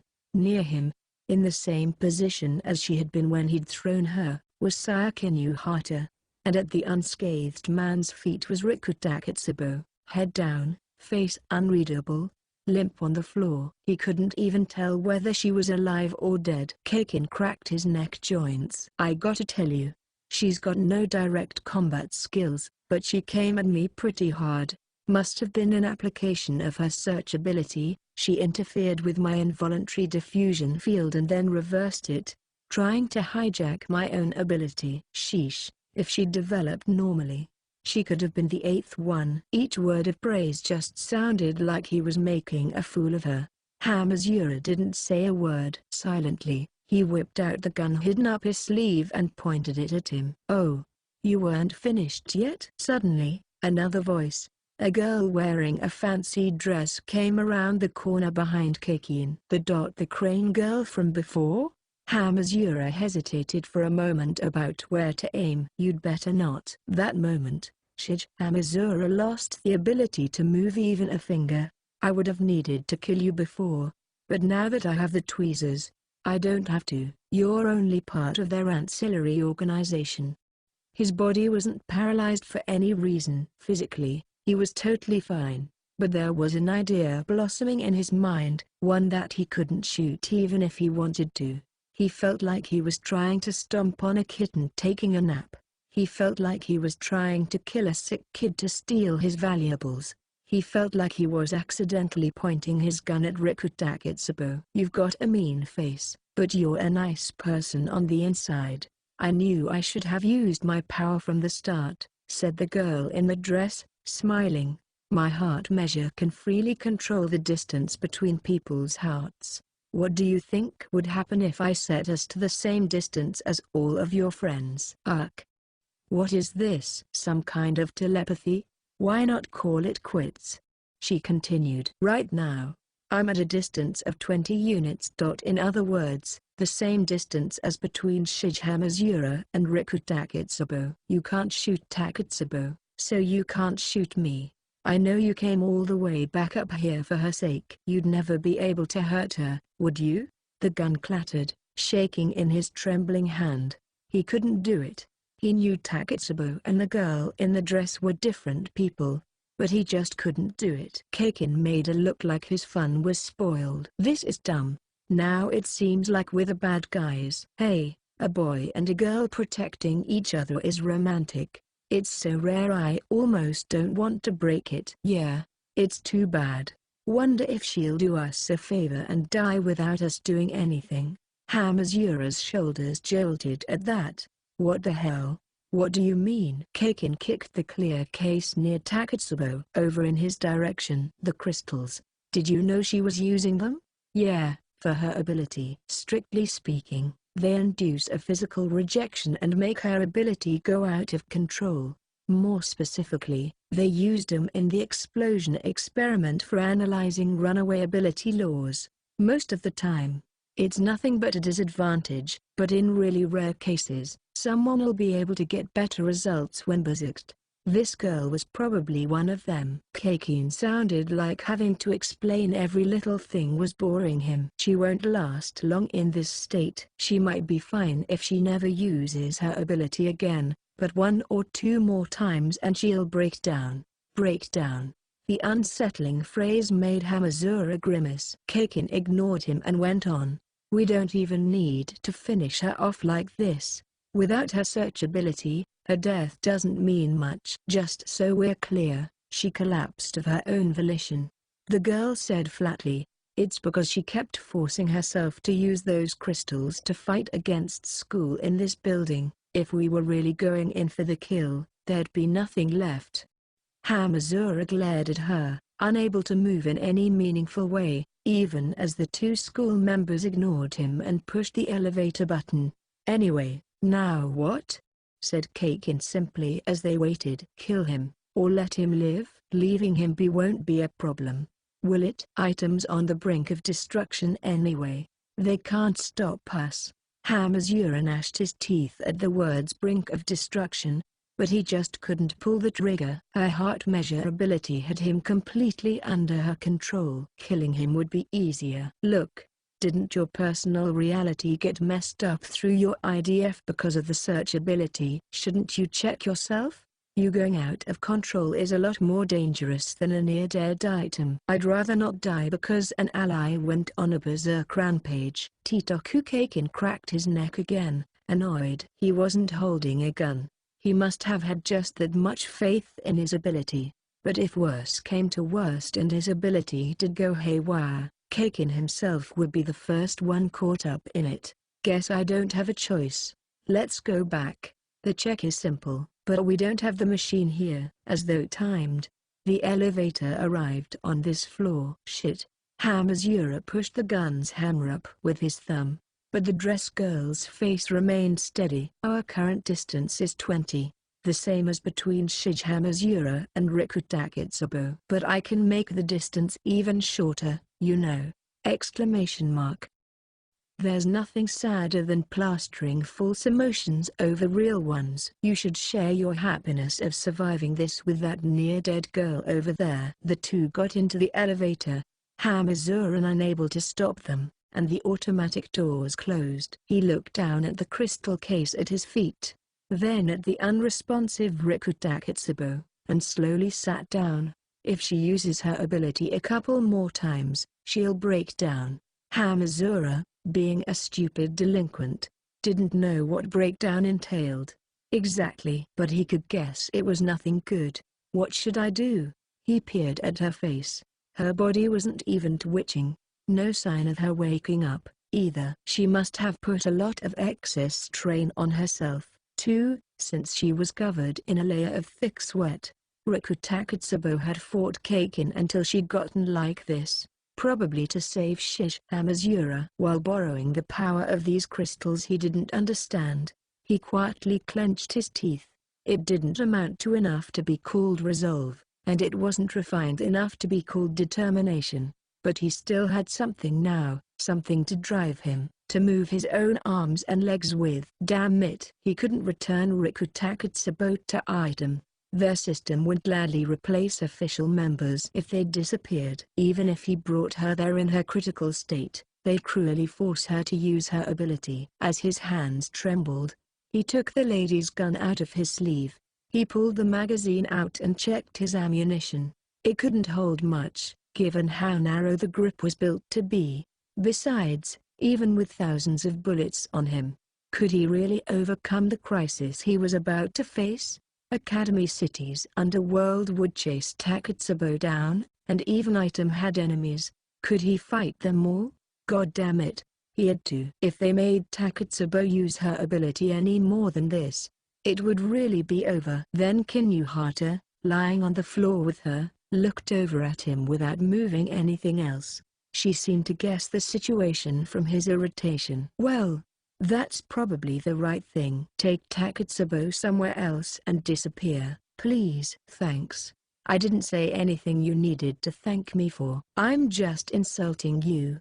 I'm saying that the only thing super useless people like you and her are good for in item is holding us back anyway. Despite that, a little smile was on her lips. She wasn't unharmed, either. Blood was trickling from her lips, but she saw him act for Takatsubo's sake and smiled anyway. Is there anything I can do before I leave? Well, you could use code 52 to contact our ancillary organization and get an information concealing unit and an ambulance here, please.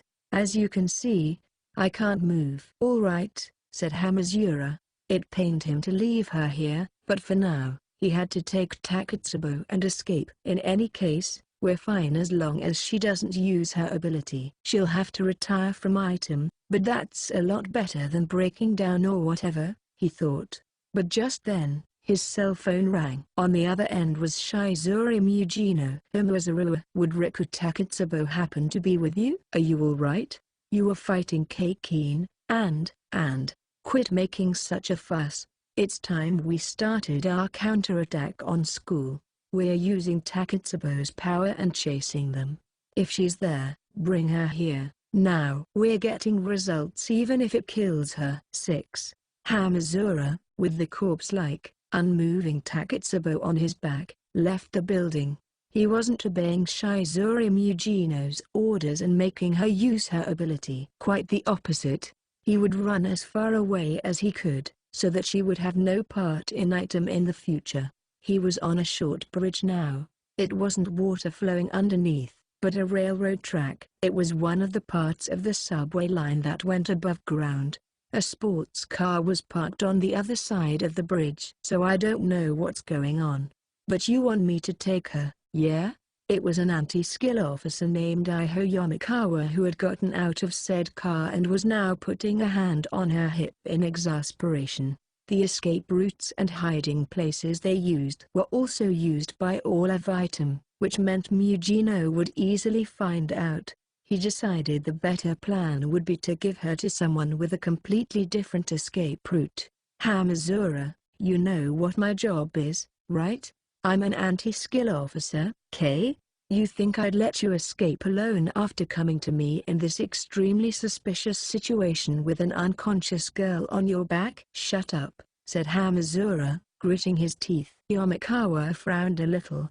His irritation seemed different. He went on, if you want an explanation, I'll tell you whatever you want later. I'll attend whatever I need to. Take her and bring her somewhere safe, and fast. She's seriously messed up right now. She was using some crystal things and now she could break down any second.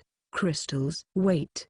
Hamazura, did you just say crystals? Yomikawa's expression changed completely just from that one word, but Hamazura didn't explain.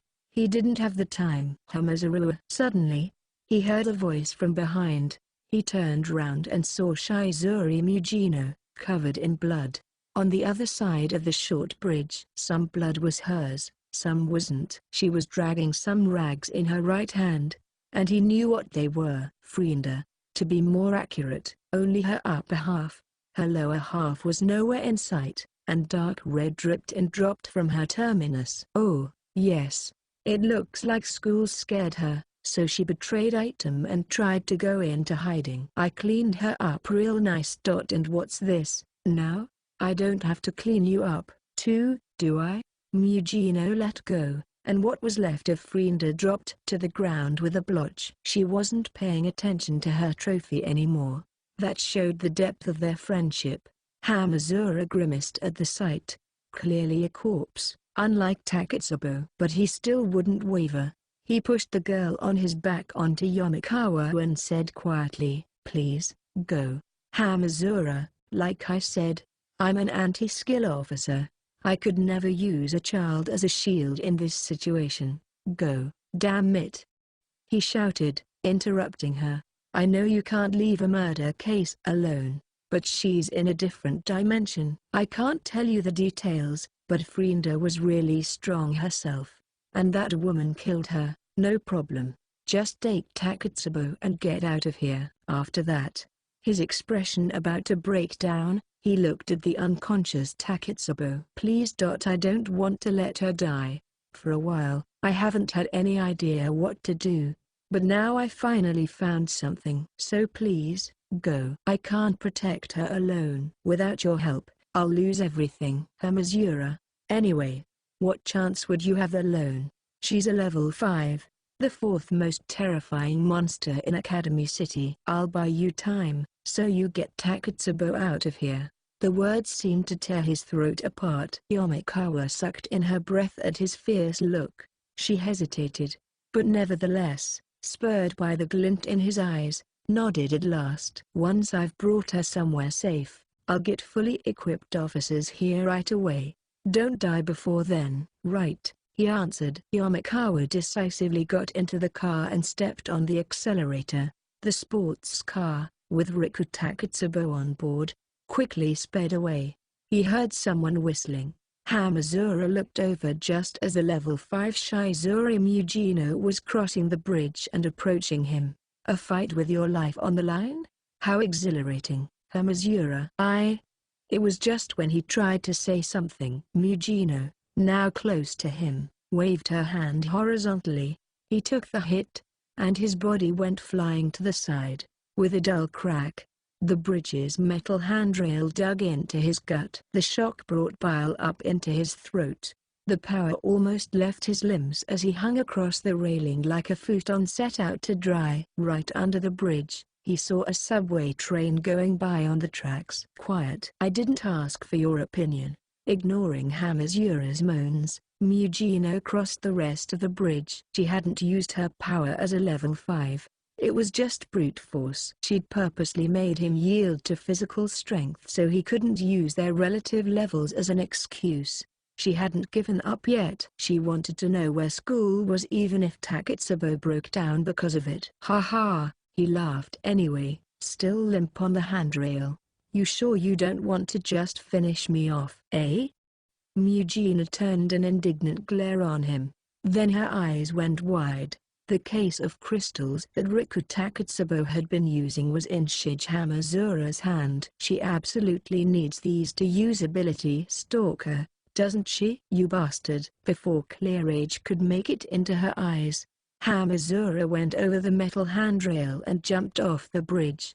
A subway car was passing by just at that moment. He crashed into the car's roof. People usually perceived them as flat, but subway cars actually had outer air conditioners and such on their roofs, making them fairly uneven. When he landed, he rolled several times, his skin tearing as though he'd been dragged over a grater, and the momentum almost carried him straight off the car. But he managed to dig in and stop. Sprawled out on the subway car's roof, he grinned. Looks like I managed to shake her off.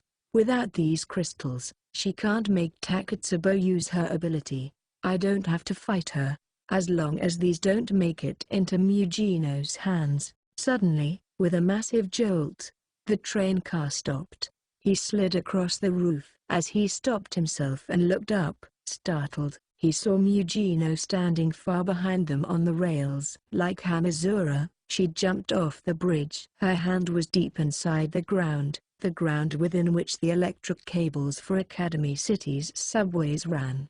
Mugino had used her ability to sever those cables, forcing the train car to come to a stop. A few hundred meters away, Shizuri Mugino said something. He couldn't hear her, but he could read her lips. Now you're dead, for sure. 7. Hamazura, on the train car roof, got the message from Mugino. The level 5 had stopped the car by force, and now she had a sharp, enraged grin on her face. Hamazura's hair stood on end. He quickly jumped from the car roof and ran across the gravel. He was blocked off on either side by concrete walls, like this was a man-made river, but spotted a metal staircase interrupting one. He ran up those stairs and burst out into the streets above ground. He cast a glance over his shoulder. Mugino was ascending the stairs, not far behind. In spite of the 20 or 30 meters between them, she was staring straight at him through the crowds. She'd already locked onto Shige Hamazura as her prey. Shit, I can't even shake her in a crowd. He kept on running, slipping between the people enjoying their days off. But he soon reached his limit. He looked around, then headed for a nearby building. Without checking if the door was locked, he basically gave it a shoulder tackle to force open the entrance and rolled inside. Damn. Where am I? This wasn't a normal company building. Trees a little taller than Hamazura were planted all over the floor. A wire netting hung overhead, and the tree's branches tangled around it. Grapes. He looked down and saw a line of hydroponic containers. The bluish-purple illumination must have been ultraviolet light to stimulate photosynthesis. An automatic manufacturing plant for vegetable ethanol fuel. Research on gasoline substitutes had come a long way. Sugar cane and corn were the usual culprits, but judging by the purposeful choice of grapes, which had a low alcohol production rate, it probably meant the grapes were of the finest quality. With a serious consideration on branding. Apparently District 3 celebrities wanted even the fuel they put in their cars to be different from the norm. Were they trying to make their engines drink wine, or what? What a nice place. The voice came from directly behind him. He tensed. That's some good sense to choose an unmanned facility, Hamazura. It's best if you're the only one to die. Before he could turn around in a panic, he felt the impact. Thud, with a nasty noise. Hamazura's body flew several meters away before hitting the ground. In grand style, he overturned the hydroponic containers, cracked through several grapevines, and kept on rolling along. The one hit, liable to kill him outright, caused intense pain all over. It was very strange that none of his bones were broken. Damn it. Hamazura dragged his bruised body out of the room. There was a staircase, so he went up it. Upstairs, he found rows of silver machines twice his height and straight metal piping connected to them. It looked like a beer production plant, the kind he saw in commercials once in a while. They were fermenting grapes and using the alcohol content from them. After all, so it was probably mostly the same on the inside. There would have also been machines to concentrate the alcohol and convert it into automobile fuel. Compared to before, there were more blind spots. She might be a level 5, but that doesn't mean she's invincible. Hamazura wriggled through the intricate pipes, then pushed his back up against the wall of a machine the size of a small room, desperately searching for an advantage. Back when I got attacked by that crane truck outside the Particle Physics Institute, she didn't use her power to destroy the wrecking ball. And with the subway before, too, she didn't try to stop the speeding car itself. She aimed for the power line in the ground. He clenched his teeth against the pain going through him and looked for a way out. She's incredibly strong, but I bet she needs a certain amount of time to take aim. In other words, she's weak to surprise attacks. She shouldn't be able to deal with a sudden attack from the shadows. That wasn't because her power was commonplace, but rather a weakness born of it being too strong. Unless she was meticulous and defined her ability's area of effect, she could get herself caught in it. Whatever the reason, he didn't care, as long as she had a disadvantage. With all the obstacles there, Hamazura should have had some chance at victory. But Hamazura, one word. Just hearing the voice made Hamazura's body scream of danger. Abandoning all logic, he went down to the floor, and a moment later, it came. Zzz. A rain of light rays. Pure white, unhealthy-looking rays of light lashed out in all directions from around the woman named Shizuru Mugino. They were special electron beams, each fired with as much energy as a lightning strike. Electrons, like light, exhibited properties of both particles and waves, depending on the situation, but Mugino could control electrons in a vague state between those. When these electrons, stuck in an ambiguous state, collided with an object, they wouldn't be able to determine which response to exhibit, a wave or a particle, and would end up stopping in place. The mass of an electron was supposed to be infinitely close to zero, but because of this stopping effect, they would turn into a pseudo-wall, which would smash into the target with terrible force, given the speed the electrons were fired at. That was meltdown, its formal classification, a high-speed particle wave cannon. Unlike the number 3 railgun, this level 5 could control electrons without using either waves or particles. Each of the light beams destroyed metal like it was paper, melted down thick walls, and painted everything in an orange hue. As though heat had made it to the already produced alcohol, small explosions were triggered in a few places. Hamazura managed to avoid a direct hit, but a metal fragment the size of a guitar pick stabbed into his left shoulder. And it didn't stop at one, 3 or 4 more followed. Ah! He screamed, holding his bloody shoulder. If his cover was in her way, she would make short work of it. With everything reduced to rubble and the room now flattened, Hamazura and Mugino hopelessly faced each other. The machines around here, they're just like those things you used to scoop goldfish. I forget the name. Anyway, none of this can block my meltdown. Academy City's number 4. She'd reduced all the machines covering the room to rubble in a single attack. She'd wrecked all possible cover, even doing major damage to the outer walls, and with the building itself now in danger of falling. Mugino stood in the center of the destruction and slowly widened her smile.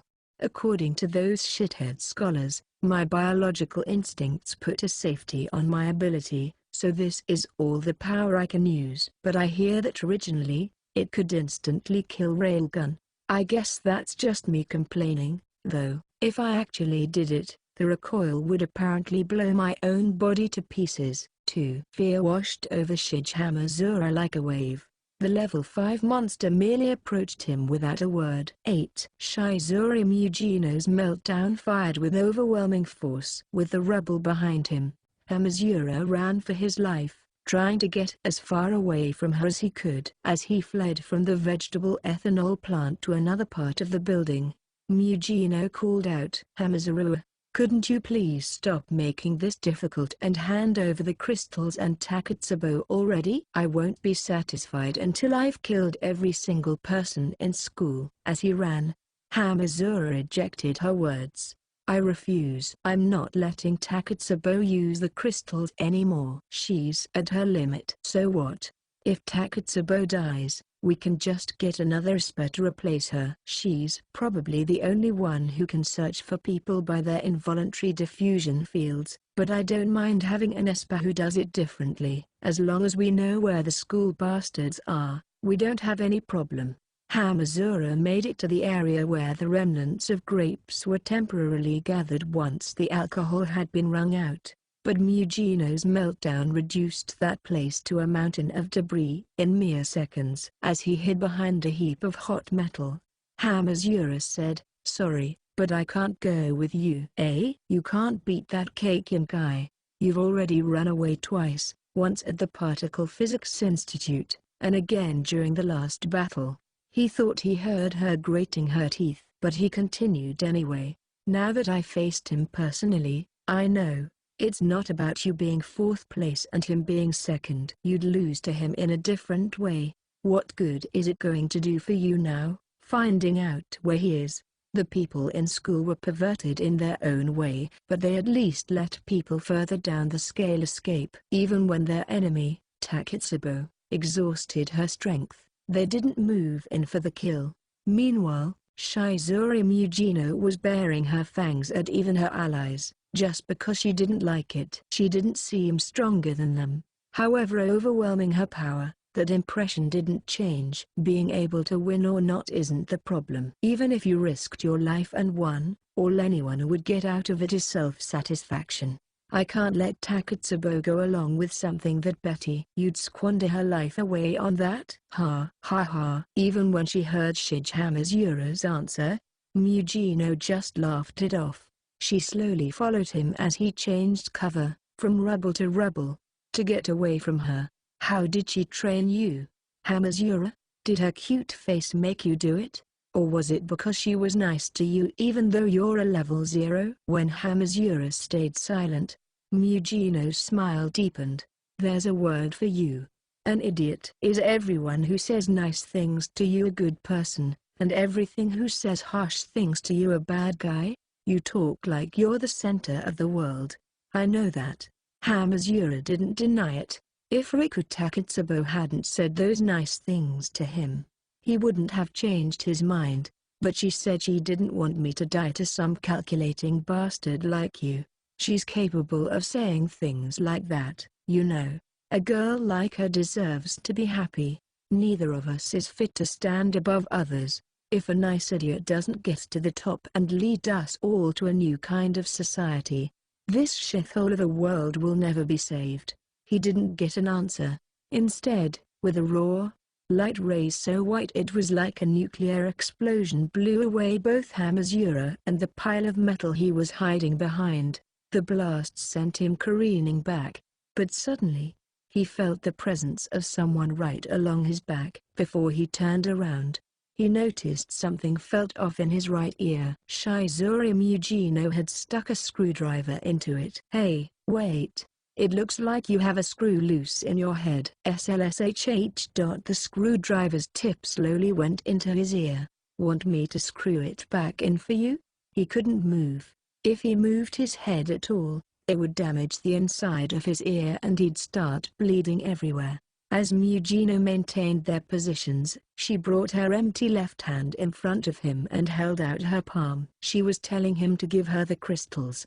Hamazura reached into his pocket. The clear case with the crystals was inside. Damn it! He clenched his teeth, shut his eyes, and made up his mind. Whirl! He disregarded the screwdriver and whipped around. 9.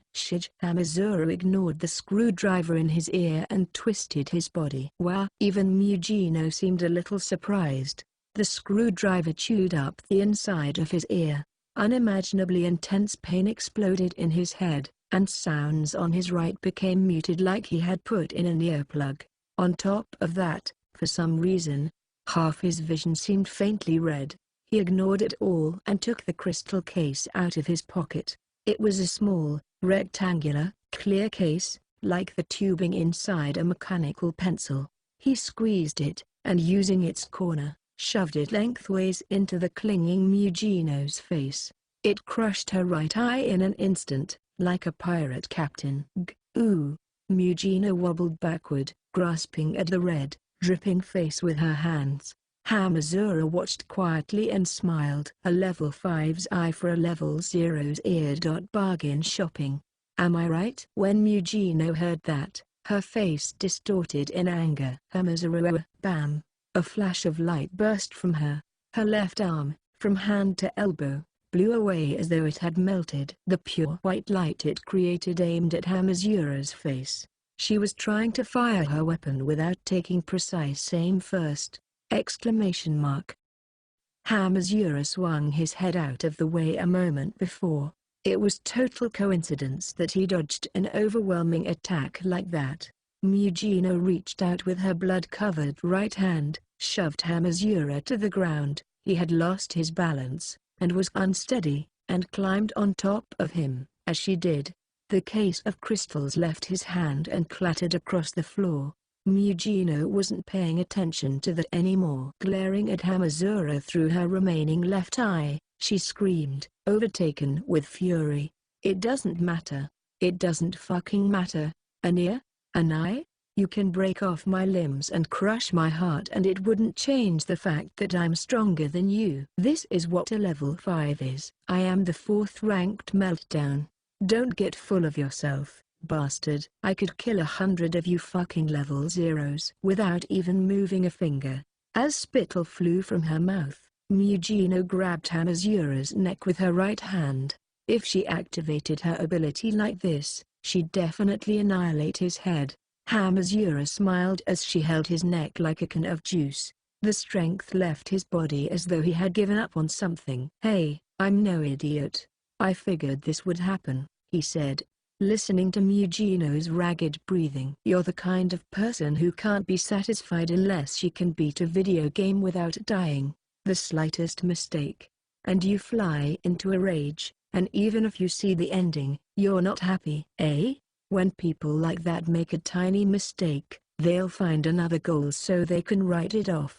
If you can't win without dying, you'll get a new high score and be satisfied. You never needed to obsess over some boring level 0. You should have just used your level 5 shit and sniped me from far away. He grinned. What I'm saying is that wasting time to come here and declare victory was a fatal opening. Shka. It was the sound of Hamazura stretching his arm, and the lady's gun up his sleeve sliding out. Wah! Before Mugino could say anything, Hamazura pulled the trigger. Bang, bang, bam. With a series of dry sounds, several holes opened up in her upper body. Hamazura kept on firing until he ran out of bullets, and even after that, his index finger continued to move for a while. Mugino looked at the blood all over her, surprised. Eventually, she rolled limply to the side, fell to the floor, and stopped moving. Easy win. Level 5, said Hamazura casually, dragging his own beat-up body to its feet. He picked up the case of crystals and put it back in his pocket. He probably couldn't have beaten her if he'd taken his gun out right away. She would have easily used her ability to protect herself. He needed to be stingy about it until the very last moment. Even when she put the screwdriver in his ear, he hadn't taken it out, to lull her into a false sense of security, that he had no actual weapons. Ritoku Komiba, Skillout's leader, had once locked out Academy City's strongest level 5's ability and gotten within inches of taking his life. Hamazura had done the same kind of thing. He pushed his pinky into his wounded right ear. The eardrum didn't seem damaged. His finger came out with a clump of blood, and some of his hearing returned. Sheesh, bargain shopping indeed, he grumbled. About to leave. Ma.Zura. Then a voice, as though from the depths of hell, gave Hamazura a terrible chill up his spine.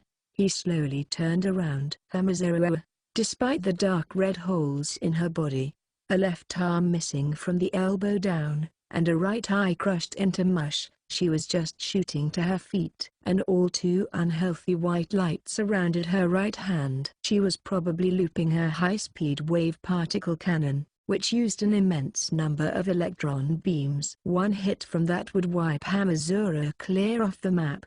The handgun in his right hand had no ammo left. He wouldn't be relying on it. 0.2. He flung the gun aside and charged straight into Mugino's zone. Their arms intersected. The slightest hesitation would have created an opening. The slightest opening would have ensured his death.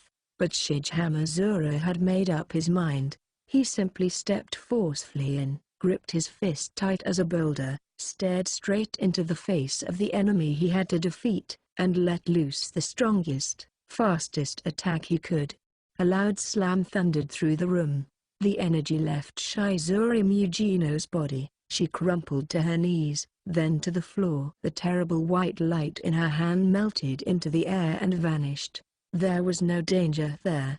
Hamazura picked up the gun he'd thrown away, then looked down at the unmoving Mugino and took his cell phone out of his pocket. He called out Yamakawa, who had given him her number when she'd put him in custody, saying something about being there if he wanted to talk. "It's Hamazura. Don't need anti-skill support anymore," he said, walking through the demolished building, heading for the exit. "Yeah, I ended it all." 10. Shige Hamazura left the District 3 vegetable ethanol plant. Several people from Items Ancillary were standing by to erase all the evidence, but nobody stopped him. From the looks of things, he'd just crushed the 4th-ranked Level 5 in Academy City. Nobody would want to foolishly lay a hand on him. "Yo!" A figure standing a short distance away from the building saw him and spoke up. Hanzu. Delinquent members with their bases in District 7 had nothing to do with the celebrity-filled District 3.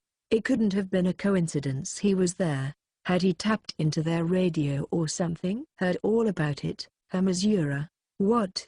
And how much?" "You beat a Level 5 on your own, right?" "Some information source he's got," thought Hamazura with a sigh. Then he remembered something. "It came in handy, by the way." "It? The girl gun? If you hadn't given it to me, I'd be dead." "Huh? If you took down a Level 5 with that tiny little gun, that makes you a real beast." Hanzu took out a cigarette, then handed a second one to Hamazura. "Well, isn't that a nice little present? With all this under your belt, nobody would turn you down. Not that many people actually hate you anyway. Your old position's available, Hamazura. A bunch of others are waiting for you, too." "Sorry," said Hamazura, lighting the cigarette and grinning. "I found something else to do." PFFT. Now I'm jealous. Nevertheless, Hanzu didn't persist. The fact that Hamazura, of all people, had stood up to the monster that was Shizuru Mugino all on his own, he could sense something different about his state of mind. "Whatever. I'll round up skill out for the time being." "Thanks. But don't forget about us. We'll save you a seat." "Come on back when you're done."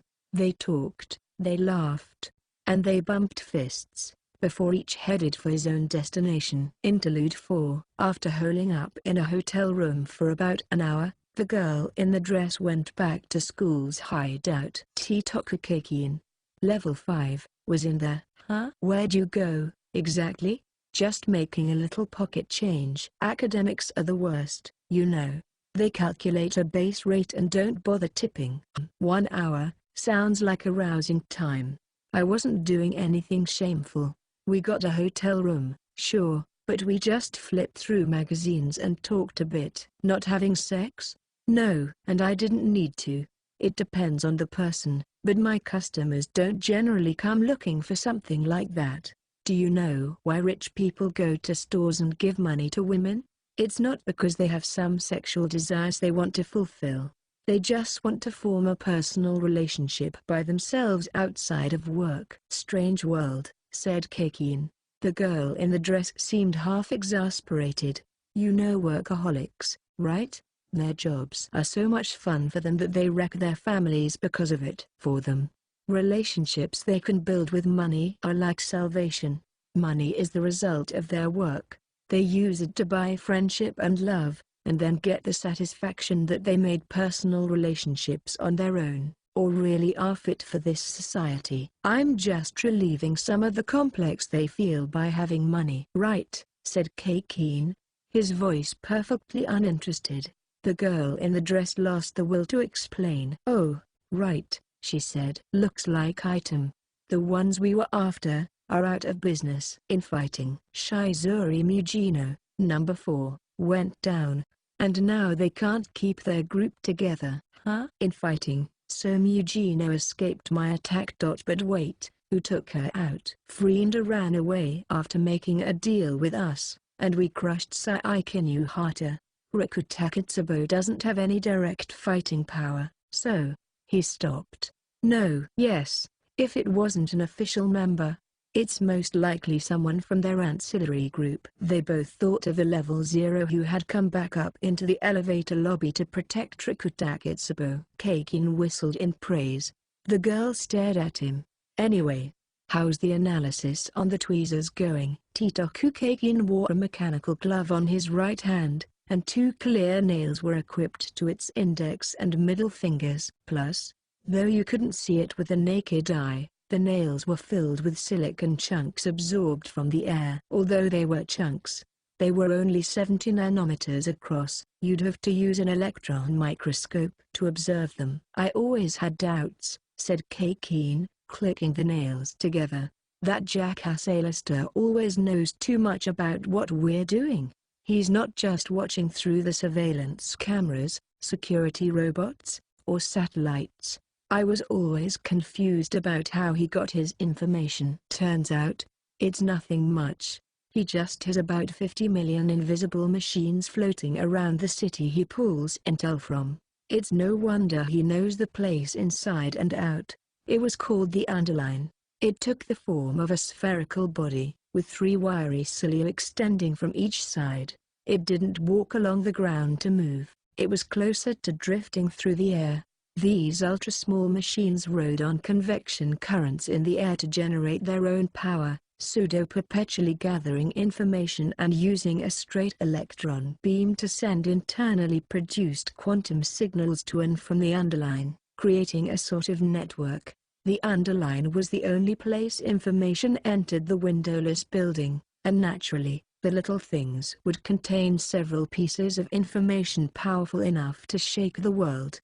But even knowing the Underline exists, it's really hard to find machines you'd need an electron microscope for. And even if I did catch them, I'd have no way to get information out of them. After all, you'd have to pry open a nano-sized device and hook up to its circuitry. On top of that, I hear the quantum signals inside them would get changed if an outside source carelessly observed it. That was where the tweezers came in. However small the nano-devices were, the tweezers would have no problems. Since they were developed to grab elementary particles themselves, they would make it possible to extract information from the Underline. The girl in the dress looked at Keikin and asked, "What did the analysis show?" "What we thought it would," answered Keikin. "It won't work. There's a lot of data stored in the Underline, but I don't think this by itself will put us on an equal playing field with Alistair. We'll need one last push. In addition to this data, then we're going to do it? Yeah. We'll kill Academy City's number 1. That's the only way. If we want to have an advantage negotiating with Alistair, a spare won't cut it. Instead, I'll have to become a main." "I see," replied the girl, not particularly emotive. "Doesn't matter to me. I'm still not getting involved in the accelerator fight." "What?" "My heart measure ability changes the distance between people's hearts. So if I held the same distance to accelerator as whomever he's closest to, I might be able to force him to hesitate to attack. But that doesn't guarantee he'll stop when confronting the person closest to him. Some people go crazy and attack even more fiercely." "Why do you betray me, bastard? That kind of thing. Could you trust accelerator on that front?" "I'm sorry, but I feel like no matter how I adjusted the distance between us, he'd attack me. He's a mess, and I can't predict what he's going to do." "Ha," answered Keikin boredly. He didn't sound disappointed. He must not have been expecting much from the girl in terms of fighting force. She looked at the nails on his right arm. Once you've got a result, tell me. Once we have direct bargaining rights with A-lister. Right, said Kakin, before the girl in the dress left school's hideout. Titoku Kakin stared at the tweezers and grinned lethargically. Accelerator, eh? Chapter 5. 1. To overcome the strongest black wings. Dark matter. 1. With Block's eradication, the incidents had ended for the moment. Tsuchi Mikado was cleaning up the mess it caused. Muzujime was tending to her wounds, and who knew where Unabara was or what he was doing, though he was probably fine. Accelerator, without anything in particular to do, nor the motivation to do it, took the train back to District 7, went into the first convenience store he saw, and got a can of coffee. Then his phone rang. On the screen was Tsuchi Mikado's number, registered as contact 3, but when he picked up, someone else was on the other end. Excellent work, Accelerator. Block's attempt on the General Board chairperson's life has terminated. This is all thanks to you and Group. You again? Answered Accelerator, clearly annoyed. I'm happy to have such capable subordinates. It sounds a lot like you want me to kill you. No, not at all. I really am grateful this time. So in addition to the stipulated payment for your normal business operations, as personal thanks, I have a useful piece of information for you. Useful info? Yes. Information regarding a fatal threat to serial number 20001, last order. 2. Kazari Ueharu and Last Order were at an open-air cafe.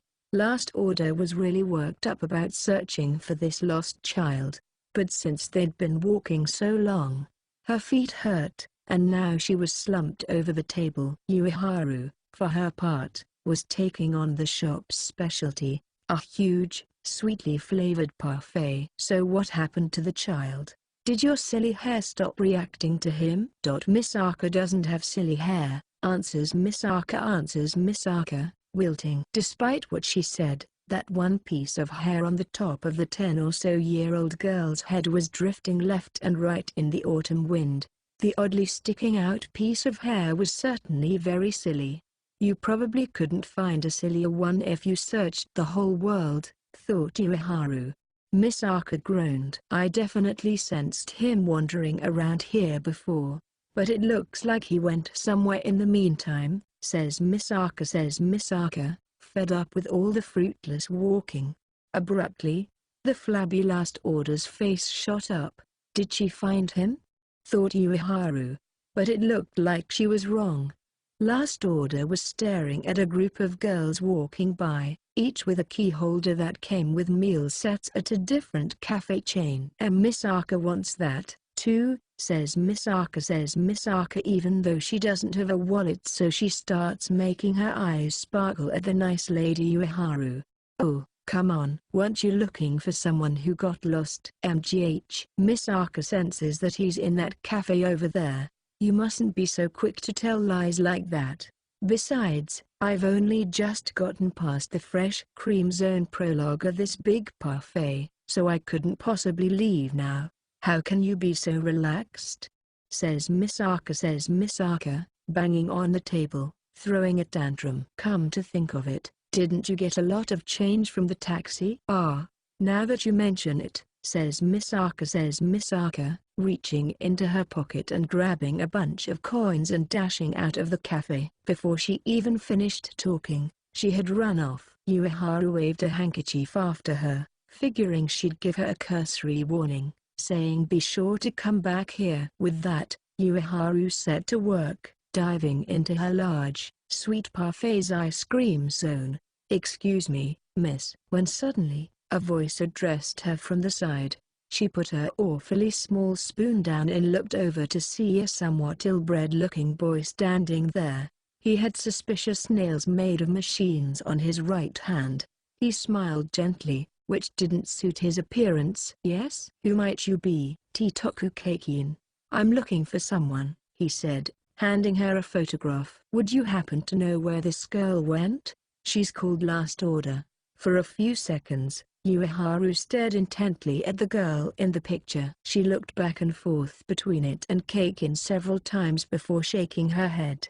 "No, I'm sorry, but I haven't seen her." "Oh, if you really can't find her, you should probably put in a report at an anti-skill office." "Okay, I'll try looking for her a little bit longer before that." "Thanks," said Kakin with a smile, walking away. Ueharu stuck her slender spoon into her parfait and was about to dive back in. "Oh, right, miss.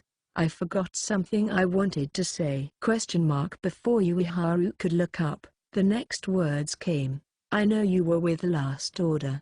You fucking imbecile." Wham! An impact shot through her temple. Before she realized she'd been punched, she'd already fallen out of her chair. Her legs swung out wildly, knocking over the chair and her table. Her parfait, almost entirely uneaten, splattered all over the road like a crushed fruit. Several nearby pedestrians screamed. Still unable to figure out what had happened, Kakin stomped on her with his soul, holding her to the ground. "That's why I asked that question. Not have you seen this girl? But do you know where she went?" He leaned into his foot. With a dull crack, the intense pain of bones scraping together tore through her. Her joint had popped out. It hurt so much that she wanted to writhe around, but Kakin's iron foot wouldn't move.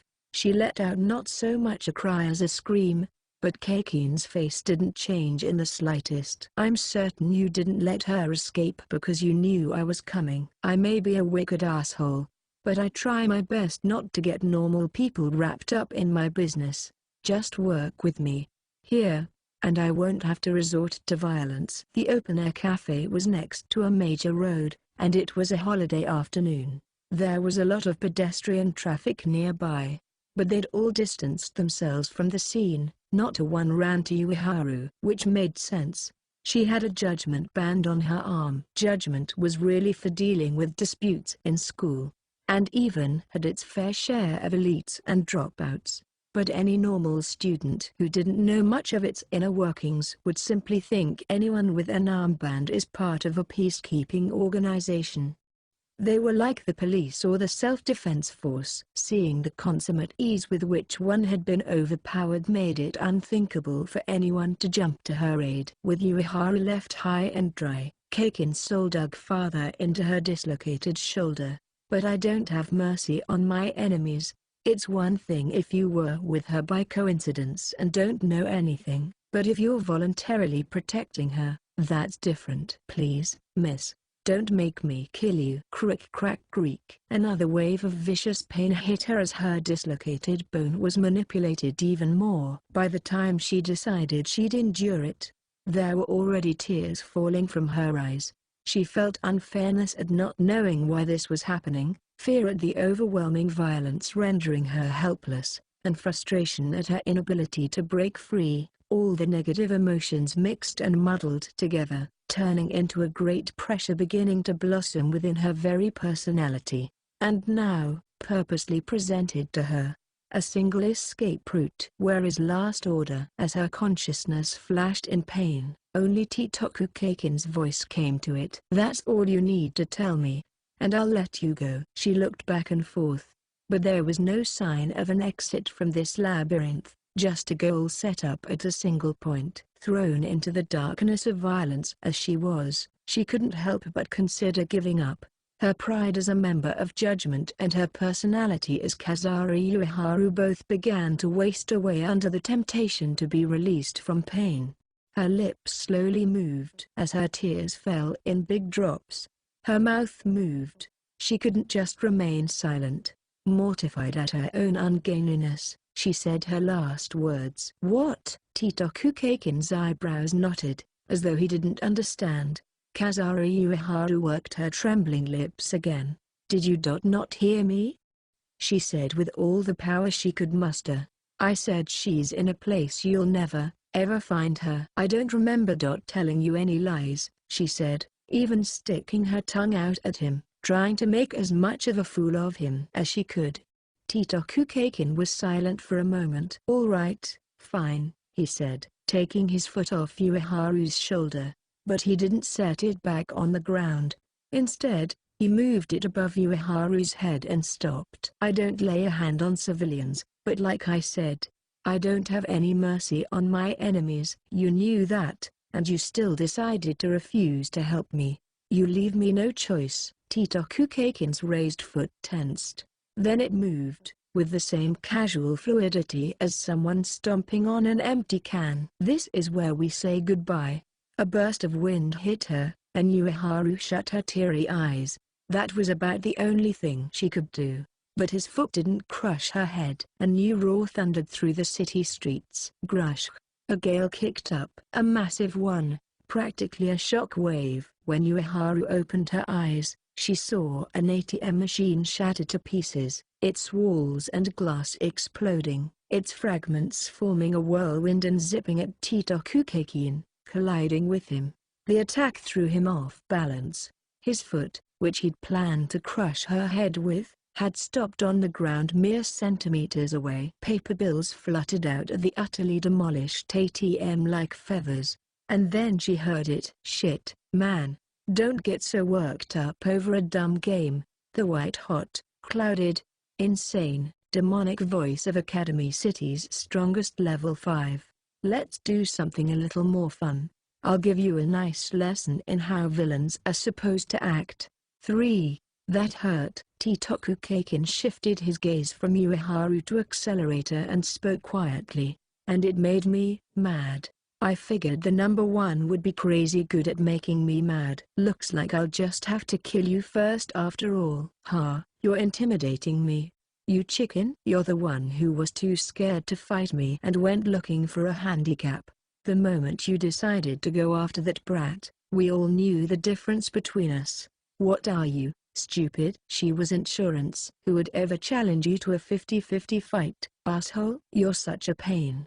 You think you're worth that much? Academy City's number 1 and number 2, Accelerator and Titoku Kakin didn't bother to keep everything secret. Cleanup was a job for someone else, not them. You swine. Your prep work done now, or what? I gotta say, underline is something. You showed up way earlier than I thought. Eh? Don't make me laugh, you lapdog. You think fighting for the weak like this is gonna make you a good person? Ha, you don't get it, do you? Said Accelerator quietly, tossing his cane to the side. This is great. I'll show you how villains come in many colors. Boom. An explosion rang out. Accelerator and Titoku Kakin clashed head-on. The aftermath shockwave blazed through their surroundings equally, mowing people down, shattering glass to smithereens. In every direction, clamors broke out, but neither paid attention. Their clash had shown clear results.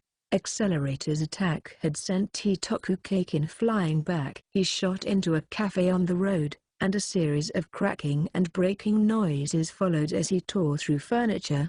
Accelerator's expression, however, was nothing if not displeased. The feeling of his punch having purposely gone awry remained in his palm. You control the vectors here and now, said the voice from inside the shop, which looked like it had been bombed by terrorists. I thought I could manage by using so much mass you didn't have enough vectors to move it, but I guess that won't work.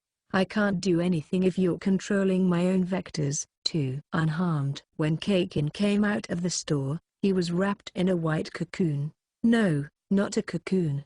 They were wings, spread on their own. 6 angelic wings flapped slowly behind him. Accelerator frowned a bit. Those look terrible on you. What are you? From a fucking fairy tale? Don't worry, I know. With those words, they moved again. Accelerator charged straight at him while manipulating the vector of his leg's power, while Kakin made a leap to the side, wings batting the air. He shot dozens of meters over and landed on the road's central divider. Meanwhile, Accelerator swung his arm, cutting through the air and literally grabbing hold of the airflow's vector. Roar! A blast of wind burst forth from behind him. The air hit 120 meters per second, turning into a cannonball to knock Kakin off the divider. Exclamation mark! Deftly moving his wings, Kakin avoided it, and then he heard a clack. When he looked, He saw that Accelerator had just put a foot on the side of the road next to the divider Kakin was standing on. How had he gotten so close? When had he done that? Before he got answers, Accelerator charged into range and thrust out his right hand. Kakin said, "Fun fact. Everything in the universe is made up of elementary particles." As he spoke, he protected himself with a wing. When Accelerator's hand pierced it, he changed his own wing into countless feathers, preventing the impact from reaching his body. I'm talking about particles even smaller than molecules and atoms. Gauge particles, leptons, quarks. Even hadrons, made from antiparticles and quarks combined. But, you can group them into a few things. Anyway, these are the particles that make up this world. However, he said in a low voice, my dark matter doesn't play by those rules. With a loud roar of wind, 6 new wings grew out of Titoku Kakin's back. The dark matter I create is something that doesn't exist anywhere in the universe, not because we haven't found it, or because theoretically it should exist, or anything dumb like that. It doesn't actually exist. A new type of matter created by a level 5 that didn't fit into any academic categories. His white wings ignored the laws of physics, as though he dragged them straight out of an alternate universe. But Accelerator wasn't shaken at all. Whatever they were made of, he would crush all of it with his vector control ability. I'll bury you with the rest of the trash. Accelerator stepped in closer, trying to grasp at Titoku Kakin's heart. But, you don't get it, do you? As soon as Kakin said that, his white wings suddenly let out an intense, bright light. Accelerator felt a pain like he was being slowly roasted, and reflexively got away from Kakin. Then he realized the strangeness of what had just happened. Accelerator, who reflected every vector, had just been affected by an outside force. That was diffraction. When light waves and electrons pass through a slit, the waves scatter in different directions. It's in high school textbooks. If you make more than one slit, you can make the waves interfere with one another. Basically, his white wings had tiny gaps too small to see, and those gaps changed the nature of the sunlight coming through them and attacked him. Or so Accelerator figured. His wings hadn't made light, they'd altered the light passing through them. Yeah, like everything. It all depends on how you use it. How's it feel to die from a sunburn? But looks like you flunked physics, moron. Use diffraction all you want. You can't change sunlight into a death beam. Maybe not. If I was obeying this universe's physics. Kakin began to boost his wings with power as though drawing back a bowstring. But my dark matter is a new kind of matter that doesn't exist in this universe. Our existing laws of physics don't apply to it. Any sunlight that touches the dark matter and reflects off it starts working on independent laws. It's called a foreign substance for a reason. A tiny bit of it and the world changes completely. The 6 wings flapped. They stirred up a gale, and as Accelerator buffeted it with his reflection, he realized what Kakin was after. He looked right at him to see him smiling thinly. I'm done reverse engineering it! Accelerator tried to get out of the way, but Kakin had already unleashed his 6 wings. As simple blunt killing instruments. Crack, thud, crush. Dull sounds ripped through Accelerator's innards. His body, reflecting every vector, was blown away. He crashed into a tree over 10 meters away, breaking its thick trunk in one go. The sunlight, the gale. Their meaning. Accelerator, you say you reflect everything, but that's not quite accurate. Kakin's wings silently extended. They looked like giant swords now, over 20 meters long. Accelerator jumped over a building top, but the wings, positioned vertically, struck him like a crumbling tower. If you reflect sound, you can't hear anything. If you reflect matter, you can't hold anything. You unconsciously filter out the harmful from the beneficial, and you only reflect what you don't need.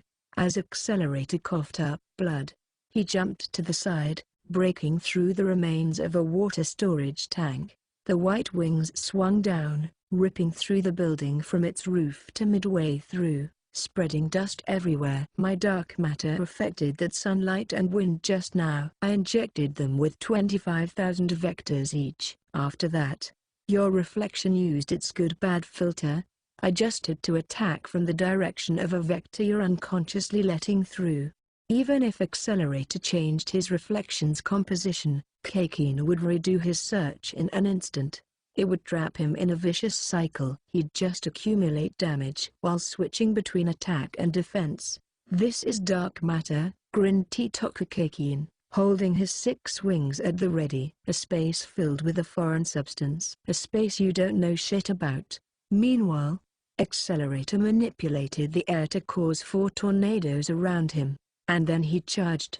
His tornadoes wrenched Kakin's white wings away, and Kakin's white wings, along with their gales, erased Accelerator's tornadoes. By the time the reinforced concrete structure began to creak and sway unreliably from the aftermath, the two were no longer there. They were moving parallel to each other, crashing their abilities together, sometimes jumping onto wind turbine propellers and sometimes leaping off traffic lights, dashing at an intense speed through the city streets.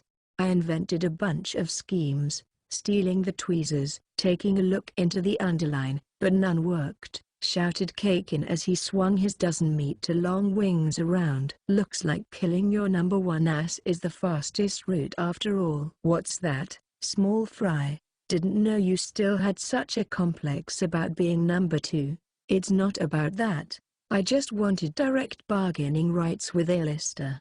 Accelerator ignored him and purposely crashed down onto the asphalt below. The impact caused pebbles to pop into the air. He flung out a hard, 2-stage kick at them.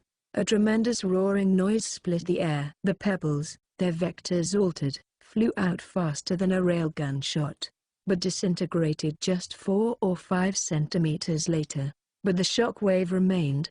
The speed had already broken the sound barrier. However, Kakin, putting all his strength into his white wings, used them to disperse it. Their respective waves clashed between them, and the resulting surge of air ripped signboards and traffic lights from their fixtures. "That shithead A-lister has a bunch of plans going at once. Seems like they're his highest priority.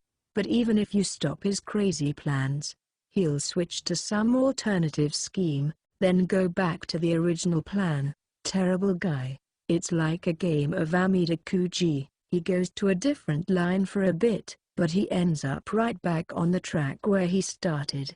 Accelerator and Kakin, who had been running parallel, now made sharp turns, running at each other to clash at point-blank range. They were at a giant scrambled intersection, with 4 lanes on each side. Their clash completely cut off the flow of traffic. But nobody was complaining. Nobody could complain. Everyone instinctively knew that secrecy wasn't the issue here. If they said something, they'd die. The 2 bodies crossed. Air exploded, and after a few seconds, Azbua rattled through it. "Which makes things simple. Just smash all his backup plans, and he won't be able to compromise by going to a different line.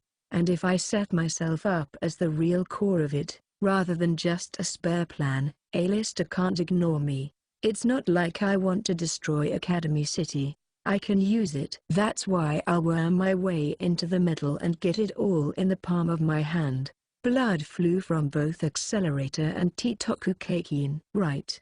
If you kill the current core now, you'll take over his plans." They stopped, then slowly turned around to face each other. Kakin was probably confident, beyond his big talk, that he could get accurate information on just how many plans A-lister had running at the same time. And Kakin had a reason, something making him go that far. Accelerator didn't think too much about that point. Wander into Academy City's underbelly and you'd realize tragedies were as numerous as hills and stars. Kakin had probably experienced one in Broken. Just like how Accelerator had killed over 10,000 people for the experiment, and how he had thrown away his life for the sake of one person. "Worthless," he said. Having predicted that maybe you're trying to give me sound arguments like you're some perfect person, but it's still all shit coming out of a filthy mouth. Ha! You don't have the right to tell me off when you don't even know how valuable your own position is. You're the closest to having direct bargaining rights with A-lister. That's all you had to say to prove what a cheap villain you are, said Accelerator in disappointment from the wrecked intersection. You can use a tragedy a bunch of ways. You can carry it with you. You can tell others about it. And you can use it to decide what direction to take your life in. But just because it happens doesn't make it right for you to go after totally unrelated little brats. Got it? The moment you start to think your grand cause makes it okay for you to kill civilians, you've cheapened yourself as a villain. Right, sure. That means a lot, coming from you, replied Titokukakin, sounding uninterested. He went on, I'm not going after civilians because I like it or something. If I'm in a good mood, I'll even let lower villains go free, but not if it's a threat to my life. How many random onlookers and pedestrians have you crushed in this battle so far? You just sent pieces of asphalt flying faster than the speed of sound. The shockwave leveled everything. It was our battle. That's why I went after Last Order. And that brat who looked like a guardian. Don't lecture me from on high, murderer. You've got no right to tell me shit when you've let those onlookers die just to kill me. You think you're an exception or something? Ha! Let onlookers die just to kill you, eh? But Accelerator, denounced, laughed. You really are third-rate. You don't have the aesthetic. And that's why you can only spout bullshit like that. Eh? Do you even know why I'm number 1 and you're number 2? Laughing, Accelerator slowly spread his hands. It's because there's a wall between us you can never get past. Titokukakin felt his head nearly explode with anger, but then he noticed something. What it was like around them. True. Accelerator and Dark Matter's clash had messed up the city streets. High-rise building windows had been shattered. Broken traffic lights were strewn about the roads, and roadside trees had been whipped around so hard they were now stuck in concrete walls. But something was missing, the tragedy. Despite the glass fragments pouring down like rain, nobody was injured. The raging winds had diverted their course and the signboards had shielded people late to escape, miraculously protecting the crowds. The rest was the same. Not a single person hurt. He couldn't check every single one, but he knew if he went back along the course of their battle, there would be many who had been defended by invisible hands. Kakin's throat dried up. Are you telling me you protected them? He thought back to the first shots. Accelerator had fired a gale at Titokukakin, but he could have done a more powerful surprise attack as well. But if he had, the aftermath would have blown away Last Order's acquaintance. But, in short, that was his way of life. Even embroiled in a level 5 death match, number 1 in the city versus number 2, even though the slightest diversion of his attention would have created a fatal opening, Accelerator had continued to protect innocent people. You gotta be shitting me. How much can you fucking control? Accelerator looked bored. He just grinned scornfully, as if this much was only natural. Why couldn't Titokukakin do it? You angry now, small-timer? Said Accelerator, as though this were all absurd, to Titokukakin, awash with shock. This is a true villain. Even after all that, he was still a villain. How amazing did good people have to be in his mind? Don't get full of yourself, Accelerator. With a shout, Titokukakin's 6 wings immediately swelled with power. He changed their length, then their properties, until the white wings spread out as lethal weapons. They were tense as a fully drawn bowstring, and their sights were set perfectly on 6 of Accelerator's vital points. Accelerator just laughed. Come on, don't get complacent. I've already analyzed your reflections filter. That fraud of a defensive power won't work on these. Yeah, maybe this dark matter you control doesn't exist in this universe, said Accelerator, beckoning with his index finger. Textbook laws don't apply, and light waves and M waves that touch those elementary particles go off in vectors they're not supposed to. So yeah, I guess trying to use this universe's vector calculations for it ends up putting holes in my armor. The bloodlust between them expanded. The center of the busy intersection was covered up with death. I'll just have to redo my calculations to include it. I'll redefine the universe so that it's constructed of particles including your dark matter, and then, once I officially unveil your new world to the public, it'll be checkmate. You think you can use your vector control on my dark matter? You think I can't? Huh? You think you've got me all figured out, do you? Wouldn't be much of an issue! Exclamation mark.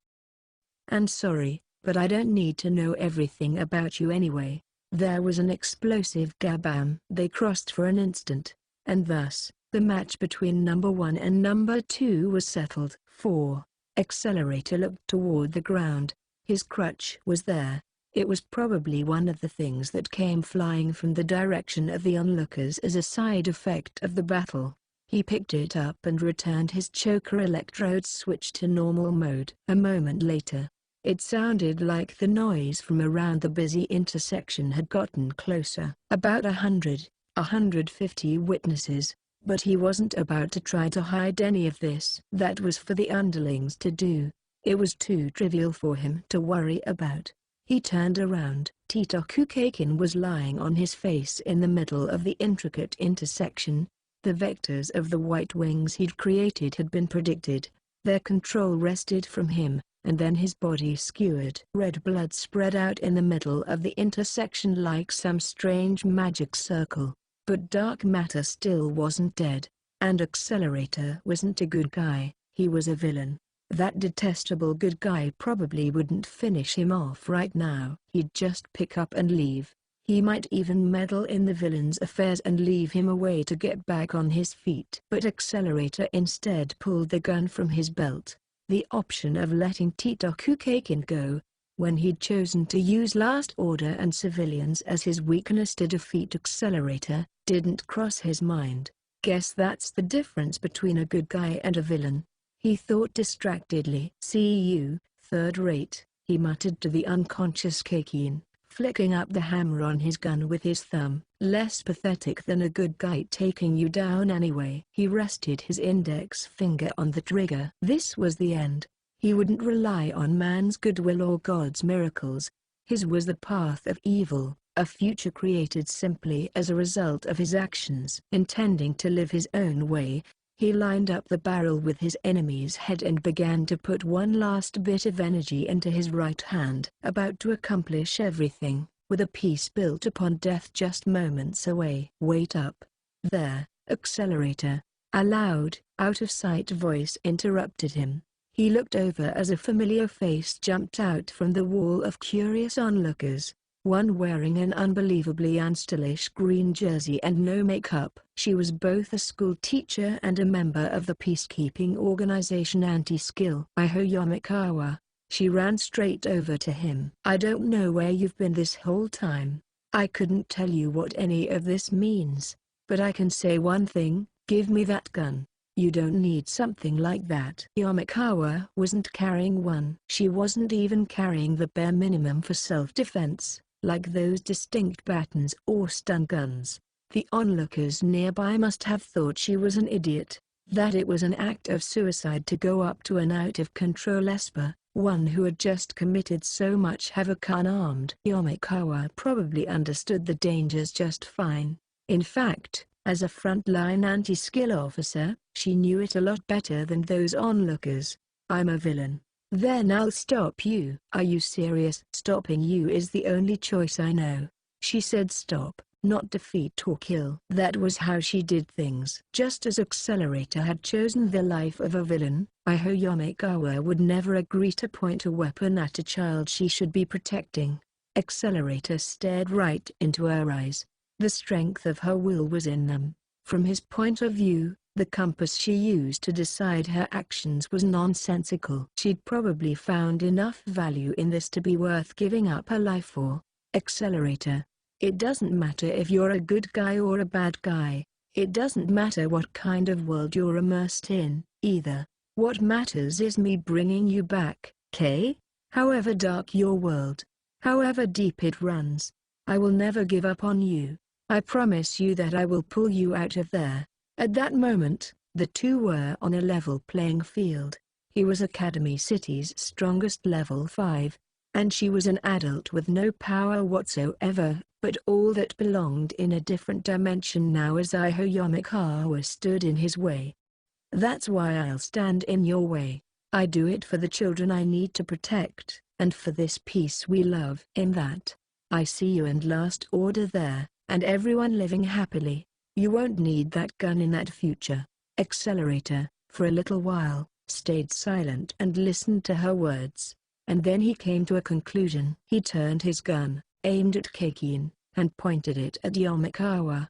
That's why Iho Yamikawa was an enemy. Even if she was a good guy, even if the reason for her actions was so Accelerator could be happy, she was obstructing the path of evil he needed to dominate. So he would get rid of her, not kill her. He was good enough with a gun to go easy on her. Right here, Accelerator had people he needed to protect. Last Order, the sisters, Kiki Yoshikawa, and Iho Yamikawa.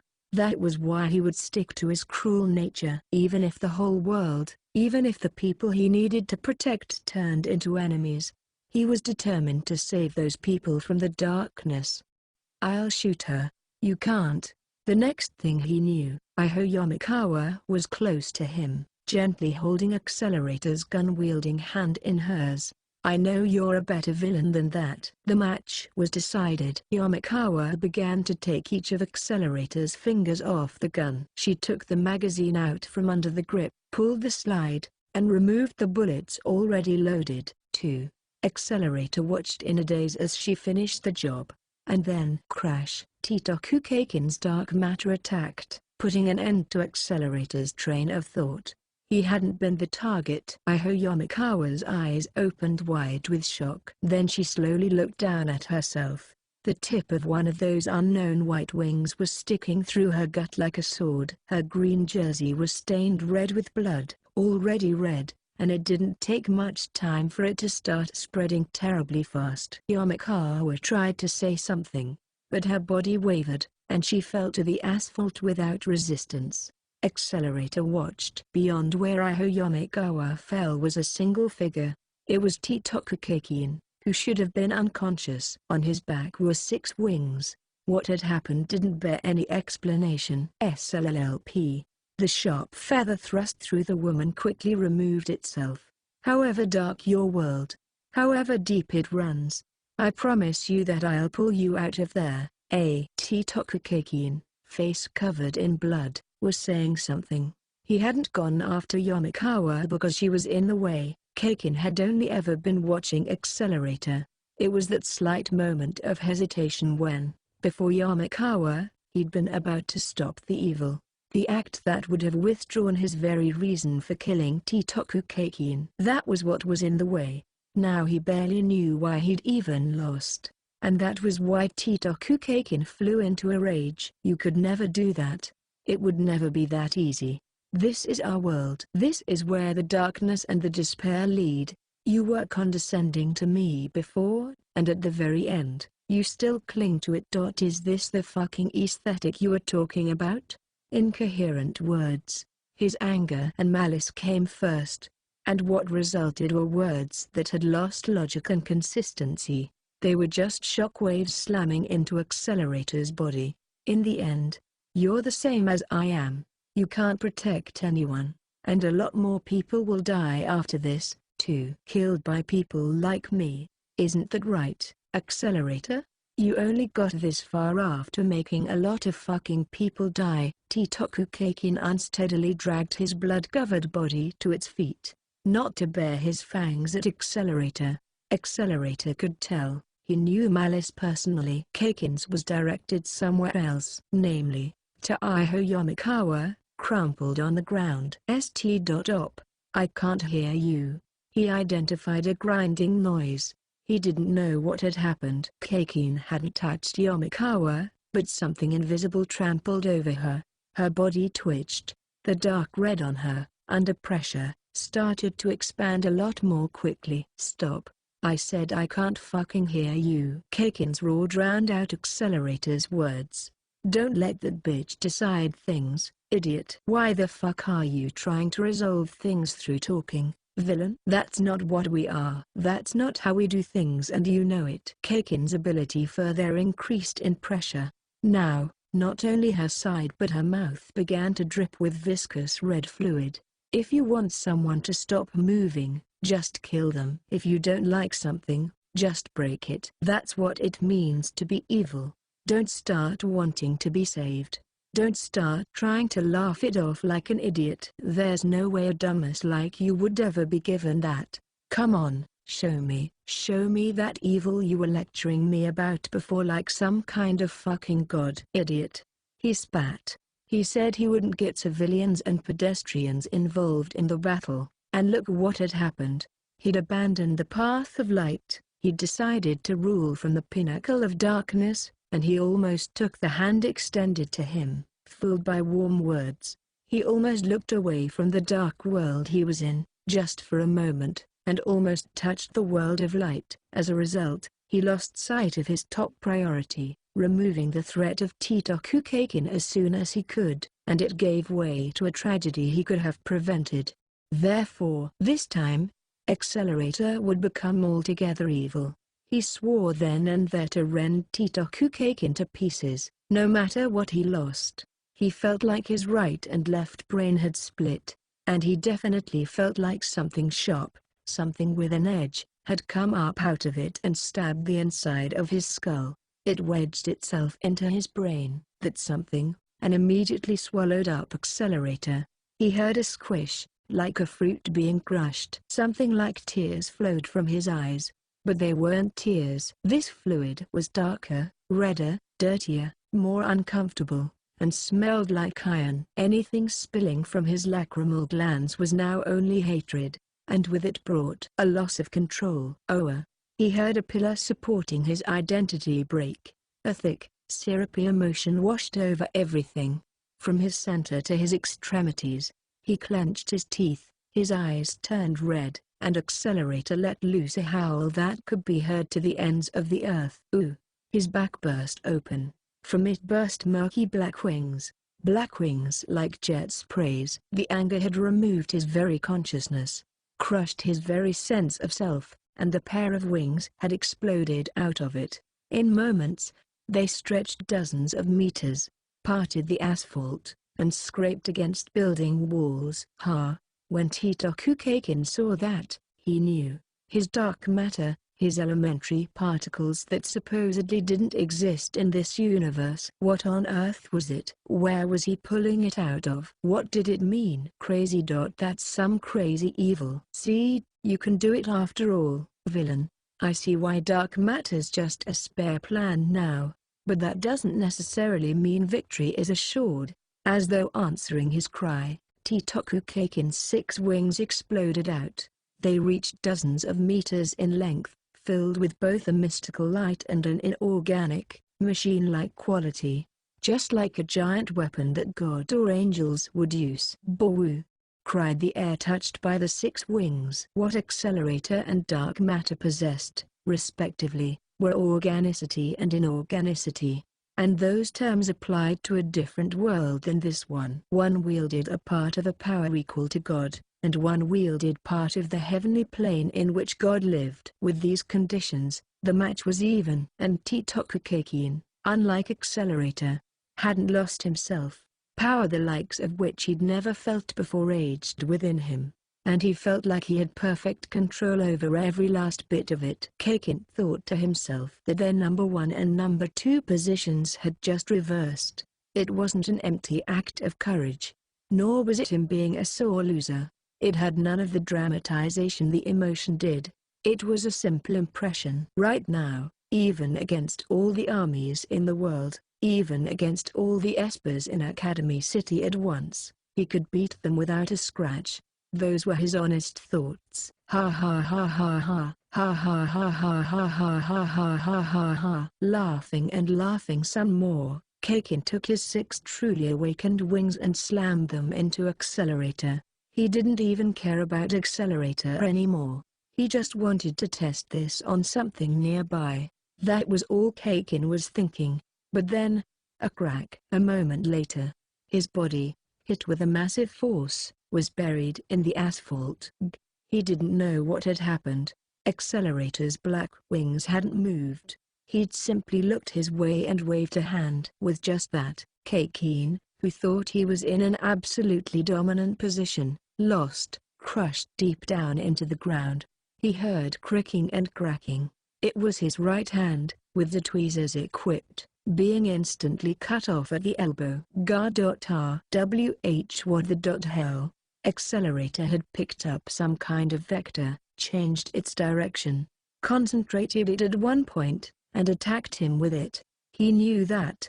But even with all the world's vectors, he couldn't have caused something like this. Right now, Titoku Kakin was sure he couldn't lose in this world. It didn't make sense. He couldn't comprehend it. The supremely overwhelming Accelerator simply walked toward him, slowly, one step at a time, toward where he was smashed. Kakin realized that every footfall was his life ticking away. When the distance came to 0, his life would end. And Accelerator had already taken the final step. Ha ha, damn it. So that's it. That's what you were for? No response, just a lethal fist coming down on him. The overwhelming butchery had begun. 5. Only the sounds of pounding meat echoed through Academy City. With each hit, the asphalt cracked, the earth rumbled like an aftershock, and the buildings shook ominously. None of the onlookers could say a word. Even looking away took courage. Most people did nothing but gaze at the overpowering scene. Amidst all that, Iho Yamakawa woke up. In the haze in her mind, she heard a roar more fearsome than a beast's and more horrible than a demon's.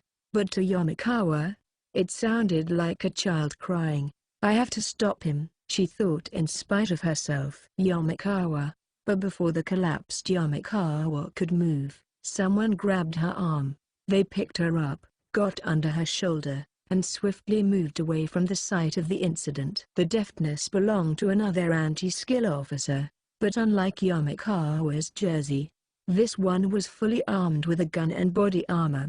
Saigu, let me go. I still have to. You can't, Yamakawa. She tried to fling him away, but she didn't have her normal strength. Meanwhile, she heard a series of bangs and booms, the air being struck. She looked up and saw a black combat helicopter soaring through the blue sky. It was one of the brand new Hex wings.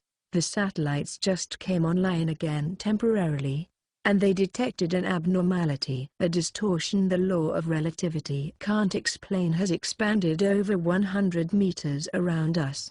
The analysis team says it's probably bizarre interference from involuntary diffusion fields. And you're attacking the source, even though it might kill you? Give me a break. She coughed up blood when she shouted, but this time, she wrested herself free from Saigu's arm. She took another look around.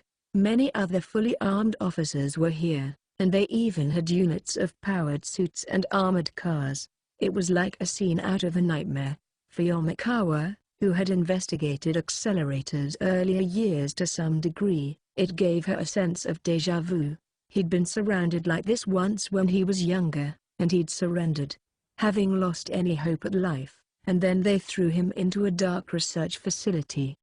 She couldn't let that happen again. Not paying any mind to the wound in her side, the blood-soaked Yamakawa stood in the officer's way. Lower your guns. We don't need them to persuade Accelerator. But Yamakawa, don't you know who that is?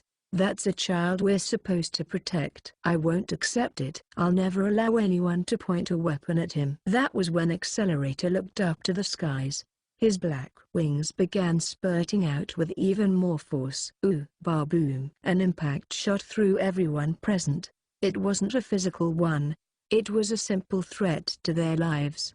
Their animalistic instincts had gripped and squeezed their hearts. The pressure she felt was so strong it felt like she'd crumple to the ground if she relaxed. Accelerator's anger wasn't directed at the onlookers or the officers, they were below his attention.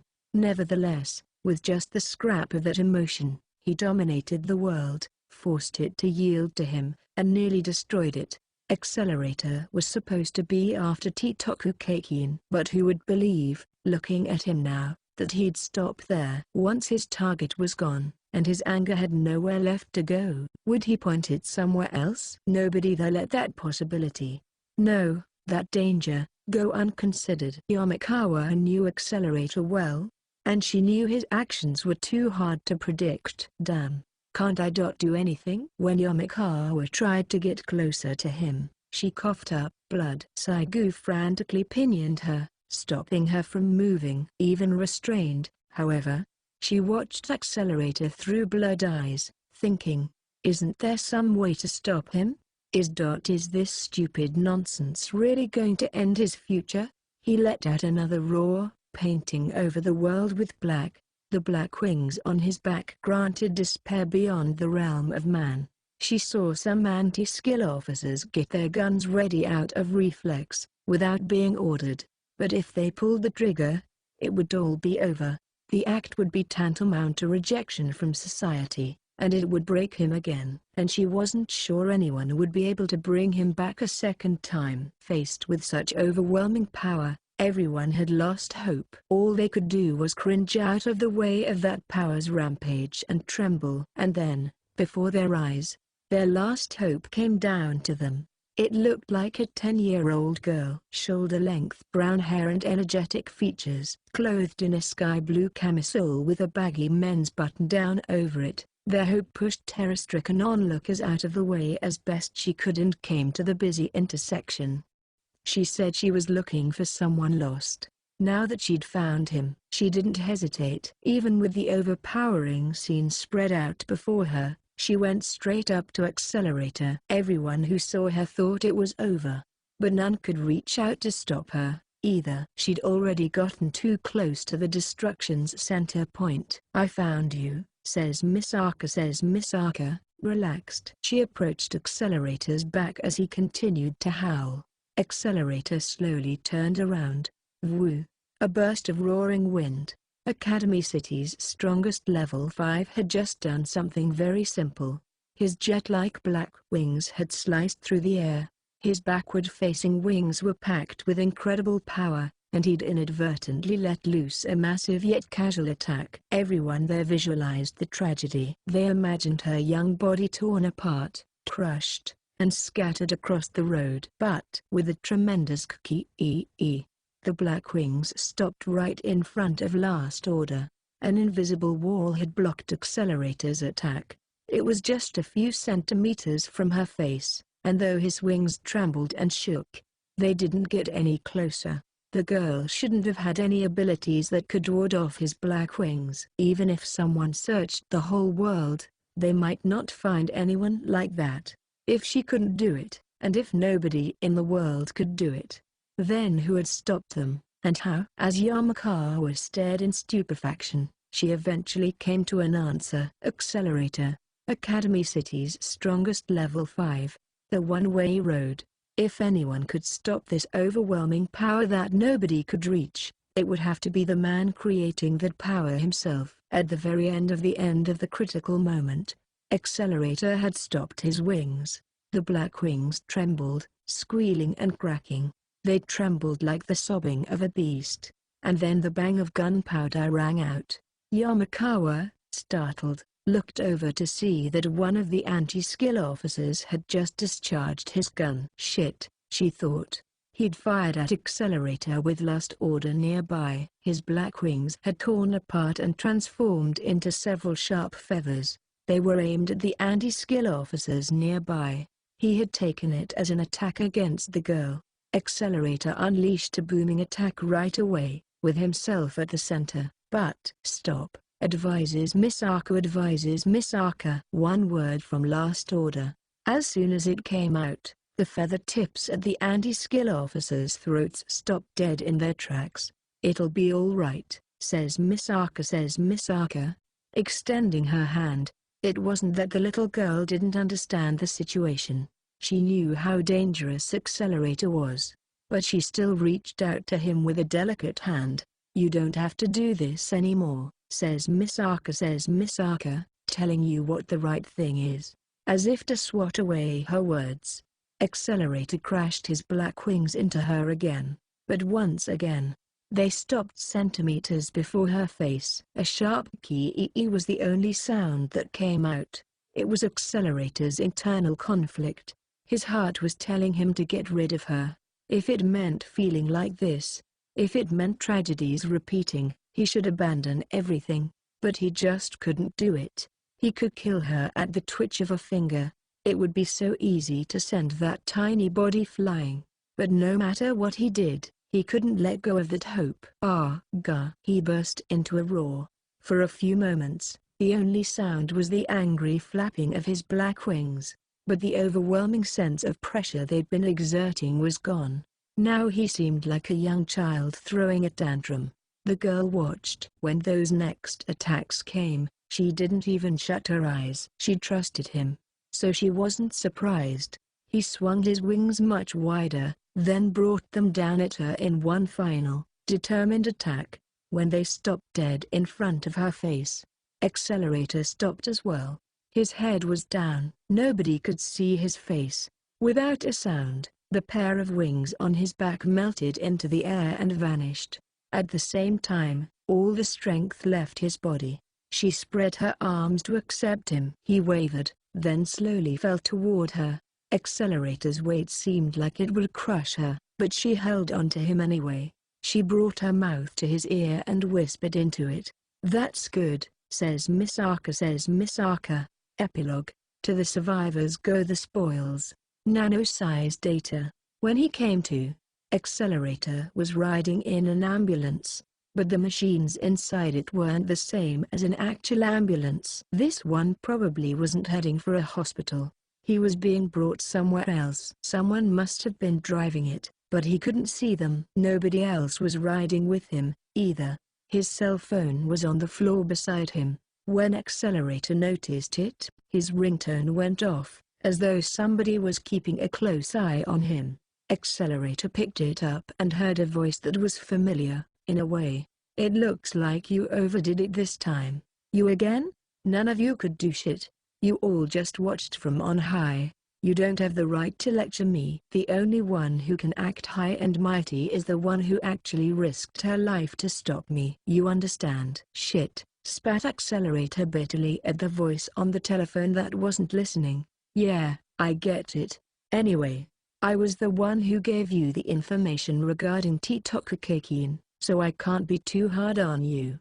I would like you to be more efficient in utilizing my information, that's all." "What's the penalty?" "What should it be?" "Indeed, I could increase your debt, but for you, that wouldn't be much of a punishment. And you're too important to get rid of." "Yes. What shall I do?" Those words were filled with implication. It got on Accelerator's nerves, but the telephone voice abruptly said, "By the way, do you really plan on going back?" "Eh?" I ask out of simple interest. "After falling so far, declaring that you'd stand at the top of the darkness, will you still not give up on that warmth? Do you even have to ask?" He spat back. "I see. Not gonna stop me?" "I'll at least give you the right to struggle. Not necessarily the right to succeed, though." "Perfect," said Accelerator. Hanging up, he stared at the screen for a few moments, but eventually put it in his pocket, opened the window hidden behind the curtains, and looked out at the scenery. Oh, he still felt that little girl's warmth in his arms. He clenched his fist and tried to will the sensation away, quietly thinking, "I'll outwit them for sure. Academy City, those shitheads." At the top, everyone. In his inside pocket was a USB drive with his choker electrodes blueprints. He checked it between operations, but it was no simple device.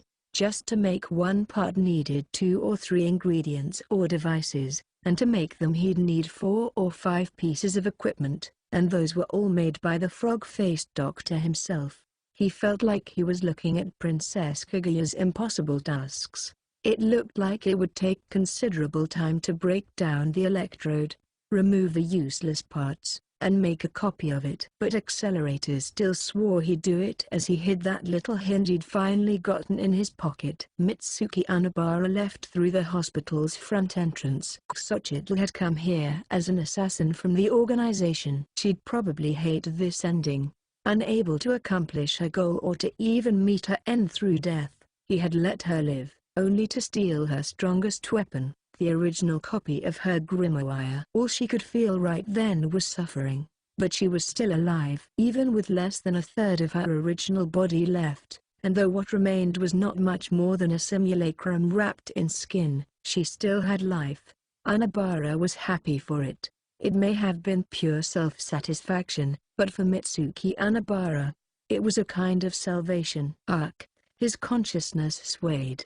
Taking in the grimoire meant immense knowledge was now stored in his mind. But it wasn't used to a human body. It felt like iron fragments scraping through the wrinkles on his brain, strong enough to shoot through him from head to toe if he let it. I must have lost too much blood. Mitsuki Anabara reached into his inside pocket. His hand came out with the original copy, which he'd separated from Xochitl, an extremely long grimoire in the form of a scroll, made out of animal skin. He unrolled the meter's worth of knowledge and cast his eye over the contents.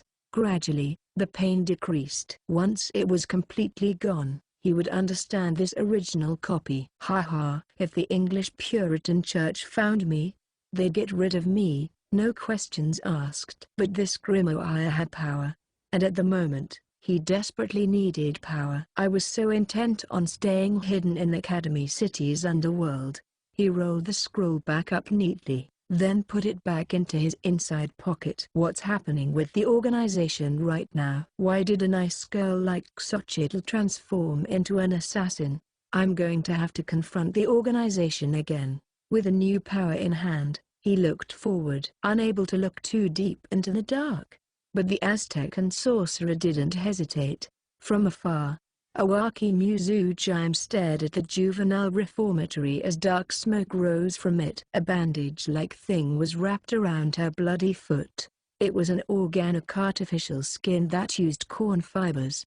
It still felt strange to her, but eventually it would fuse with her, thanks to the regenerative capabilities of flesh, and create such natural human skin that it wouldn't leave any marks. Without looking at her painful wounds, she kept her gaze fixed on the reformatory. She thought becoming a playing piece for Academy City's underworld had guaranteed her allies' safety. But when push came to shove and the reformatory fell under attack, the city hadn't even sent in anti-skill reinforcements, even though they had those brand new HSAF-H-11 attack helicopters out and ready by the time the mercenaries scaled Academy City's wall. I figured there would be a limit to how much I could trust those people. Nevertheless, she couldn't immediately start waving a flag of rebellion. Those people were the ones with all the real power in Academy City. Even if she liberated her allies from that juvenile reformatory special block, they'd have nowhere to run. Not too long ago, she'd put down another back alley group, Skill Out. If she let her allies escape haphazardly, a similar end would be waiting for them. Those people could have even assigned her that mission to let her know that. Still, I swear I'll get them back for this, Muzujime promised herself. She decided to hold tight to the truth of the day, and the emotion that had begun to sprout from it. The phase of her relying on other people or other things she'd never seen or met before to protect her allies was over. Going forward, she would only believe what she saw with her own eyes and felt with her own hands, and use that to build up a protective wall. She cast one last gaze in the reformatory's direction, then turned her back to it. She left without a sound, thinking to herself, I'll rescue them from that place, for sure. And so, at an unspecified time, in an unspecified place, Accelerator, Motoharu Tsuchimikado, Mitsuki Anabara, and Awaki Muzujime gathered back together. Tsuchimikado had a machine glove on his hand. His index finger and middle finger each had a long, glass nail attached to it. The blood-stained tool was the exact one Kakin had been in possession of. It was called the tweezers. Accelerator looked at it and sighed. Slipped in during the chaos and snatched it. Huh? Surprised you were hiding with the rubberneckers. Apparently, nano devices called the underline are inside this. It looks like the reason for school's actions was to collect them from the air and analyze them. Accelerator wondered how he knew all that, but decided he'd probably been scurrying around without him knowing. Then Unabara, who didn't look very good, asked a question, his speech slower than usual. What data do they contain? The underline is the core of A-listers' direct information network in Academy City. The stuff inside the nanomachines is on a different level than the city databanks. Now that he mentioned it, when Accelerator had attacked a general board member named Thomas Platinenberg in his mansion some time ago, he'd tried to steal data from him. He could only get so much at the time. Maybe he was splitting up information based on its secrecy between the regular network and the special one that used the underline. Muzujime, with a bored look, said, "Sounds like work. What kind of info is in those nanomachines anyway?" "1 second. We're about to find out." The small monitor on the back of the tweezer's gloves made a blip. A jumble of random-looking characters scrolled by quickly. Results of the analysis. And after that, began to change into actual words and sentences. Looks like a bunch of secret codes for the Academy City underworld. You think it'll give us a hint on how to get out of this? The names here are group, school, item, member, block. This one is tweezers. Here's the Altair Tuesday to and a rough map of the juvenile reformatory. What do you mean secret codes? Said Muzujime. Sounds better than it actually is. Doesn't this just mean the higher-ups were keeping an eye on group and gathering information? Why show us this data now? There's one more, said Tsuchimikado. All of group looked at the tweezer's screen. Tsuchimikado had set it apart from the others, and they took that to mean it was some different information. Newly acquired intel. Motoharu. Tsuchimikado read aloud the characters displayed there. The last one here. Is dragon. At the end of the battles, they'd gotten an all too tiny opening, but it was still a key, and now that they had it, the 4 members of group got to work once again. Afterward, to those of you purchasing these books one at a time, it's good to see you again. To those of you who bought all of them at once, pleased to meet you. I'm Kazuma Kamaki. I went all out on the science for Volume 15. The 7 Level 5s. Agricultural buildings, nano devices, unmanned attack helicopters, satellites, computer viruses, skill out. I brought out all the little science keywords that have popped up in the past and delivered them in bulk. The themes of this volume were the Academy City underworld and forlorn stories. Accelerator's viciousness as he sprints down the path of evil was another major point. Though it was evil, it wasn't the kind that left a bad aftertaste. I was aiming for an ending where the reader would feel refreshed after getting through the whole thing. Did I succeed? I think this was the most new characters appearing in a single book in the series, leaving aside groups like the Sisters, but his circle will never grow. Perhaps one of the differences between Tsuchimikado and Accelerator. Thank you to my illustrator, Mr. Himura, and my editor, Mr. Mickey. It ended up being a chaotic story, so I really appreciate you two sticking with me all the way through. And thank you to all my readers. It felt like we were dashing down a side road again, but seriously, thank you for making it through all these pages. Now then, as I close the pages on this book, and as I pray you'll make it through even more pages in the future, today, at this hour, I lay down my pen. That white one. People might start calling him Robin Hood soon. Kazuma Kamaki.